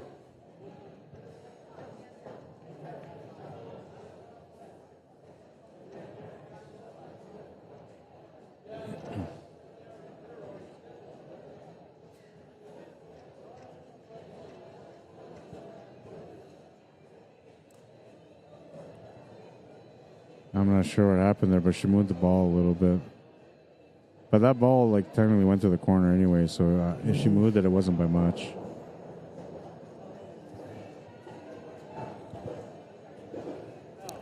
And if she had moved it too much, Dina would have said something. And well, and she still has a situation here. The 9-ball doesn't really have a pocket. She could open up that 9-ball right now with the shot on that 12, but you know it's a tougher shot. You're gonna bump into the 8-ball. It's not worth the risk. That's why she's not really gonna bother with it yet. And she's gonna force the angle here on the 9-ball. This is a nice shot. actually, the 9-ball looks almost dead straight. Yeah. She played that shot perfectly. The shape.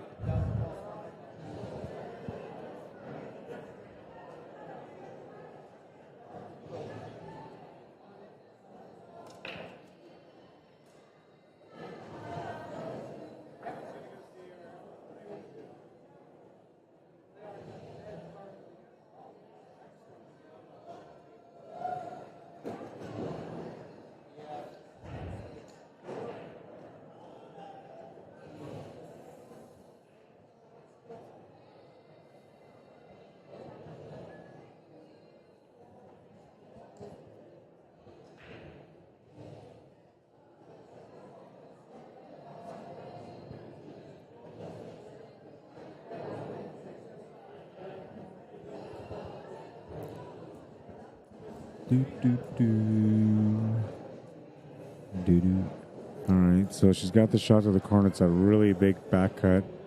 And position for the 8-ball is kind of like not available. And I say kind of because there's a possibility for it to go, but she's got to get a little luck here off the roll.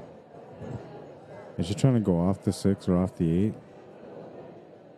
No, she was just trying to cut it in. And had she made it, I don't think she would have got a whole lot better, maybe just slightly, but she'll turn the table over and Dina will get a chance to be able to take the lead for her team.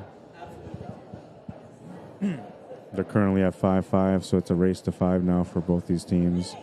2 of those 5 games are on the tables right now. And we'll switch over here to our main screen also. We got Shelly Duffney from Winnipeg playing on this one. I know her because I'm from Winnipeg, so she's a good friend for many years. We'll come up short on the 9, turn the table over for her opponent from Team Stickit. Thomas.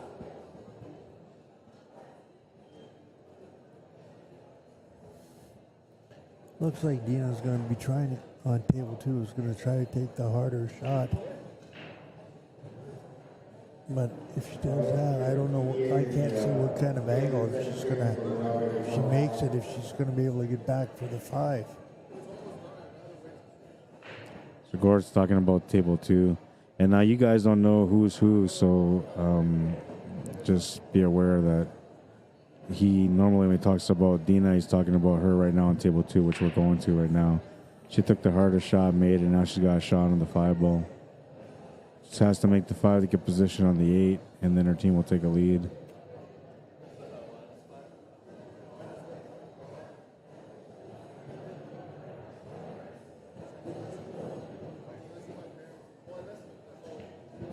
Makes the shot to the corner. A good shot. She'll be shooting over the ball slightly here on the 8 ball, but it's close enough to the pocket as long as she hits it with good pace and the proper angle cut, and then she's going to be able to make it.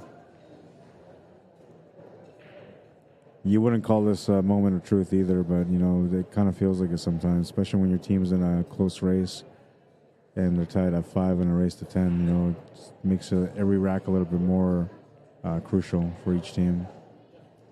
She'll make the shot, though. A really nice finish, and they're up by 1. Wow. Good shot by Team Excuse Us.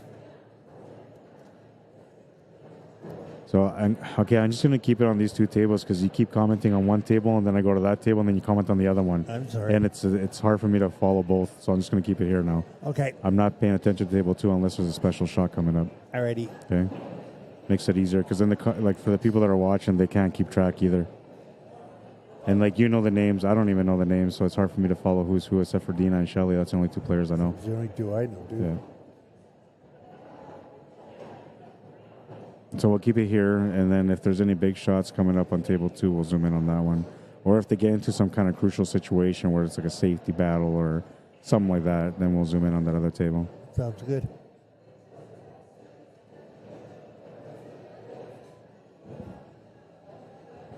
All right, so our focus on table 1. We have Team Stick It at the table right now. Trailing by 1, trying to get even here. They have a great opportunity. She's got the option to go to the corner or go to the side. It's up to her what she's going to go with. I like going to the corner here, you know, but... Oh, wait, she's on the solids. Okay, that's what she's calling the corner, for sure. I thought she was on stripes. My bad. Just gets by the pocket. That was a nice shot. Very nice. She got the angle on the 7 with the crossover angle for this 1 ball also. That was really nice.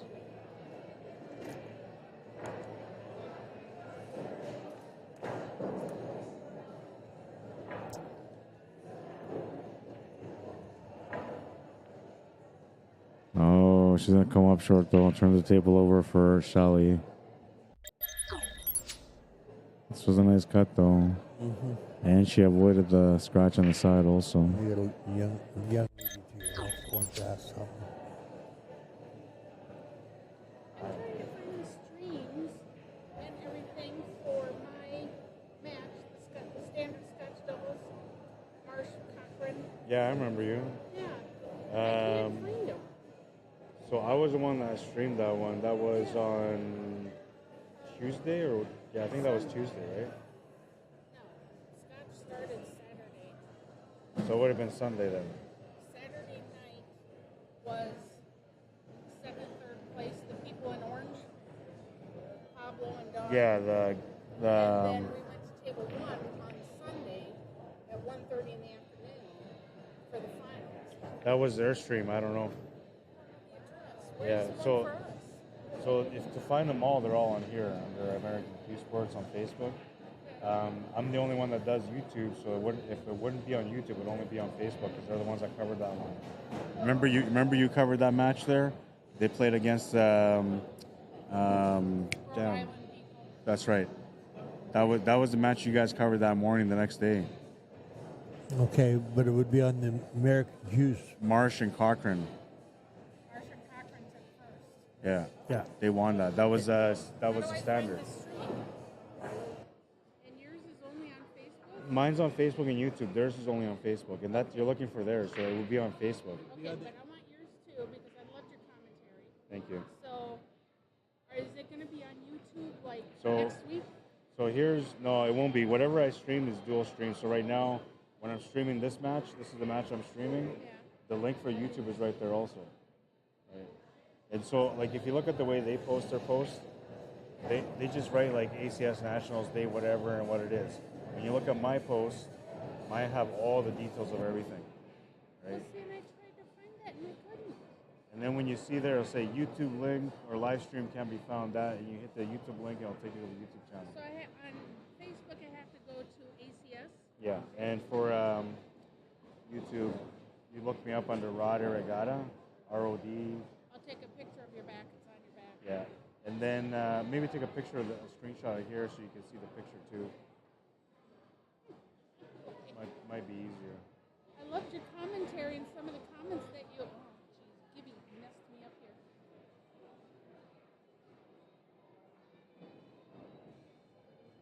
Okay, I got that. Okay. Yeah, my commentary is always consistent all the time, so you know. It was awesome because one of the commentaries you nailed me really good. Yeah. Meaning, I really loved the comment that you made about my safeties and stuff, and I'm like, I need my husband to be able to see that or hear it. So then that one, how do I find that one? So that one, that was against the Sunshine Gang. That was the last stream that I streamed that night. So just find the last stream for that day. And so another thing too is like when you look at mine, I'll put in the dates. So it says here. Oops. So it says here like the day, the dates, which day also, day 1, 2, 3, 4, 5, 6. I'll tell you all that stuff and then all the details, right? So are the ones that we did on the with the day and the date.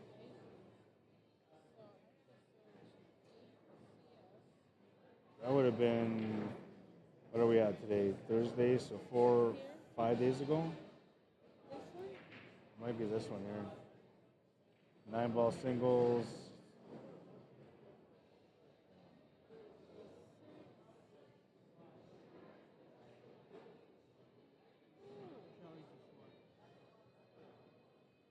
Okay, so what's the score then? 7-5. Yeah, hang on. I'm going to find it for you. I'm going to show you.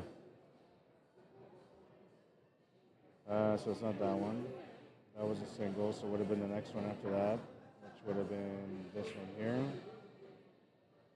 8-ball Scotch doubles, Collins, Featherly, so it would have been this stream here.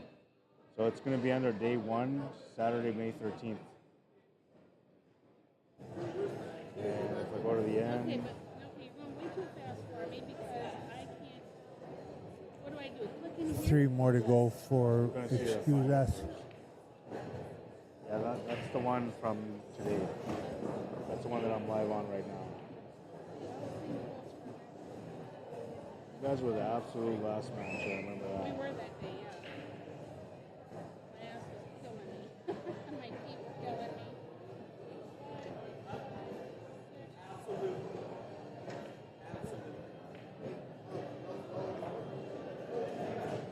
Otherwise, after all this, it'll be on YouTube? No, if I stream it on YouTube, it's on YouTube. If other than that, I won't upload it because I don't get the footage, right? So I can only do it straight to it. Well, the one that I streamed Tina Rasmussen from Winnipeg is up on table 1. You need three ones to go. I'm having a hard time finding it too. So day 2 would have been the last one that I streamed there. Yeah, so that's their stream. So for theirs, you're looking on, I guess it would be day 3, I think it No, was. because it was Sunday. Didn't you guys play in the morning though, or in the afternoon or something like that? We For played. your final? Singles started Monday. So we did the doubles in the afternoon on Monday. Like at 1:30. You're right, so it was day 3.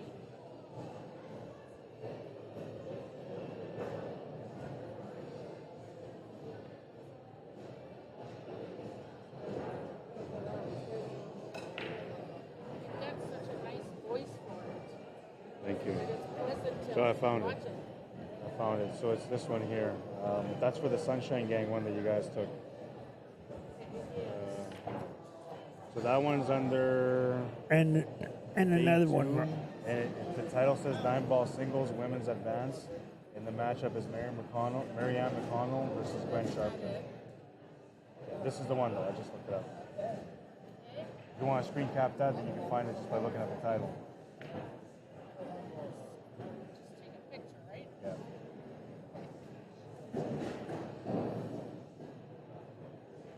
Right, so now when you go back to look for it, you'll see it, and then it was on day 2. So it'll say Sunday, May 14th, day 2, 9-ball singles. It doesn't say doubles because I was 9-ball singles and doubles that day. Okay. So that's and if you have a hard time, you can just add me on Facebook, and I'll just send you a link for it. Yeah. okay. I'm gonna take a picture of your back. Okay. I updated your scores, Rod. Oh. Okay, thank you. Sorry, guys. All right, I'm a perfectionist, and I try to be good on my everything. You did. But I couldn't do it there because I was a little busy, sidetracked. So, XQs came back and has won 4 in a row.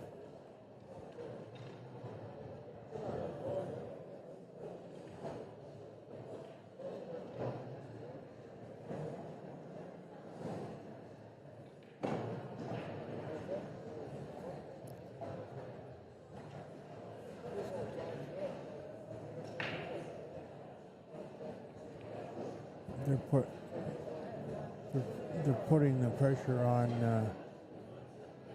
Stickett with only requiring 2 more wins. Hi, Marcella. How are you? It's nice. Took a break from watching, and now they're ahead. Yeah, they got some momentum going for them for sure on this one. 8-5 in a race to 10. They need to get 1 more to get on the hill. It's closeout time. This will be a little bit of a tough shot because she's kind of shooting over the ball a little bit. Now that she is a lefty, so that makes it a little bit easier, but you're still shooting over the ball. So she's going to change her mind here and take the 3-ball instead. I think the shot on the 4-ball was too tight, plus shooting over the ball makes it a little bit harder, so she's making a good decision here. Got to play it through, though, and come off the bottom rail, or side rail, bottom rail, side rail, and back up. Not sure how much she's got to work with, though.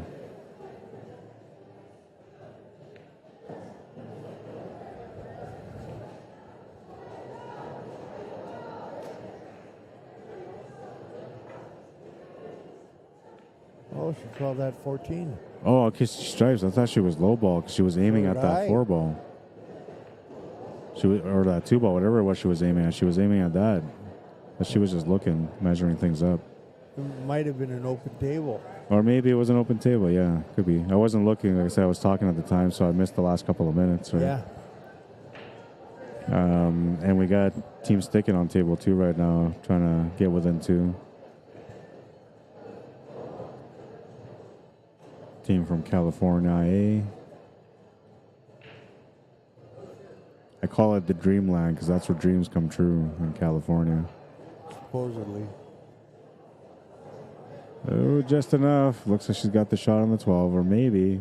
If not, she's got the shot on the 15. Oh, she's playing the 12 boys that tight. She's calling it. That is so tight. She almost has to swirl around it. Yeah. The thing is that, like, if she doesn't take this 12 right now, then she has to play shape for a combo, and that's going to be a little bit tough too. True. So she's trying to avoid that. Yeah, so she's thinking maybe just do the combo right now. Good idea, but the problem is no guarantee on shape. Cubo's going to run towards either the 5 or just below the 5 and then come back into the 5. So you'd be looking for a follow-up shot on that 9-ball, if anything. You're not going to have the shot on the 15. Oh, makes a nice combo, though. But you're right. And she's got the shot on the 9, so she's still looking okay. It looks like she should be able to make it and come into that 7-ball, set her up for the 15. That was a nice shot from. Very. Take a look at it again. In tight for the combo. In super tight for just a 12. Makes it Good choice. That earns her an opportunity to be able to make this shot and to be able to get her team within one of winning the match. Shelly Duffney on table 2 right now. One of her teammates also from Winnipeg. We got 2 Winnipeggers at the table right now for those of you that are watching. They have a chance to close out together. She got the shot on the 9. She avoided the 7 ball perfectly. She's got position on the 15. Just needs to find the shot on the 8 ball on table 1. I like drawing off this top rail and then back down, but the problem with that is you might be flirting with that side pocket. Now, if you go forward in 2 rails, now you might run into that 6 ball not giving you the shot. So she's more or less kind of stuck taking the draw off the left side. Because over on the back rail here, over here. Oh. Shelly Duffney is looking to run out her table. She has the 7 and the 1 left. No shot on either or, but she's going to try to call the 7 to the corner. You guys can see that on table 2. A great shot from Dina. Oh, look at that little bump. She gets the perfect bump to set up the easy 8. And then Shelly made an incredible shot there on the 7. What a shot. What a shot. And I think I caught both of them at the same time. So this is one of those rare things where I catch 2 amazing shots at the same time. You don't ever see that, but we're going to check out the replay. And I feel like I caught both of them. I'm going to wait for Shelly to make the shot. Oh, she just missed the 1 ball. All right, let's take a look at this highlight. I think now I'm going to play this one twice because the first time we're going to look at the big table. The second time you're going to look at the small table because I think both shots were on at the same time. This is like bang, bang. Look at this shot on the 15. Shot on the 7 ball. One after the other. That's a super highlight. Wow. Dolly Parton, 9-5. I know they always use that reference for poker, but hey, it's 9-5.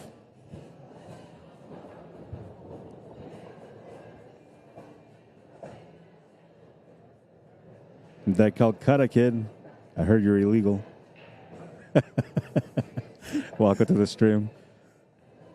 I'm kidding. I don't know if Calcuttas are illegal in the States. I think they have them all the time. But in Canada, they're illegal, man. And I don't know. Players are scared of police, so they don't have Calcuttas out there. I don't think it would be the police that would come after you, though, right? It would be the Gaming Commission, wouldn't it be? Yeah. That's the problem with Cuesports Live. Nice shot on table 1. That's the problem with the Cuesports Live. Well, it's the problem for everybody in Canada. That Ghost League, though, they can't handle it because the government is saying they're gambling, and Yeah, they consider it gambling, but it's not. which is stupid. It's really, like, it's hard to prove that pool is a sport because it's looked as a gambling game, right? And it's being looked as a hustler's game, even though that was way back in the day. And the way the game has evolved now is so much more different. It is now like an athletic game. It's an athletic sport. You know, the kids that are playing nowadays, they train like real athletes. It's totally different. Back in the day was the hustle, you know. And, yeah, controversy when it comes to pool and things like that. And that wasn't table 1. That was table 3 that I seen that shot. Go back to that one again. Or table 2, I mean. This is a nice little cut. She was in hard on that one. Long shot. She made it in. Yeah.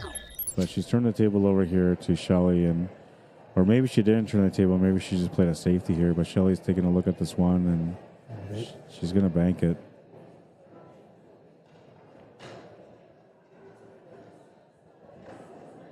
Not bad. She's going to take over that pocket in the bottom right corner. So that should give her a little chance to get back on the table. And go back to our... Main table. Well, the main table is still going. They're going to go get their cue, so I'll give it a couple of seconds here before I get onto that one.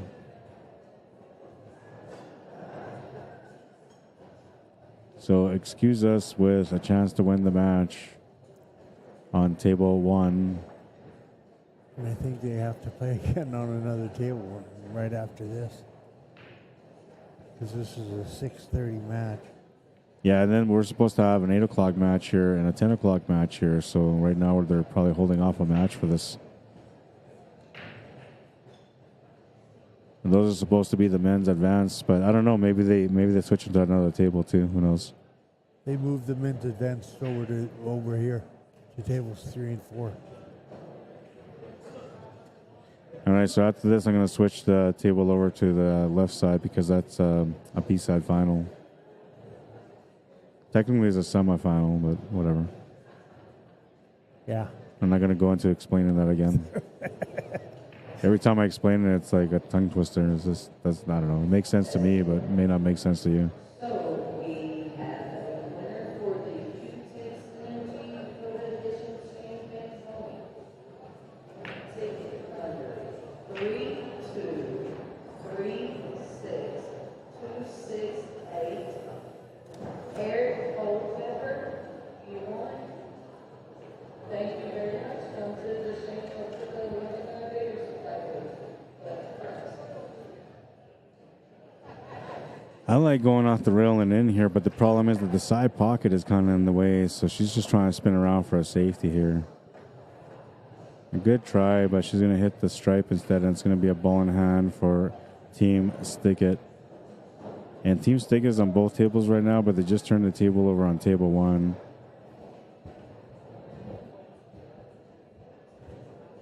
Oops.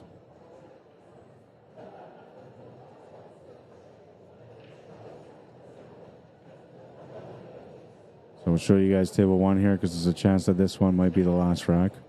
Though you never know.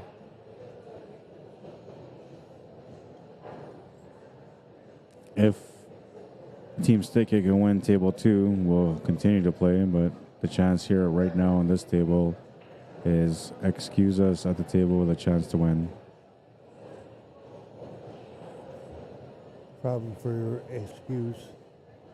The 7 balls in a tough spot on table 1. So after this, I'm going to go to the advanced semifinal, the B-side semifinal.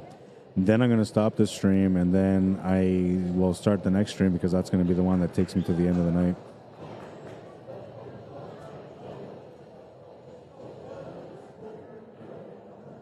And then don't forget, if I find my challengers, which I'm hoping my challengers will come through to play today, I will ask them if they're comfortable with it. We're going to have an exhibition match for you guys, me and whoever decides to step into the ring with me.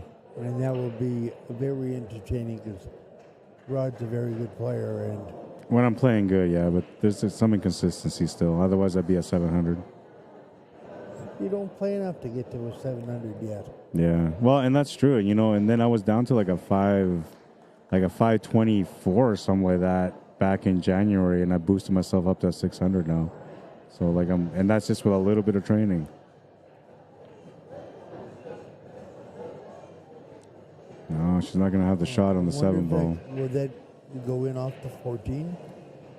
Where you hit it almost full? And to where? To the side? Into the corner pocket. You know, where you hit it almost full on. Oh, that little cheat shot thing that they do. I don't know. Yeah. It's hard for most people to do it. I don't think she has that knowledge. But if she does, that would be the shot she could take on for sure. And she's got to break it out anyway, so. Well, it's either this one or the 6 ball, right? So she's got to choose which side she's going to open up. And the 6 ball is hard to hit, so she's got to go this way. Yeah. Shelly Duffney with a chance to close out the match on table 2. Just the 8 ball remaining.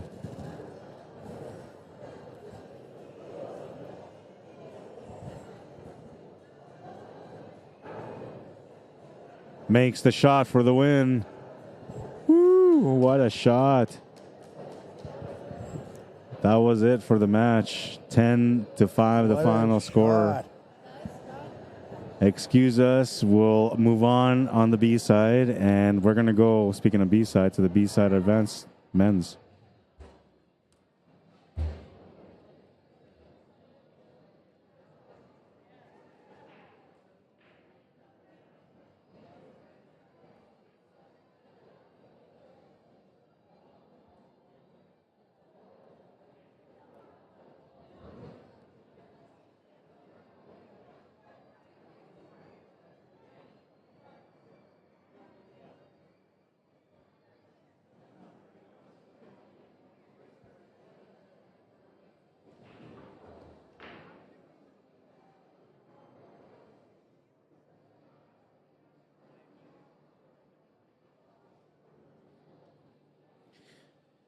All right, and so what I gotta do here is I gotta update the scoreboard, which I'm gonna do right now.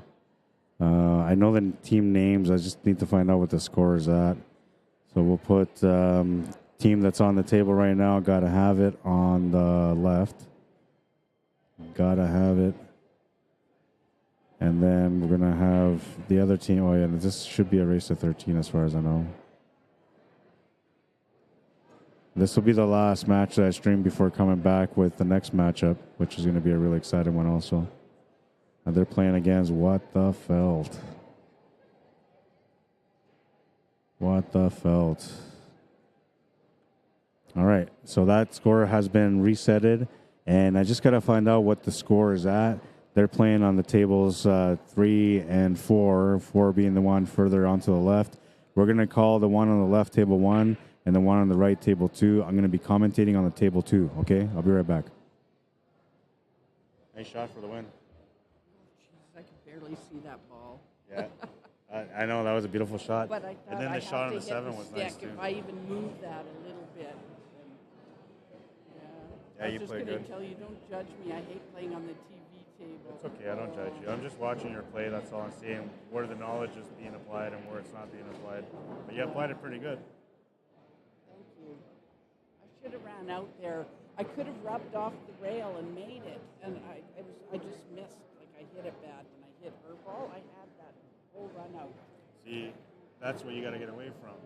Don't think like that. Just think about the shot itself, and the runouts is coming, right? Yeah, well, I The only know. I times- was just my only bad shot during that run out was that ball. Yeah. Because I couldn't quite see the pocket. Yeah. So I thought if I hit and stick and rub off the side rail, I can throw it in, and I can also see the 8. Oh, yeah. Yeah, and then it was just a bad shot. That was a nice finish, though, nonetheless. And that 7 ball cut was nice. So that was the only, like, Dina made a combination, backward cut for a combination. At the same time, she did that, or maybe it was a shape shot, whatever it was, but she did a big shot that I hit the replay on. And as soon as I hit that replay, you were also doing the cut on the 7. So I caught both at the same time on the replay. Oh, really? Something so rare, it never happens, right? Wow. Yeah. Yeah, it's the only way I could break my 1 out.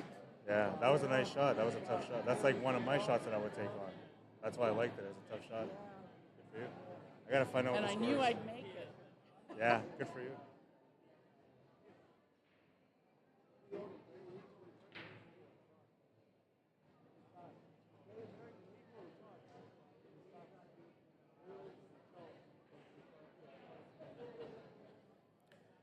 So it's 2-0 for Gotta Have It right now.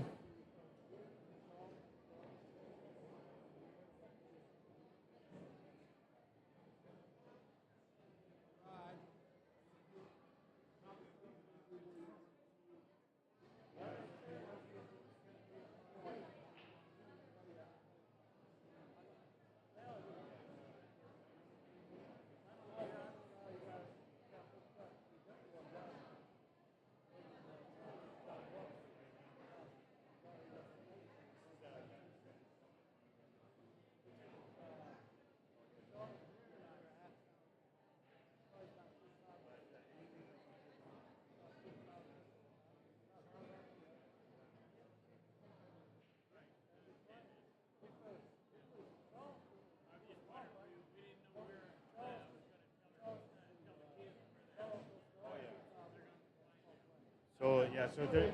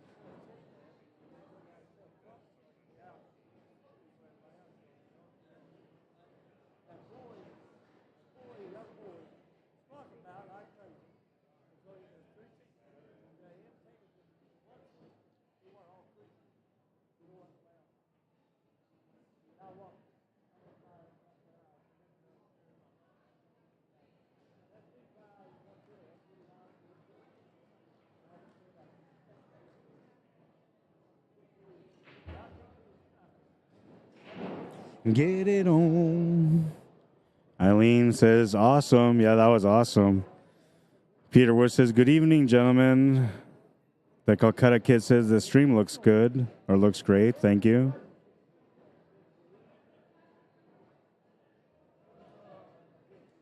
Got a couple of comments here. In some states, Illinois, where we're from, it's illegal. They have them in PA and Maryland. Yeah, I guess it depends on where you go. Marcella says, nice job, girls. Thanks for the stream, Rod. You're very welcome, Marcella.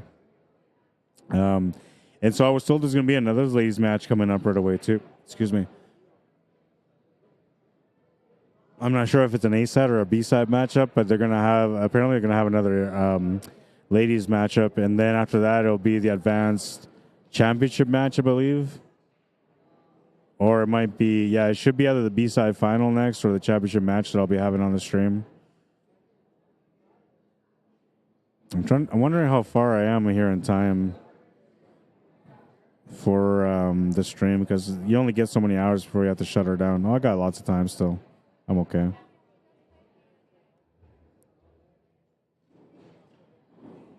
Just want to take a second here to say thank you to Gore Kerr for helping out today and jumping in on the mic, and I appreciate it, man.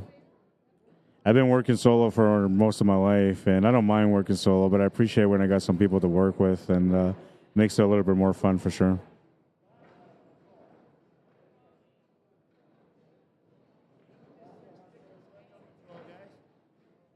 Unless people are, under the influence, drunk, then might make it a little bit more challenging. Right, so I got to see who won that last game here.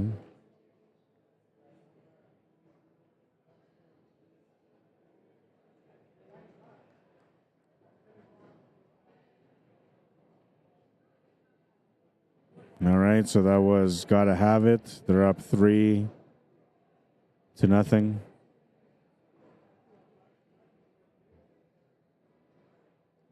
I don't know, man. I had a feeling it's going to be Gotta Have It that goes all the way through, but they have a tough match coming up. Whoever wins this one has to play against Rack Rammers, and that's going to be a tough match for them.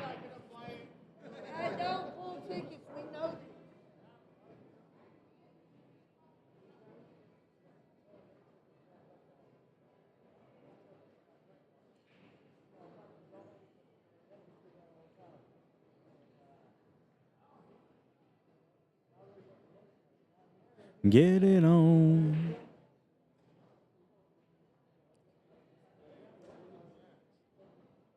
Get it on.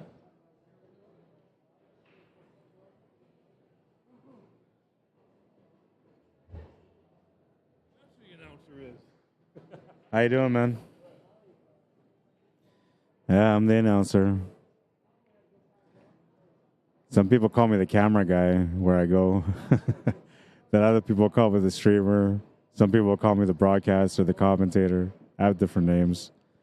I think of myself as an all-in-one because I do everything myself. I do all of it, but I'll go with whatever everybody says.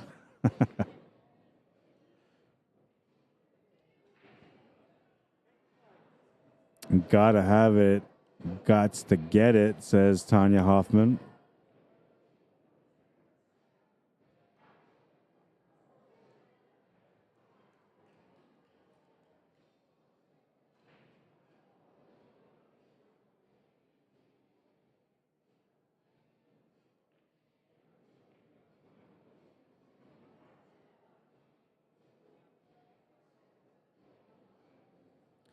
Now, this angle is only like this just because trying to give you guys some coverage here on this match.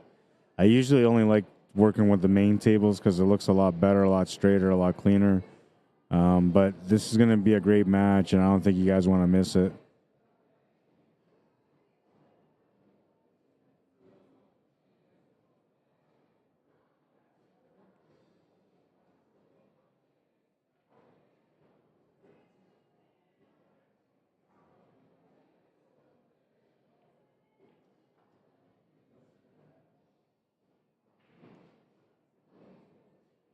Kevin Solomon at the table right now on table 2. 7. Or sorry, the 6, the 1, and the 5, and the 4 remaining.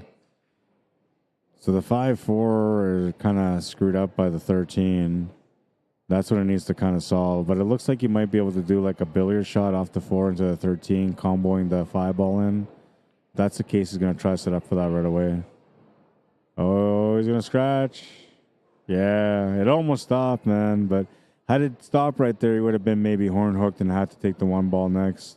So a turn over here and a chance for What the Felt to get in the match.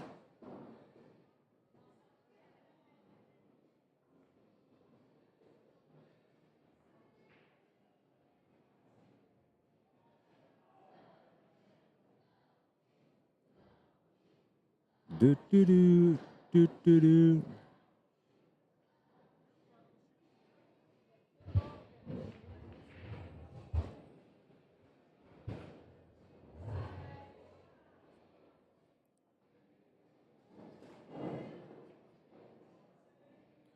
Ball in hand, he's going straight to that 13 ball. The only problem ball he's got on the table.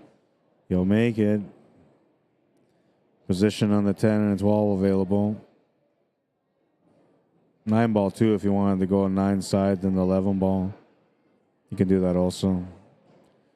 He's got to just weigh out whether or not he can play the position next to be able to keep going from there. And it looks like he's going to be okay with that. Might have came up a little bit short on the 9 ball, but he has options for the 11 to the side or corner past the 5.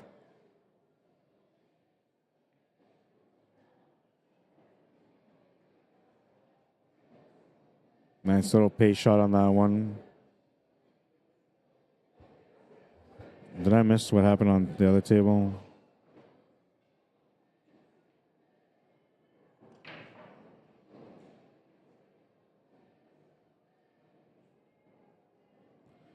So What the Felt are on the scoreboard now.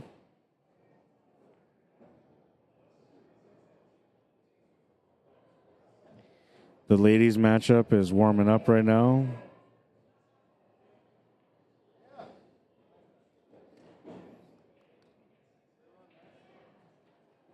I'm going to go find out what's going on with the TB tables. 3-2 now. What the Felt is down by 1. 45 to 43 over there. 45 to 42.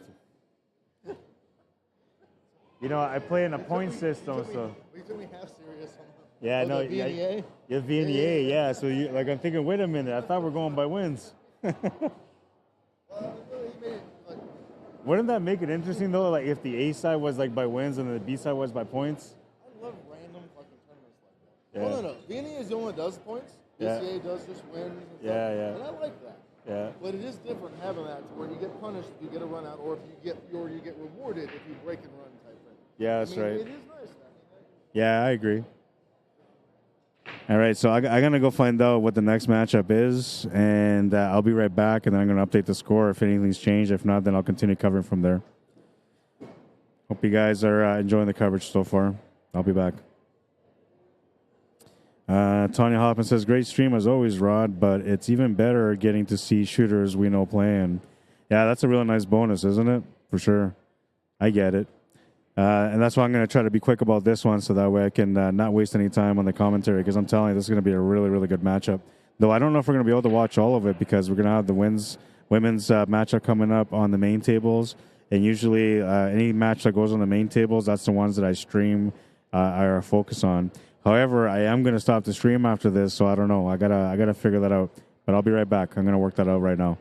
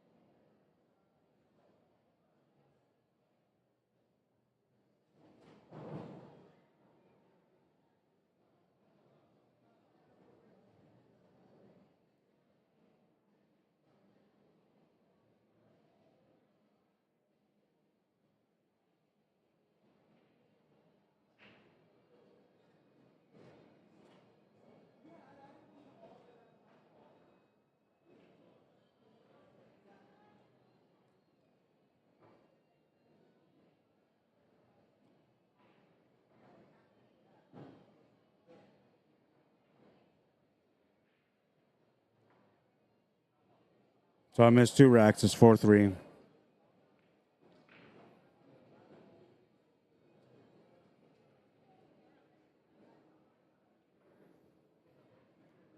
All right, and the score's been updated. This is the last match for the stream for sure.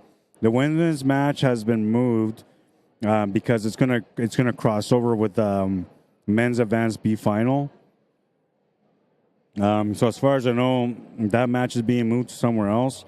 They're leaving the tables for the TV table open with no matches until 10 o'clock because like whichever match starts right now. Oh, and another thing too, the women's match, they're still waiting for an opponent. So technically, if they were to start like at 9, that's even right at 9 o'clock, their match will go at least till 10:30, delaying the men's Masters B final. So they want to make sure they get that match out on the TV table as well.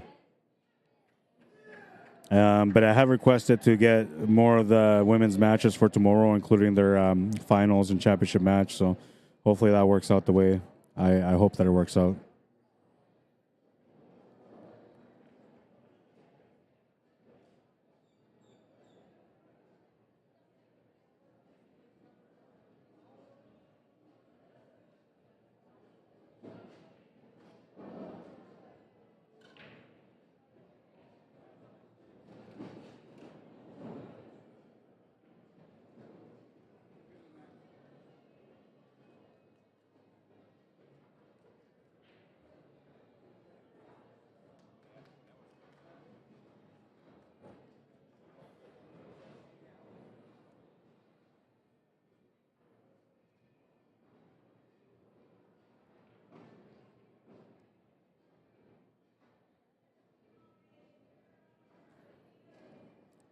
LaShawn Lewis, how you doing? Jackie Rodriguez, welcome back. Table number 1 is starting to look like a little bit of a one-pocket match, but everything is going to the side pocket on that one. Table 2, well, we got an opportunity here. This player from What the Felt just finished winning his last match, which got them within 2. Now he's got a chance. Oh, sorry, I think that one got him within 1. Now he's got a chance to get him evened up. Was he trying the cross bank? Oh, wow, he tried it, but came up short.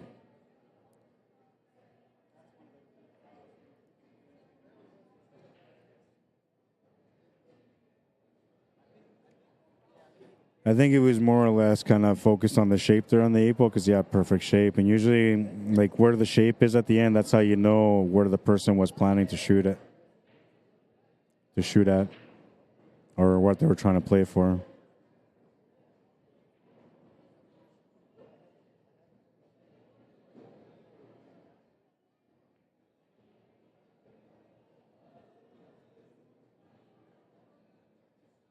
One of the things I love about this event, like everybody's wearing like shirts, team shirts.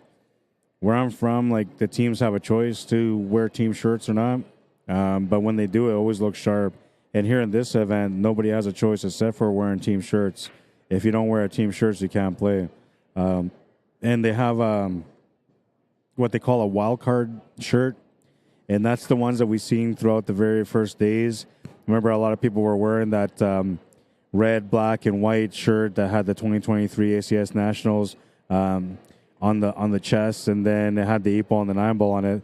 Those are the wild shirts or wild card shirts. So if you have a player that's not officially from your team, you can get away with them wearing one of those shirts instead. But they won't allow you to wear your own clothes. So I had to play yesterday, and I tried wearing my Predator gear. They wouldn't let me wear my Predator gear, so I ended up having to wear one of the team shirts instead.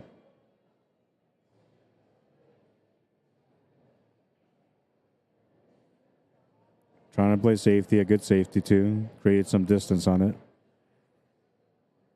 Left him on top of the ball. Took away the kick shot because the 4-ball's there to block it. And all he's really got here is kind of like a 2-rail kick shot, which is going to be really tight to get into. I'm wondering if he has enough to masse around the one maybe, but I don't think he does. So he's going to have to look for a 2-rail kick shot from the bottom left corner.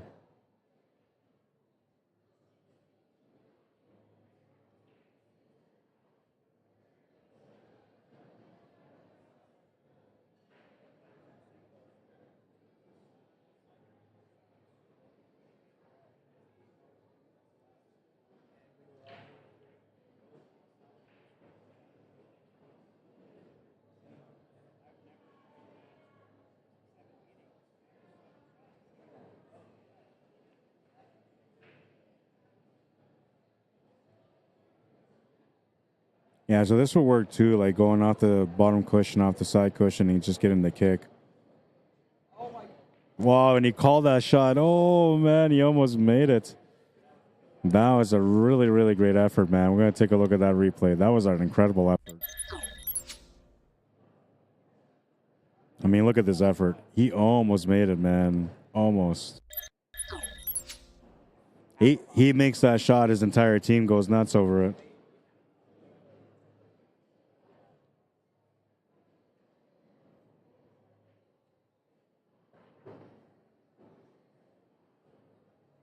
Some juice. Good position here for the 1 ball. 6 ball, or 1, 6, 3, then 4, and then 8. And that's the way it should go here. 1 to the corner, bottom right. 6 to the left side middle. 3 to the bottom right. 4 to the right side middle. 8 ball to the left side middle. Oh, he's going to change his plan here maybe. Might go 4, 3, then 6. That will work too. There's no wrong way of going about it as long as you get a follow-up shot. Don't run out of position or end up in a weird spot. Which he's got lots of control here. He's got different options.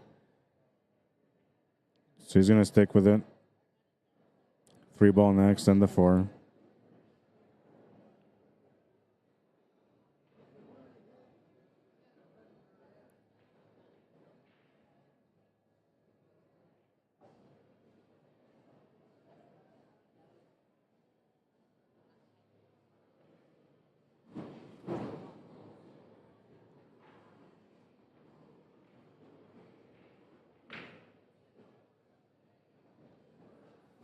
Nice and easy. 5-3. They got a 2-game lead.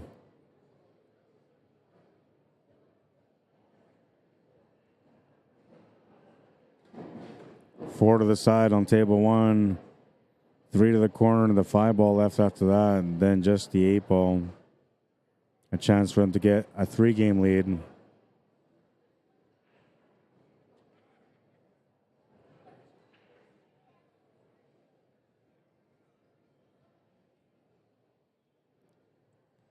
Looks like the shot to the corner is available, and the 8 ball to the side is also available after that.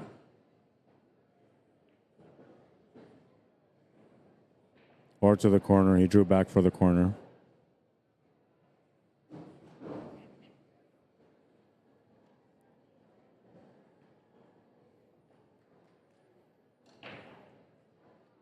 6-3.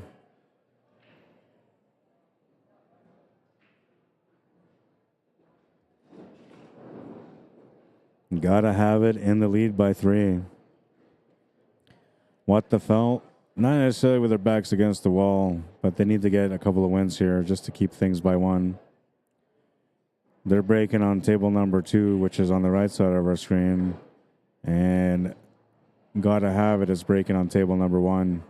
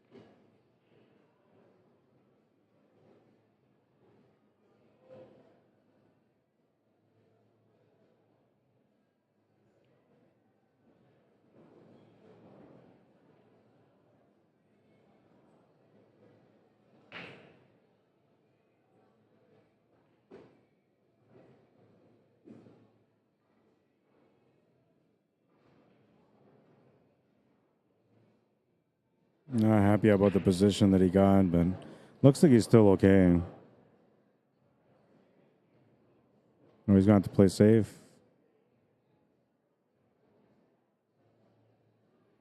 Sometimes the table fights you.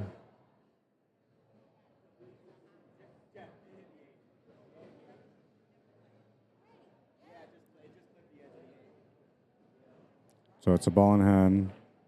Kevin Sullivan on table 2, table on the right. A chance to get his team up by 4.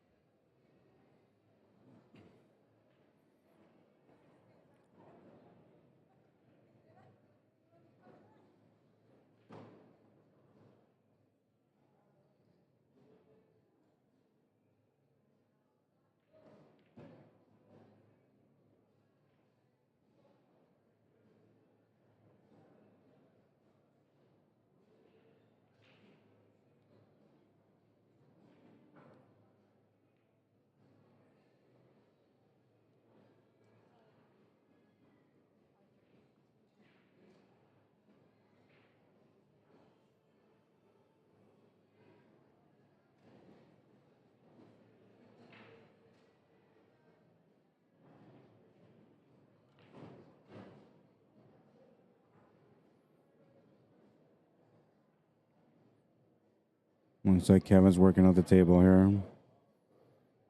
Most of it is just positional work. He could actually play down table right now to try to deal with that 13 ball to the top left corner. He's going up to try to get on to the 15 ball if he can. He also has a shot on the 10 ball right now. Playing the 10 ball will get on the shape for that 13 ball.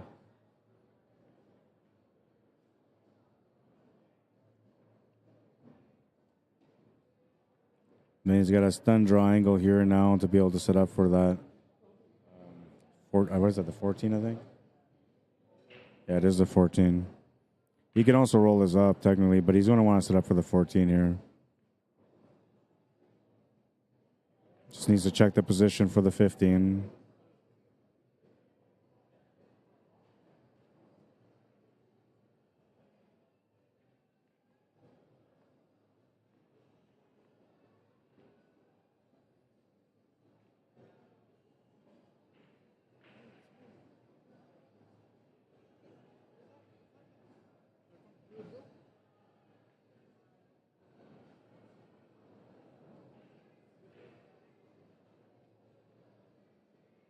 Makes the shot to the corner. 8 ball straight to the bottom right. This is to take up his team 4 games. Makes it to the corner. 7-3.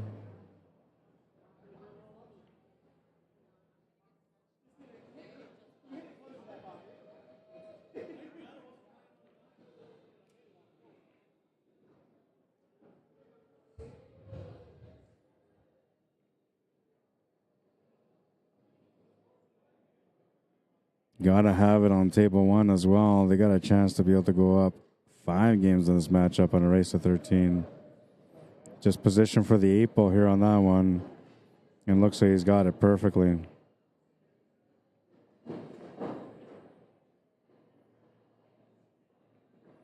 They ain't messing around, this team. They're here to win. 8-3, a 5-game lead. Now you're thinking, you know, that's a really strong lead. There's a good chance the other team's not going to come back. But this is the Advanced Division Masters. No, oh, sorry, it says Women's Open. I just realized that. Let me take that down. So this is the Men's Advanced Division, and anything can happen. They can run tables real fast to get back into the game.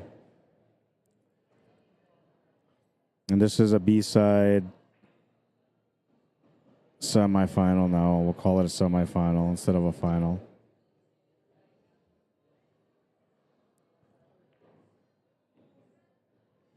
Anybody on me? Oh, I got the wrong one.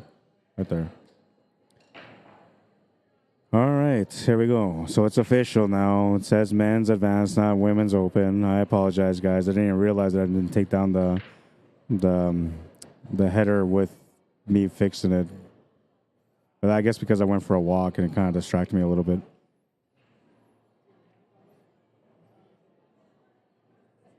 Eight to 3 the score.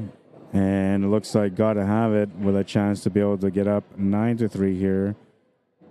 They're playing on table 2. And they're breaking on table 1.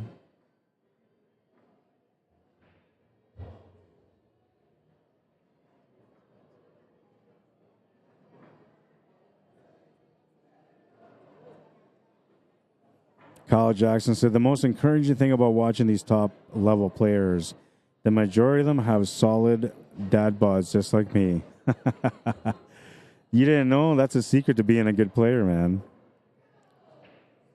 I got to tell you.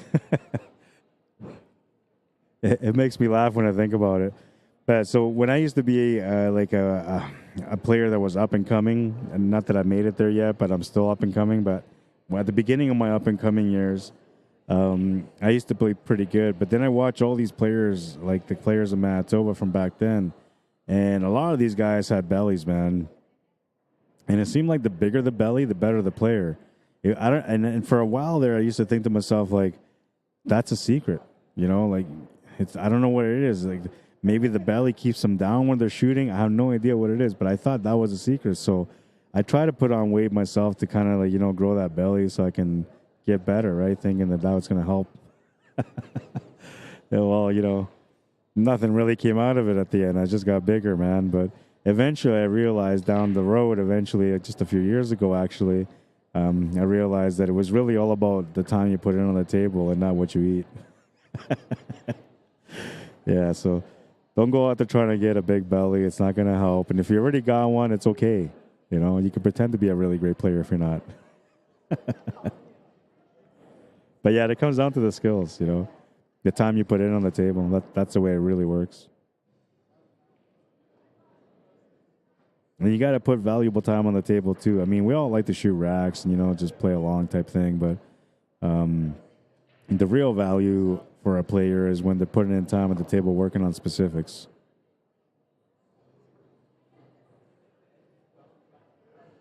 That's the real secret.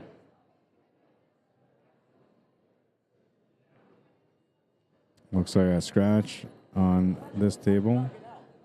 Table 2, so a ball in hand and an opportunity for What the Felt to be able to get within 4. Yeah, but and some people call it a beer belly, or not a beer belly. Well, it is a beer belly technically, but they call it when you go shoot and then you can't reach it. They'll say, "Oh, he's belly hooked." Those are terminologies that you don't really hear anywhere else. Like you won't hear like somebody in a major golf tournament, and then the announcer would be like, "Oh, he's belly hooked. He can't make this par." You never hear that, right? The cat you might not be able to see past the belly. That's a different story, but he's not belly hooked. Same thing with any, like, you know, hockey, you know, or basketball. Like, you're not going to say he's belly hooked. That's just a pool thing. If you ever hear that, you know, it's it's one of the funny terminologies that we have that I guess we eventually have to create. And it's not really the player's fault, you know. I mean, everywhere we go play pool, usually there's like a lot of unhealthy food. It's burgers and fries and wings, and that's the most of it, right? You walk into a pool hall and you're like, "Hey, listen, you got any salads, man, with some balsamic vinaigrette?" They look at you like, "Bro, aren't you here for a pool tournament?" Have a smoky. It's on me.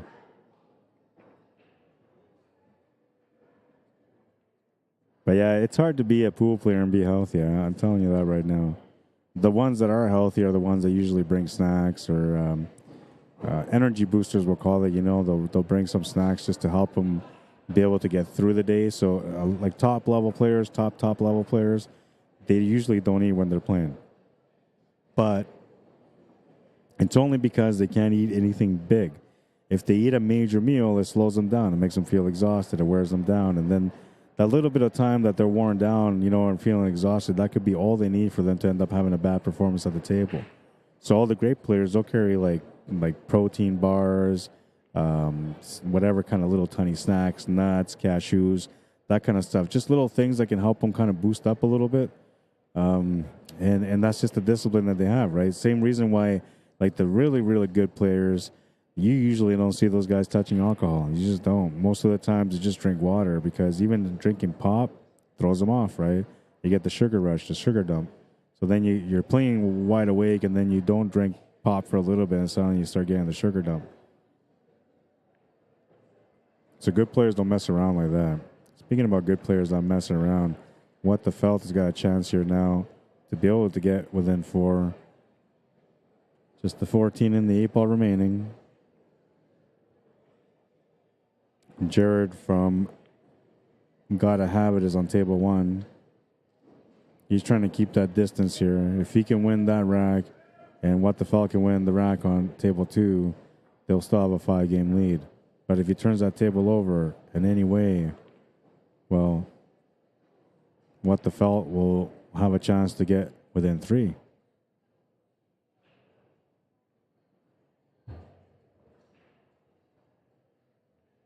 Billy O'Rourke, how you doing? Ted Zer, welcome to the stream. Josh Ray, Lehong Young, welcome to the stream. Kathy Goodman Baker, how you doing? He's looking okay on this table 1, though, on the far left. Just 6, 3, and 8 remaining for him. And that one here was won by What the Felt. They're down by 4. They need a turnover on table number 1, but right now it doesn't look like that's going to be a possibility, so they'll be down by 5 again.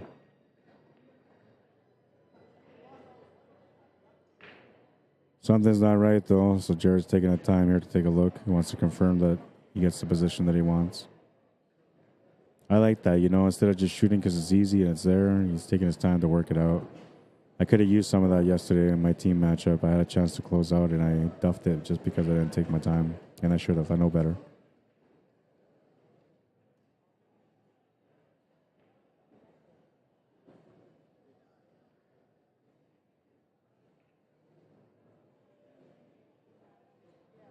Straight in 8 ball for a 5-game lead.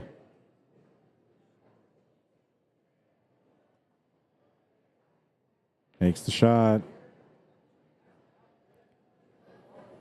9-4. They need to win 4 games to win the match. What the Felt needs 9. They got a chance here on table number 2, but they got to wait for their opponent to give them a turn.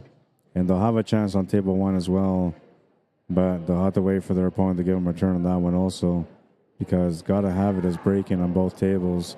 A chance to get up 2 games if they can break and run both tables, and that will make it 11-4. They'd be up by 7. Endless possibilities as long as you make a ball off the break, and he's made a couple on table 2. He's got a nice opening shot too, so he can work this out.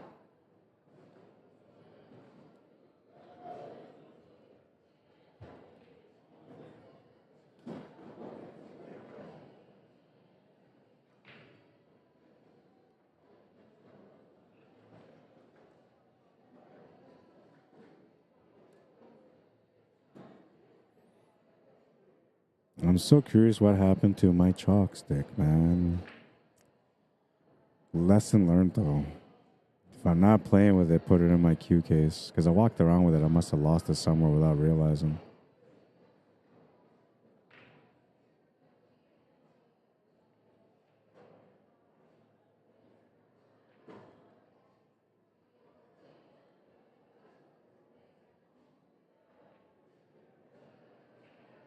Domingo Lazaro, welcome to the stream. Silva Jones, how you doing?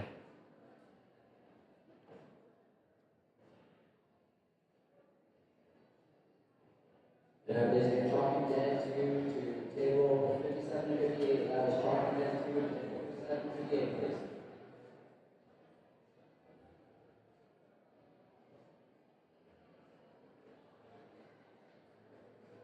Is he going to start off with a bank, or yeah, I guess you can cut it too. Yeah, it was Tom Chalk. It's the V10. It's no big deal though, because I mean I have a case of Tom Chalk, so like I have enough chalk to last me for a couple of years. But the only reason I picked them up is to be able to help other players be able to buy some and get it for cheaper. So, by the way, if you're here right now in the building and you're watching the stream and you're saying, I would love to buy some Tom Chalk, I am willing to sell you a chalk for $15. I was selling them at 20. I'm going to sell them at 15 because now I lost my chalk, so I need to replace my chalk. So I'm going to trying to get my money back so I can buy another thing of Tom chalks, and then I'll get my chalk replaced for basically chump change, right? A couple dollars. But a good deal for you guys if you want to buy it for $15. It's a really good deal.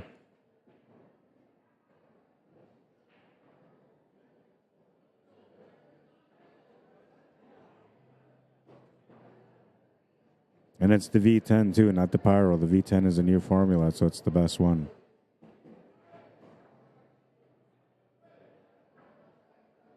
Makes the shot to the side, but he's bumped into that stripe.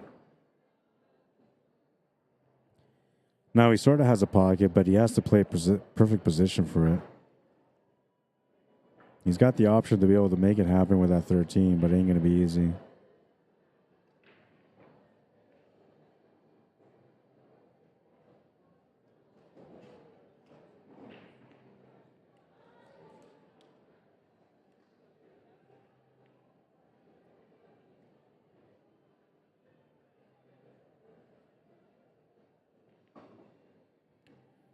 Snooker says no average donkeys in this division.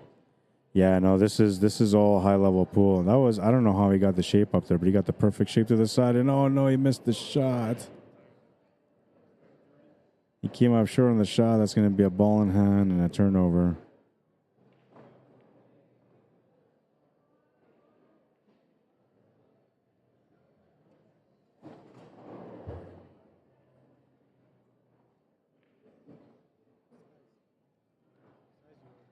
Extra large, man.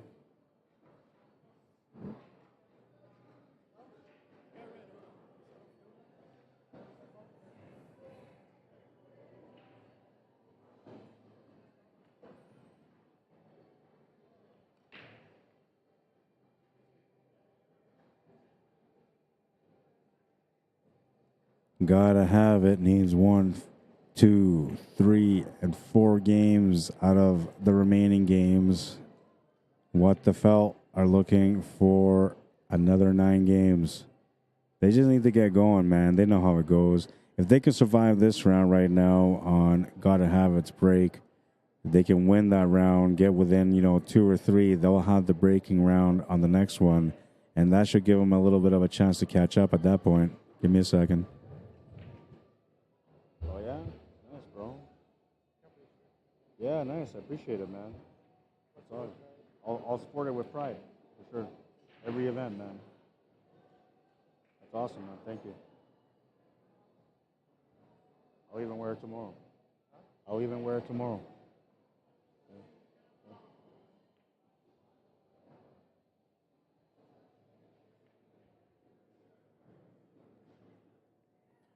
Poolaholic.com. That's where you want to go. He's such a good guy, man. Just gave me a nice Poolaholic shirt as well, which I'm gonna wear tomorrow. I told him I gotta wear like something for when I'm playing. I can't wear it then, but as long as I'm streaming, I'll be wearing it. I'll wear it with some pride. He's a cool dude. Nice products too. You guys can check him out at poolaholic.com.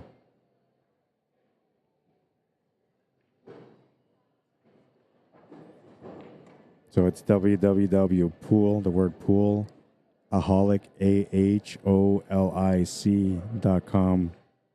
for the billiard enthusiast, it says.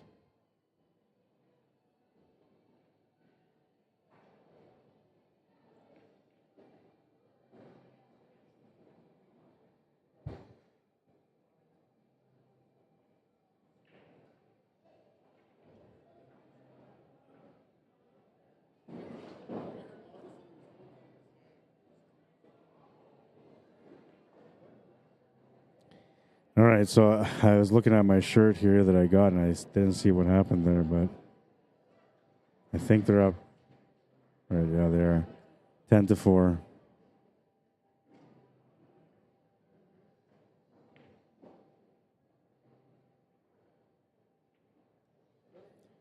Diez a cuatro for the Spanish people.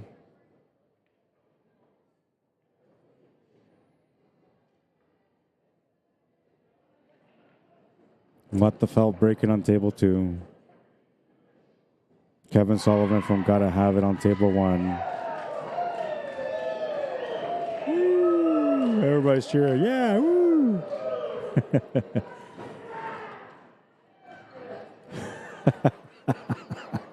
They screamed like way across. They were so happy. Everybody on this side started screaming too, cheering with them, right? Like, I don't know. It was just a moment. But that's what you love about pool and these big events, man, is the energy when people are like screaming at the top of the lung when they win their matches, when the whole team jumps up and high fives each other because they just pulled it off, man. You know, even more so when they come back from a big deficit. It's crazy the energy that team gets when they get up there. I love that. That's the competition, man. That's the thing you wanna enjoy, and that's the reason why having these events from these organizations like ACS is so key for us, man, because we get a chance to be able to enjoy that, to have that atmosphere, those special moments with your teammates. All right, so we're moving on to rack number 16 here on table 2. What the Felt to break. Kevin Sullivan still shooting on table number 1, but it looks like he just missed his shot, so he's turned the table over. So a little bit of an opportunity here for some momentum to go towards What the Felt's way. The player on the table right now, he's been playing some really good pool so far, helping his team get a little bit further in every match. He's got a chance to be able to help him get a little closer this time around. I'm okay. We'll see how he works this one out. He's got a really nice break here on this one. Just a matter of choosing the path. What the Felt on table number 1 as well. Fat guys don't choke, says Edward Hoffman. Yeah, they don't. Mega Aroha, welcome to the stream. Yeah, Peter Wood, like, I'm okay. I still have chalk. I immediately took another chalk out, so it's like fine, but it hurts because like the chalk, first of all, the chalk was only like 3 months old, so it barely even looked used. Somebody out there got a nice little chalk. And second of all, like I customized that chalk stick, man. So it was like, I don't know, it was special to me. That's okay though. I'll find another chalk stick. And I have like the magnetic thing, but like the problem with the magnetic one is like you got to clip it onto your pocket or back pocket, and then you can lose it. And then it annoys it because I'm going to lose another $20 chalk.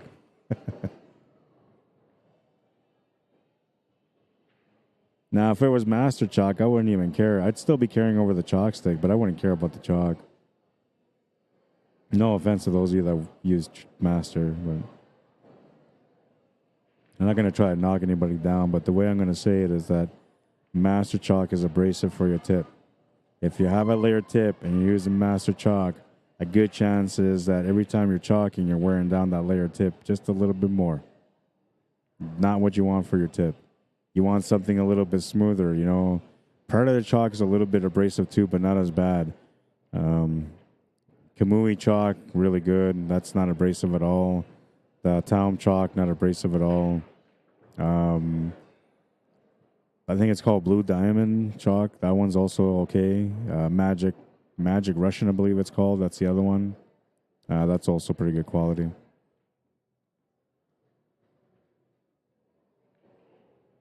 My favorite is the V10 Taum, though. And I used to have the Pyro. It only lasted me a couple of weeks, then it got stolen. But I've tried the Pyro, and I was okay with it. I thought it was decent.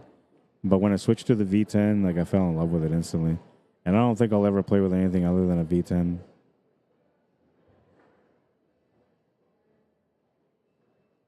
Kyle Jackson says, I use Pyro for the shoot-around tournaments and races. I use V10 for war.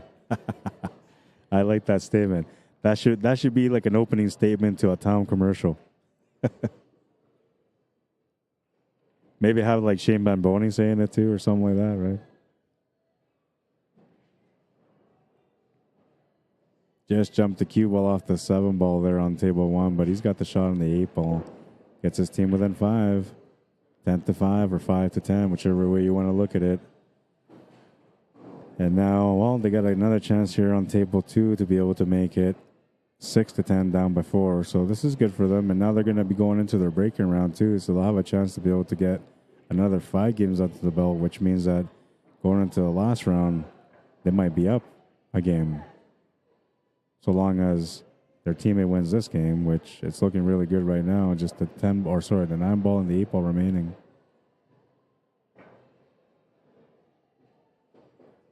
I'm not sure what this player is, but he's a really good player. I've enjoyed watching him play so far. Interesting that he played the shape that way, though. I guess it does go to the corner past the 5, but I thought he would have tried playing the shape to the bottom right corner, though it looks like a bit of a tight squeeze from the side view here. It still goes, though, if he wants to cut it. You just got to watch out not to run into that 2 ball. I feel like the shot to the 5 or to the corner where the 5 is available too, but it's a tight squeeze. You have to take a second to kind of assess it and go from there. Just like a small second of a brain fart or something like that happened there, that he lost position on that 8 ball.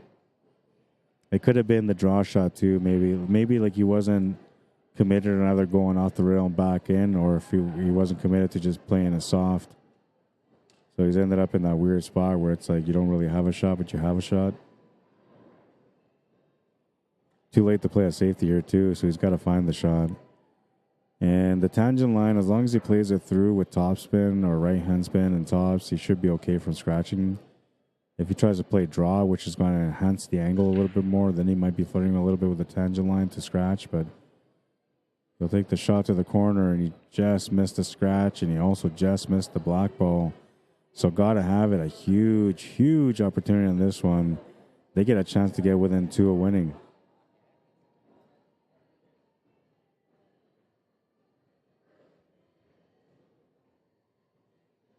Rob Matthews, Harold Applebaum, welcome to the stream. Chris Rice, how you doing?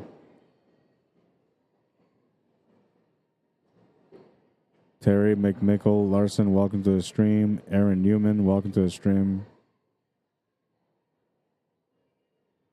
Don Baker, how you doing? We're halfway there, living on a prayer.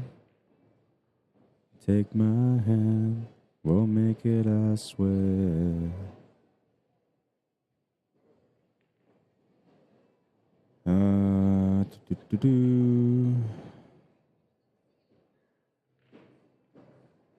All right, so they're working table 1 out right now. They're on a grind now. They have to win these racks. And lucky turn over here on this table, a chance for them to be able to get that win when it wasn't going to be a win. And it became a win on a nice bank. That was a crucial bank for them, man. He doesn't make that shot, they're in trouble. But, I mean, they were in trouble already, and they still found a way to win that game. So, you know, maybe the momentum is turning. Perhaps the pool gods are deciding that, hey, Rod's been streaming since he got on, and, you know, we got to give him a really good showdown here. Let's get this one to the final rack. That would be a nice treat. Pool gods, are you with me? Let's go. Let's do it. 10-6, they're down by 4. A chance to be down by 3 as long as their teammate can handle the finish here on table number 1. Just the 8 ball remaining. Get in there. The team is going. They're getting pumped. It's go time, baby. 10-7. They're down by 3. And they're breaking on table 2. They're not breaking on table 1, so they'll get a chance to get within 2 at least on table 2. And depending what happens on table 1, they might get within 1. It's all up in the air right now, though. It all comes down to both breaks on the tables and whether or not they get the lucky breaks that they're looking for. Gotta have it. They just gotta keep it cool. They gotta grind out the racks. You know, if they get out on a table, a bonus. And if they don't, they just got to play smart.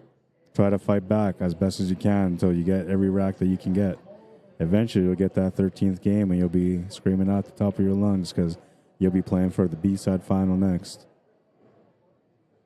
Winner of this has to play against the Rack Rammers. And the Rack Rammers have something to prove here because they lost to Team Pickle and they just didn't have a really good outing on that table. Things just kind of fought them. So right now, everybody on that team, Rack Rammers, except for Dylan, I'm not sure what Dylan is, but they're all warming up right now. They're all getting ready for the big showdown in the B-side final. it's going to be an exciting matchup.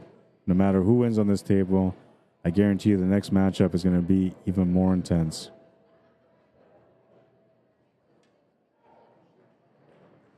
Tanya Hoffman says, gotta have it. Getting it done. Such a strong team. Yeah, they play amazing. Kyle Jackson says, I have to get some pink pyro to present the fight against cancer this fall. Yeah, so that's what I was kind of hoping to find here too, is the pink pyro. So that way, because I have a student that I'm teaching at home, and she's like a natural ability player. She's going to be a really great player, especially if I get a chance to teach her everything that I know, which we already kind of started that. So, and she likes pink. I don't know, all the girls like pink, right? So she's got a pink cue. She's trying to get a pink case. And so I was like, well, you know, I might as well find you the pink chalk, right? And I don't want her to go out there and buy like the red master chalk or any kind of crappy pink chalk. So I want to make sure she gets a good quality chalk, especially if I'm trying to teach her for her to become a better player. You got to give those players the right tools. So that's the plan. Hopefully I'll find something here.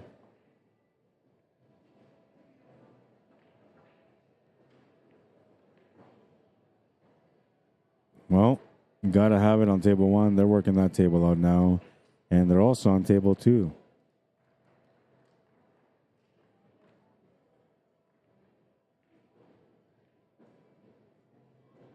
Makes the shot on table 2. Might have to take on a combo here again. Maybe not, though.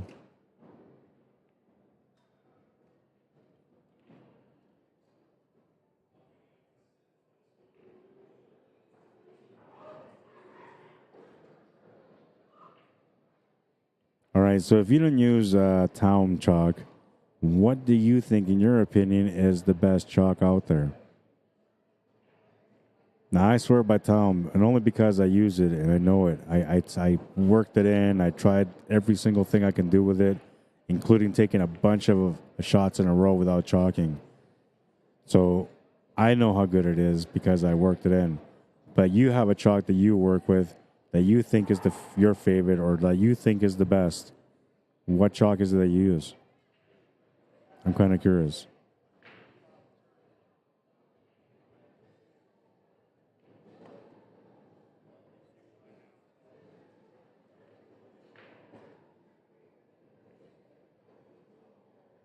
Popped his body up a little bit there on table 2, but he still made the shot.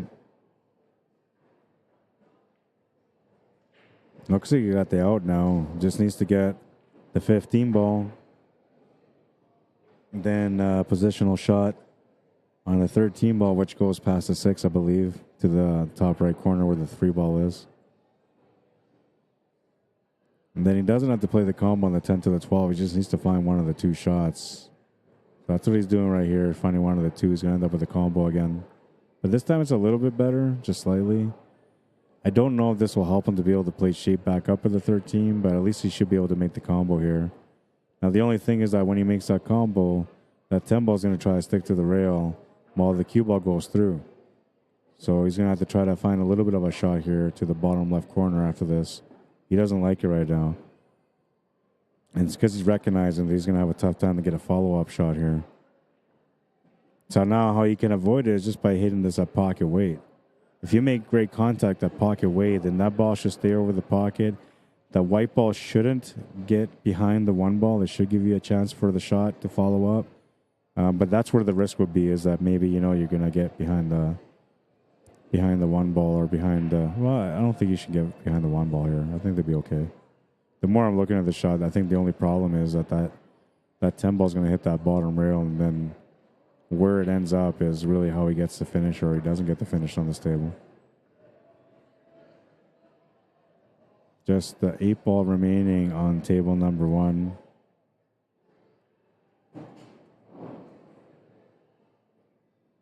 He's going to have to hit it with some extra pace here on table 2. No, he was able to hold it. Okay, that was a good shot. That was a really good shot because now he's got a chance to be able to go up for the finish on it. Just has to work out the angle.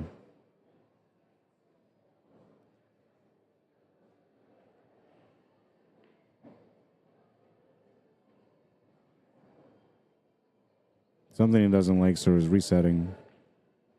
Good discipline there. Some players might shoot through it, but the right thing to do is to stand up and reset, which is what he's done.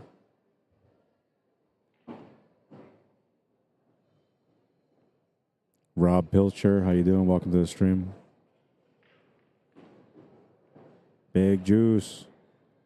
Good bounce.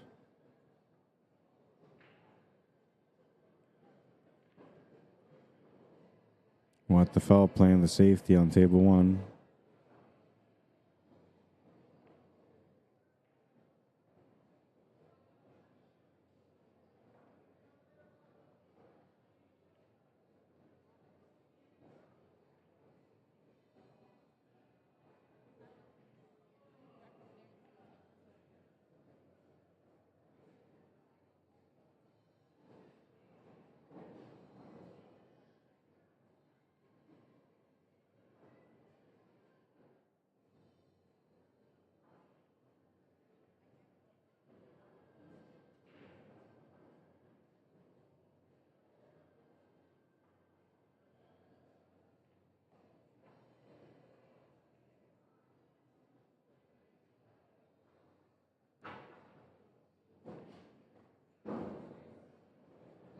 Makes the shot to the corner.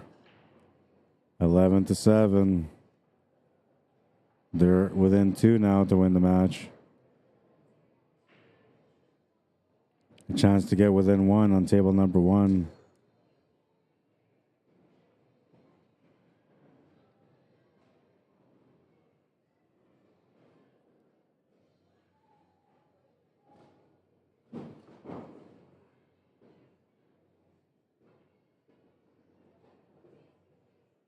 I don't think he hit his ball. It's going to be a ball in hand.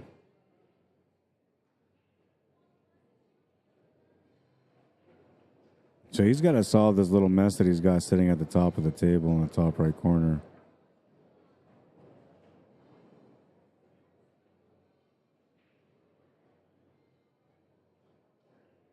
This is kind of like a key rack right now in this match. If he can figure out how to win this rack on table 1, they got life still. If not, they're going to be in some severe trouble, especially because whoever broke first gets a 3 extra or the 3rd extra break, which I believe was team got to have it.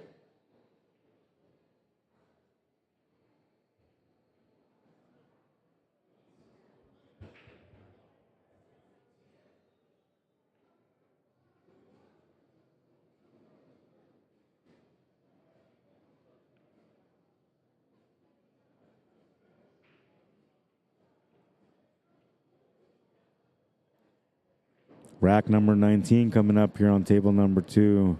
What the felt to break. They need the momentum to come their way.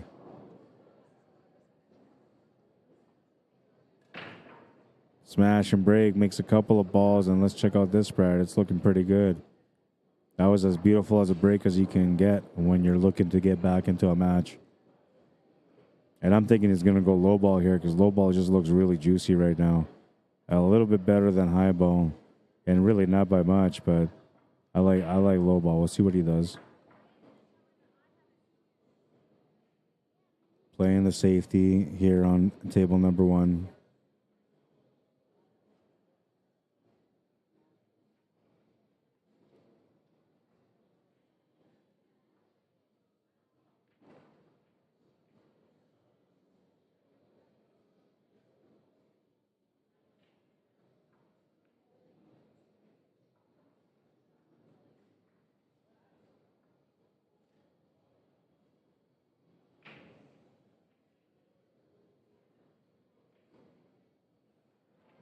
Misses the opening shot on the table, though. That's a huge turnover. A chance for God to have it to get on the hill, and they'll have a chance to win the match on table 1, if that's the case. I'm pretty sure that he missed the opening shot, so this is a wide open table. A great opportunity. I mean, you could take high ball here, too, if you want to, if it's not an open. Or if you have, if you have to, I should say.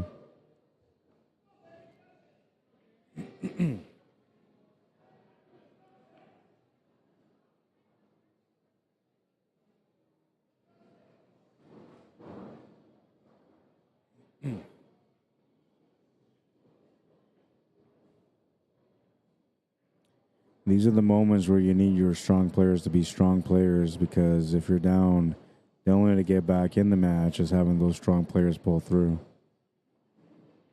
Same thing goes for Gotta Have It, though. This is the moment where they got to shut down this match, and they need their strongest players to be their strongest players. And right now, two of their players are at the table, a chance to close out the match. Hi, Joey Horn. How you doing? Welcome to the stream. What the Felt? Yeah, that's a great name. I love that name. They got some pretty classic names out here, too.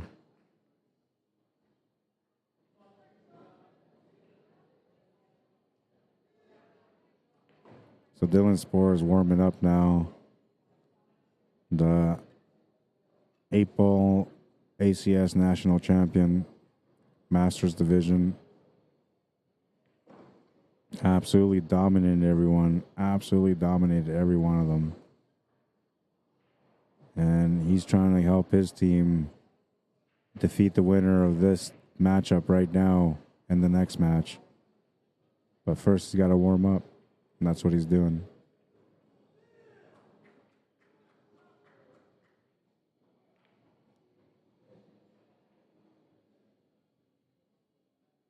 So another break here on table number 1. Or sorry, table number 2.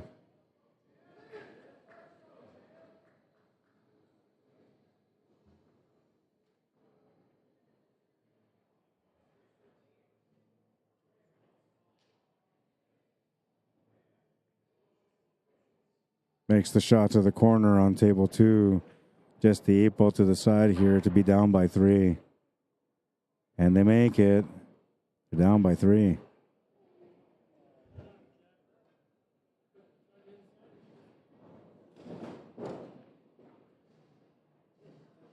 Good job, man.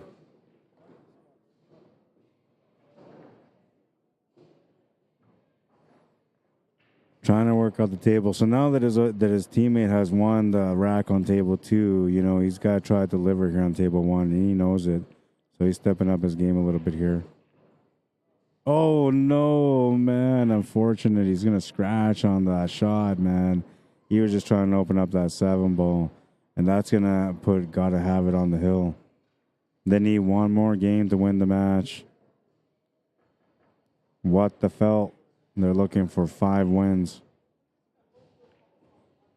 Anything can happen still, though. I'm telling you that right now. 2 dry bakes or 2 turnovers can make this 10-12 game. And then 2 more games after that can change the match to the last rack. You just never know. You never know. And those that have been here, they know. So that's why they try their hardest to close out. Gotta Have It's going to try to shut her down in this next rack, or in the next 2 racks, actually, because they're looks like they're breaking on both racks. It should be alternating breaks, though, as far as I know.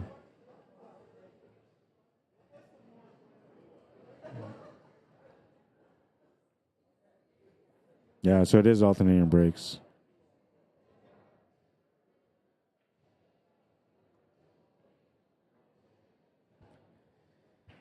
This will be the last stream for right now for this first stream. This is my first stream of the day, and it's already running for, I don't know, like 5 hours, 6 hours has been running nonstop. So after this, we're going to have the B-side final, a showdown between the winner of this matchup against Rack Rammers, who lost in the A-side final to Team Pickle. Team Pickle needs to be double dipped.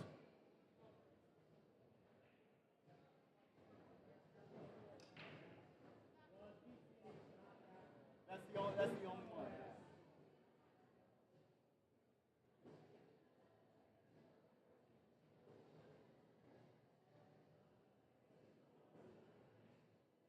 So a scratch on table 2 brings up one of the team members from What the Felt. He had a runner on the last table. He'll be trying to do the same on this table. He just wants to win, but a runner will feel nice for sure. Trying to get to the work right now. He's going to miss the opening shot. Oh, no. A turnover and a huge chance for Gotta Have It to close out the match now. What the felt on table number 1, so they still have opportunities to get back in this match. But table 2 is a juicy one. One big breakout and everything's wide open. There's the breakout. 5 ball is the only one he's got to worry about. Or sorry, the 3 ball.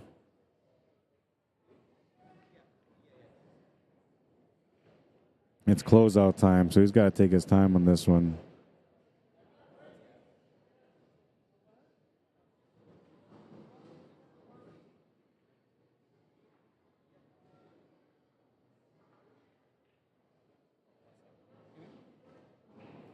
My buddy wants to know if you're still selling that town chalk. Yeah. 15 bucks. 15 bucks. Okay, Yeah. he wants 4 pieces. 4? Yeah. Just when you get it back, and I know. Okay. Yeah.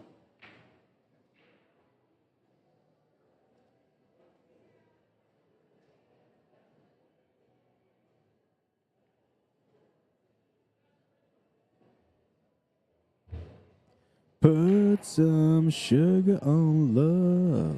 Oh, yeah. I love my classic rock, too. I've always been a little classy.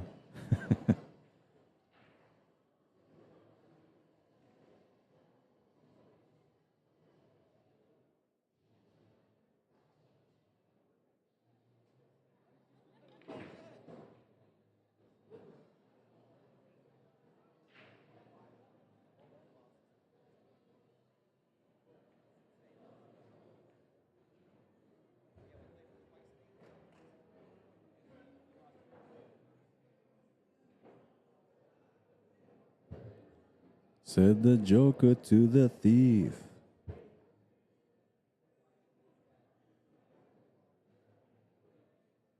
I can't get no relief. Looks like the 5 goes to the corner. The 4 ball's the finish ball. They're going to win this match as long as that 5 goes in. Ooh, he almost missed it. The shot to the side is still available, but now he's got a stun draw below that 8 ball to make the 8 ball in the top right corner. Not many other pockets to work with. It does go to the side, though, I think. I'm pretty sure it goes to the side, so if he can find a way to get onto that 13 ball, then he has a shot to the side, or anywhere near the 13 ball, he'll have the shot to the side.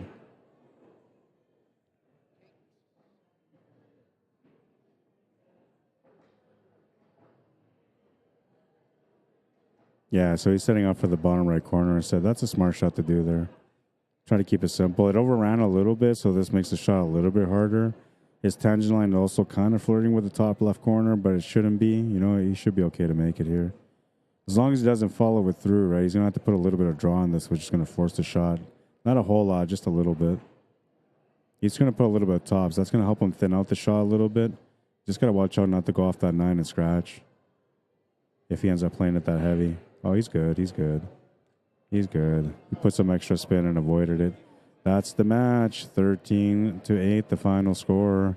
Gotta Have It, moving on to the B-side final. And that's going to end the stream for me. So I got to reset right now and get ready for the next matchup. It is the B-side final. And I'm not sure what else, but there will be an exhibition match a little bit later where I'm going to get a chance to play against somebody on the TV table. And I'll stream it for you guys. I'll let you guys watch it. Let me change the angle here.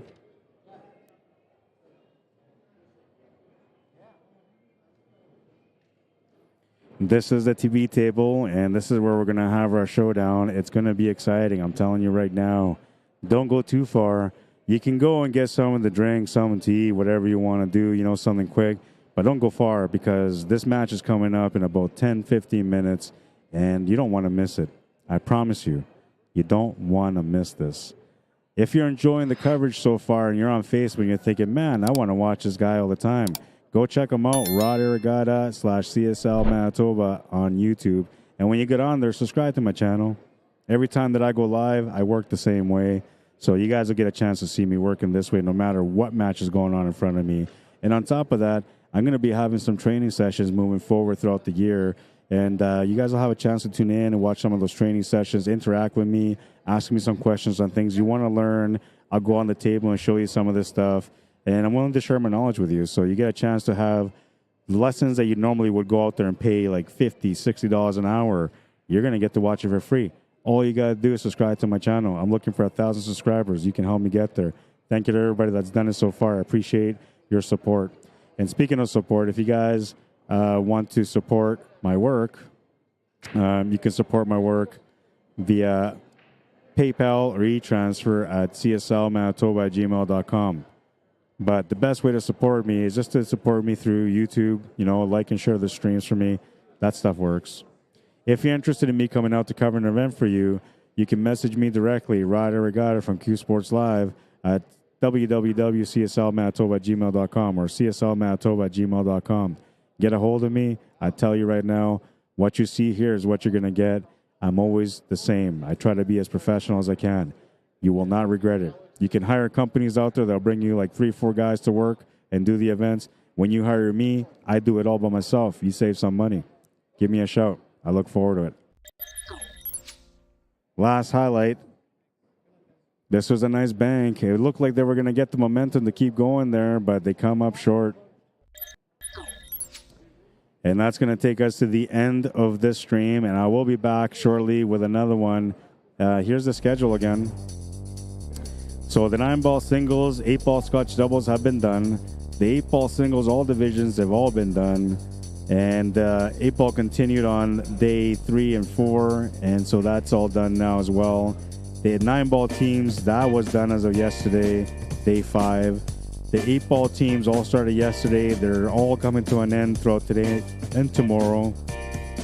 And then we have the Sportsman Second Chance starting up tomorrow, plus the remaining of the 8-ball teams that doesn't get done tonight. So we got lots of action coming to you guys still live from Tropicana Las Vegas Hotel. But, we're in day 6. We still have, 2 more days to go. And make sure you guys come back and tune in to watch the stream. I will be back with the Advanced Masters B-Side Final. I'm telling you right now, it is going to be a run-out fest. There's going to be so many highlights. I will have a hard time trying to keep track of what the hell is going on the table. But I'm going to be excited.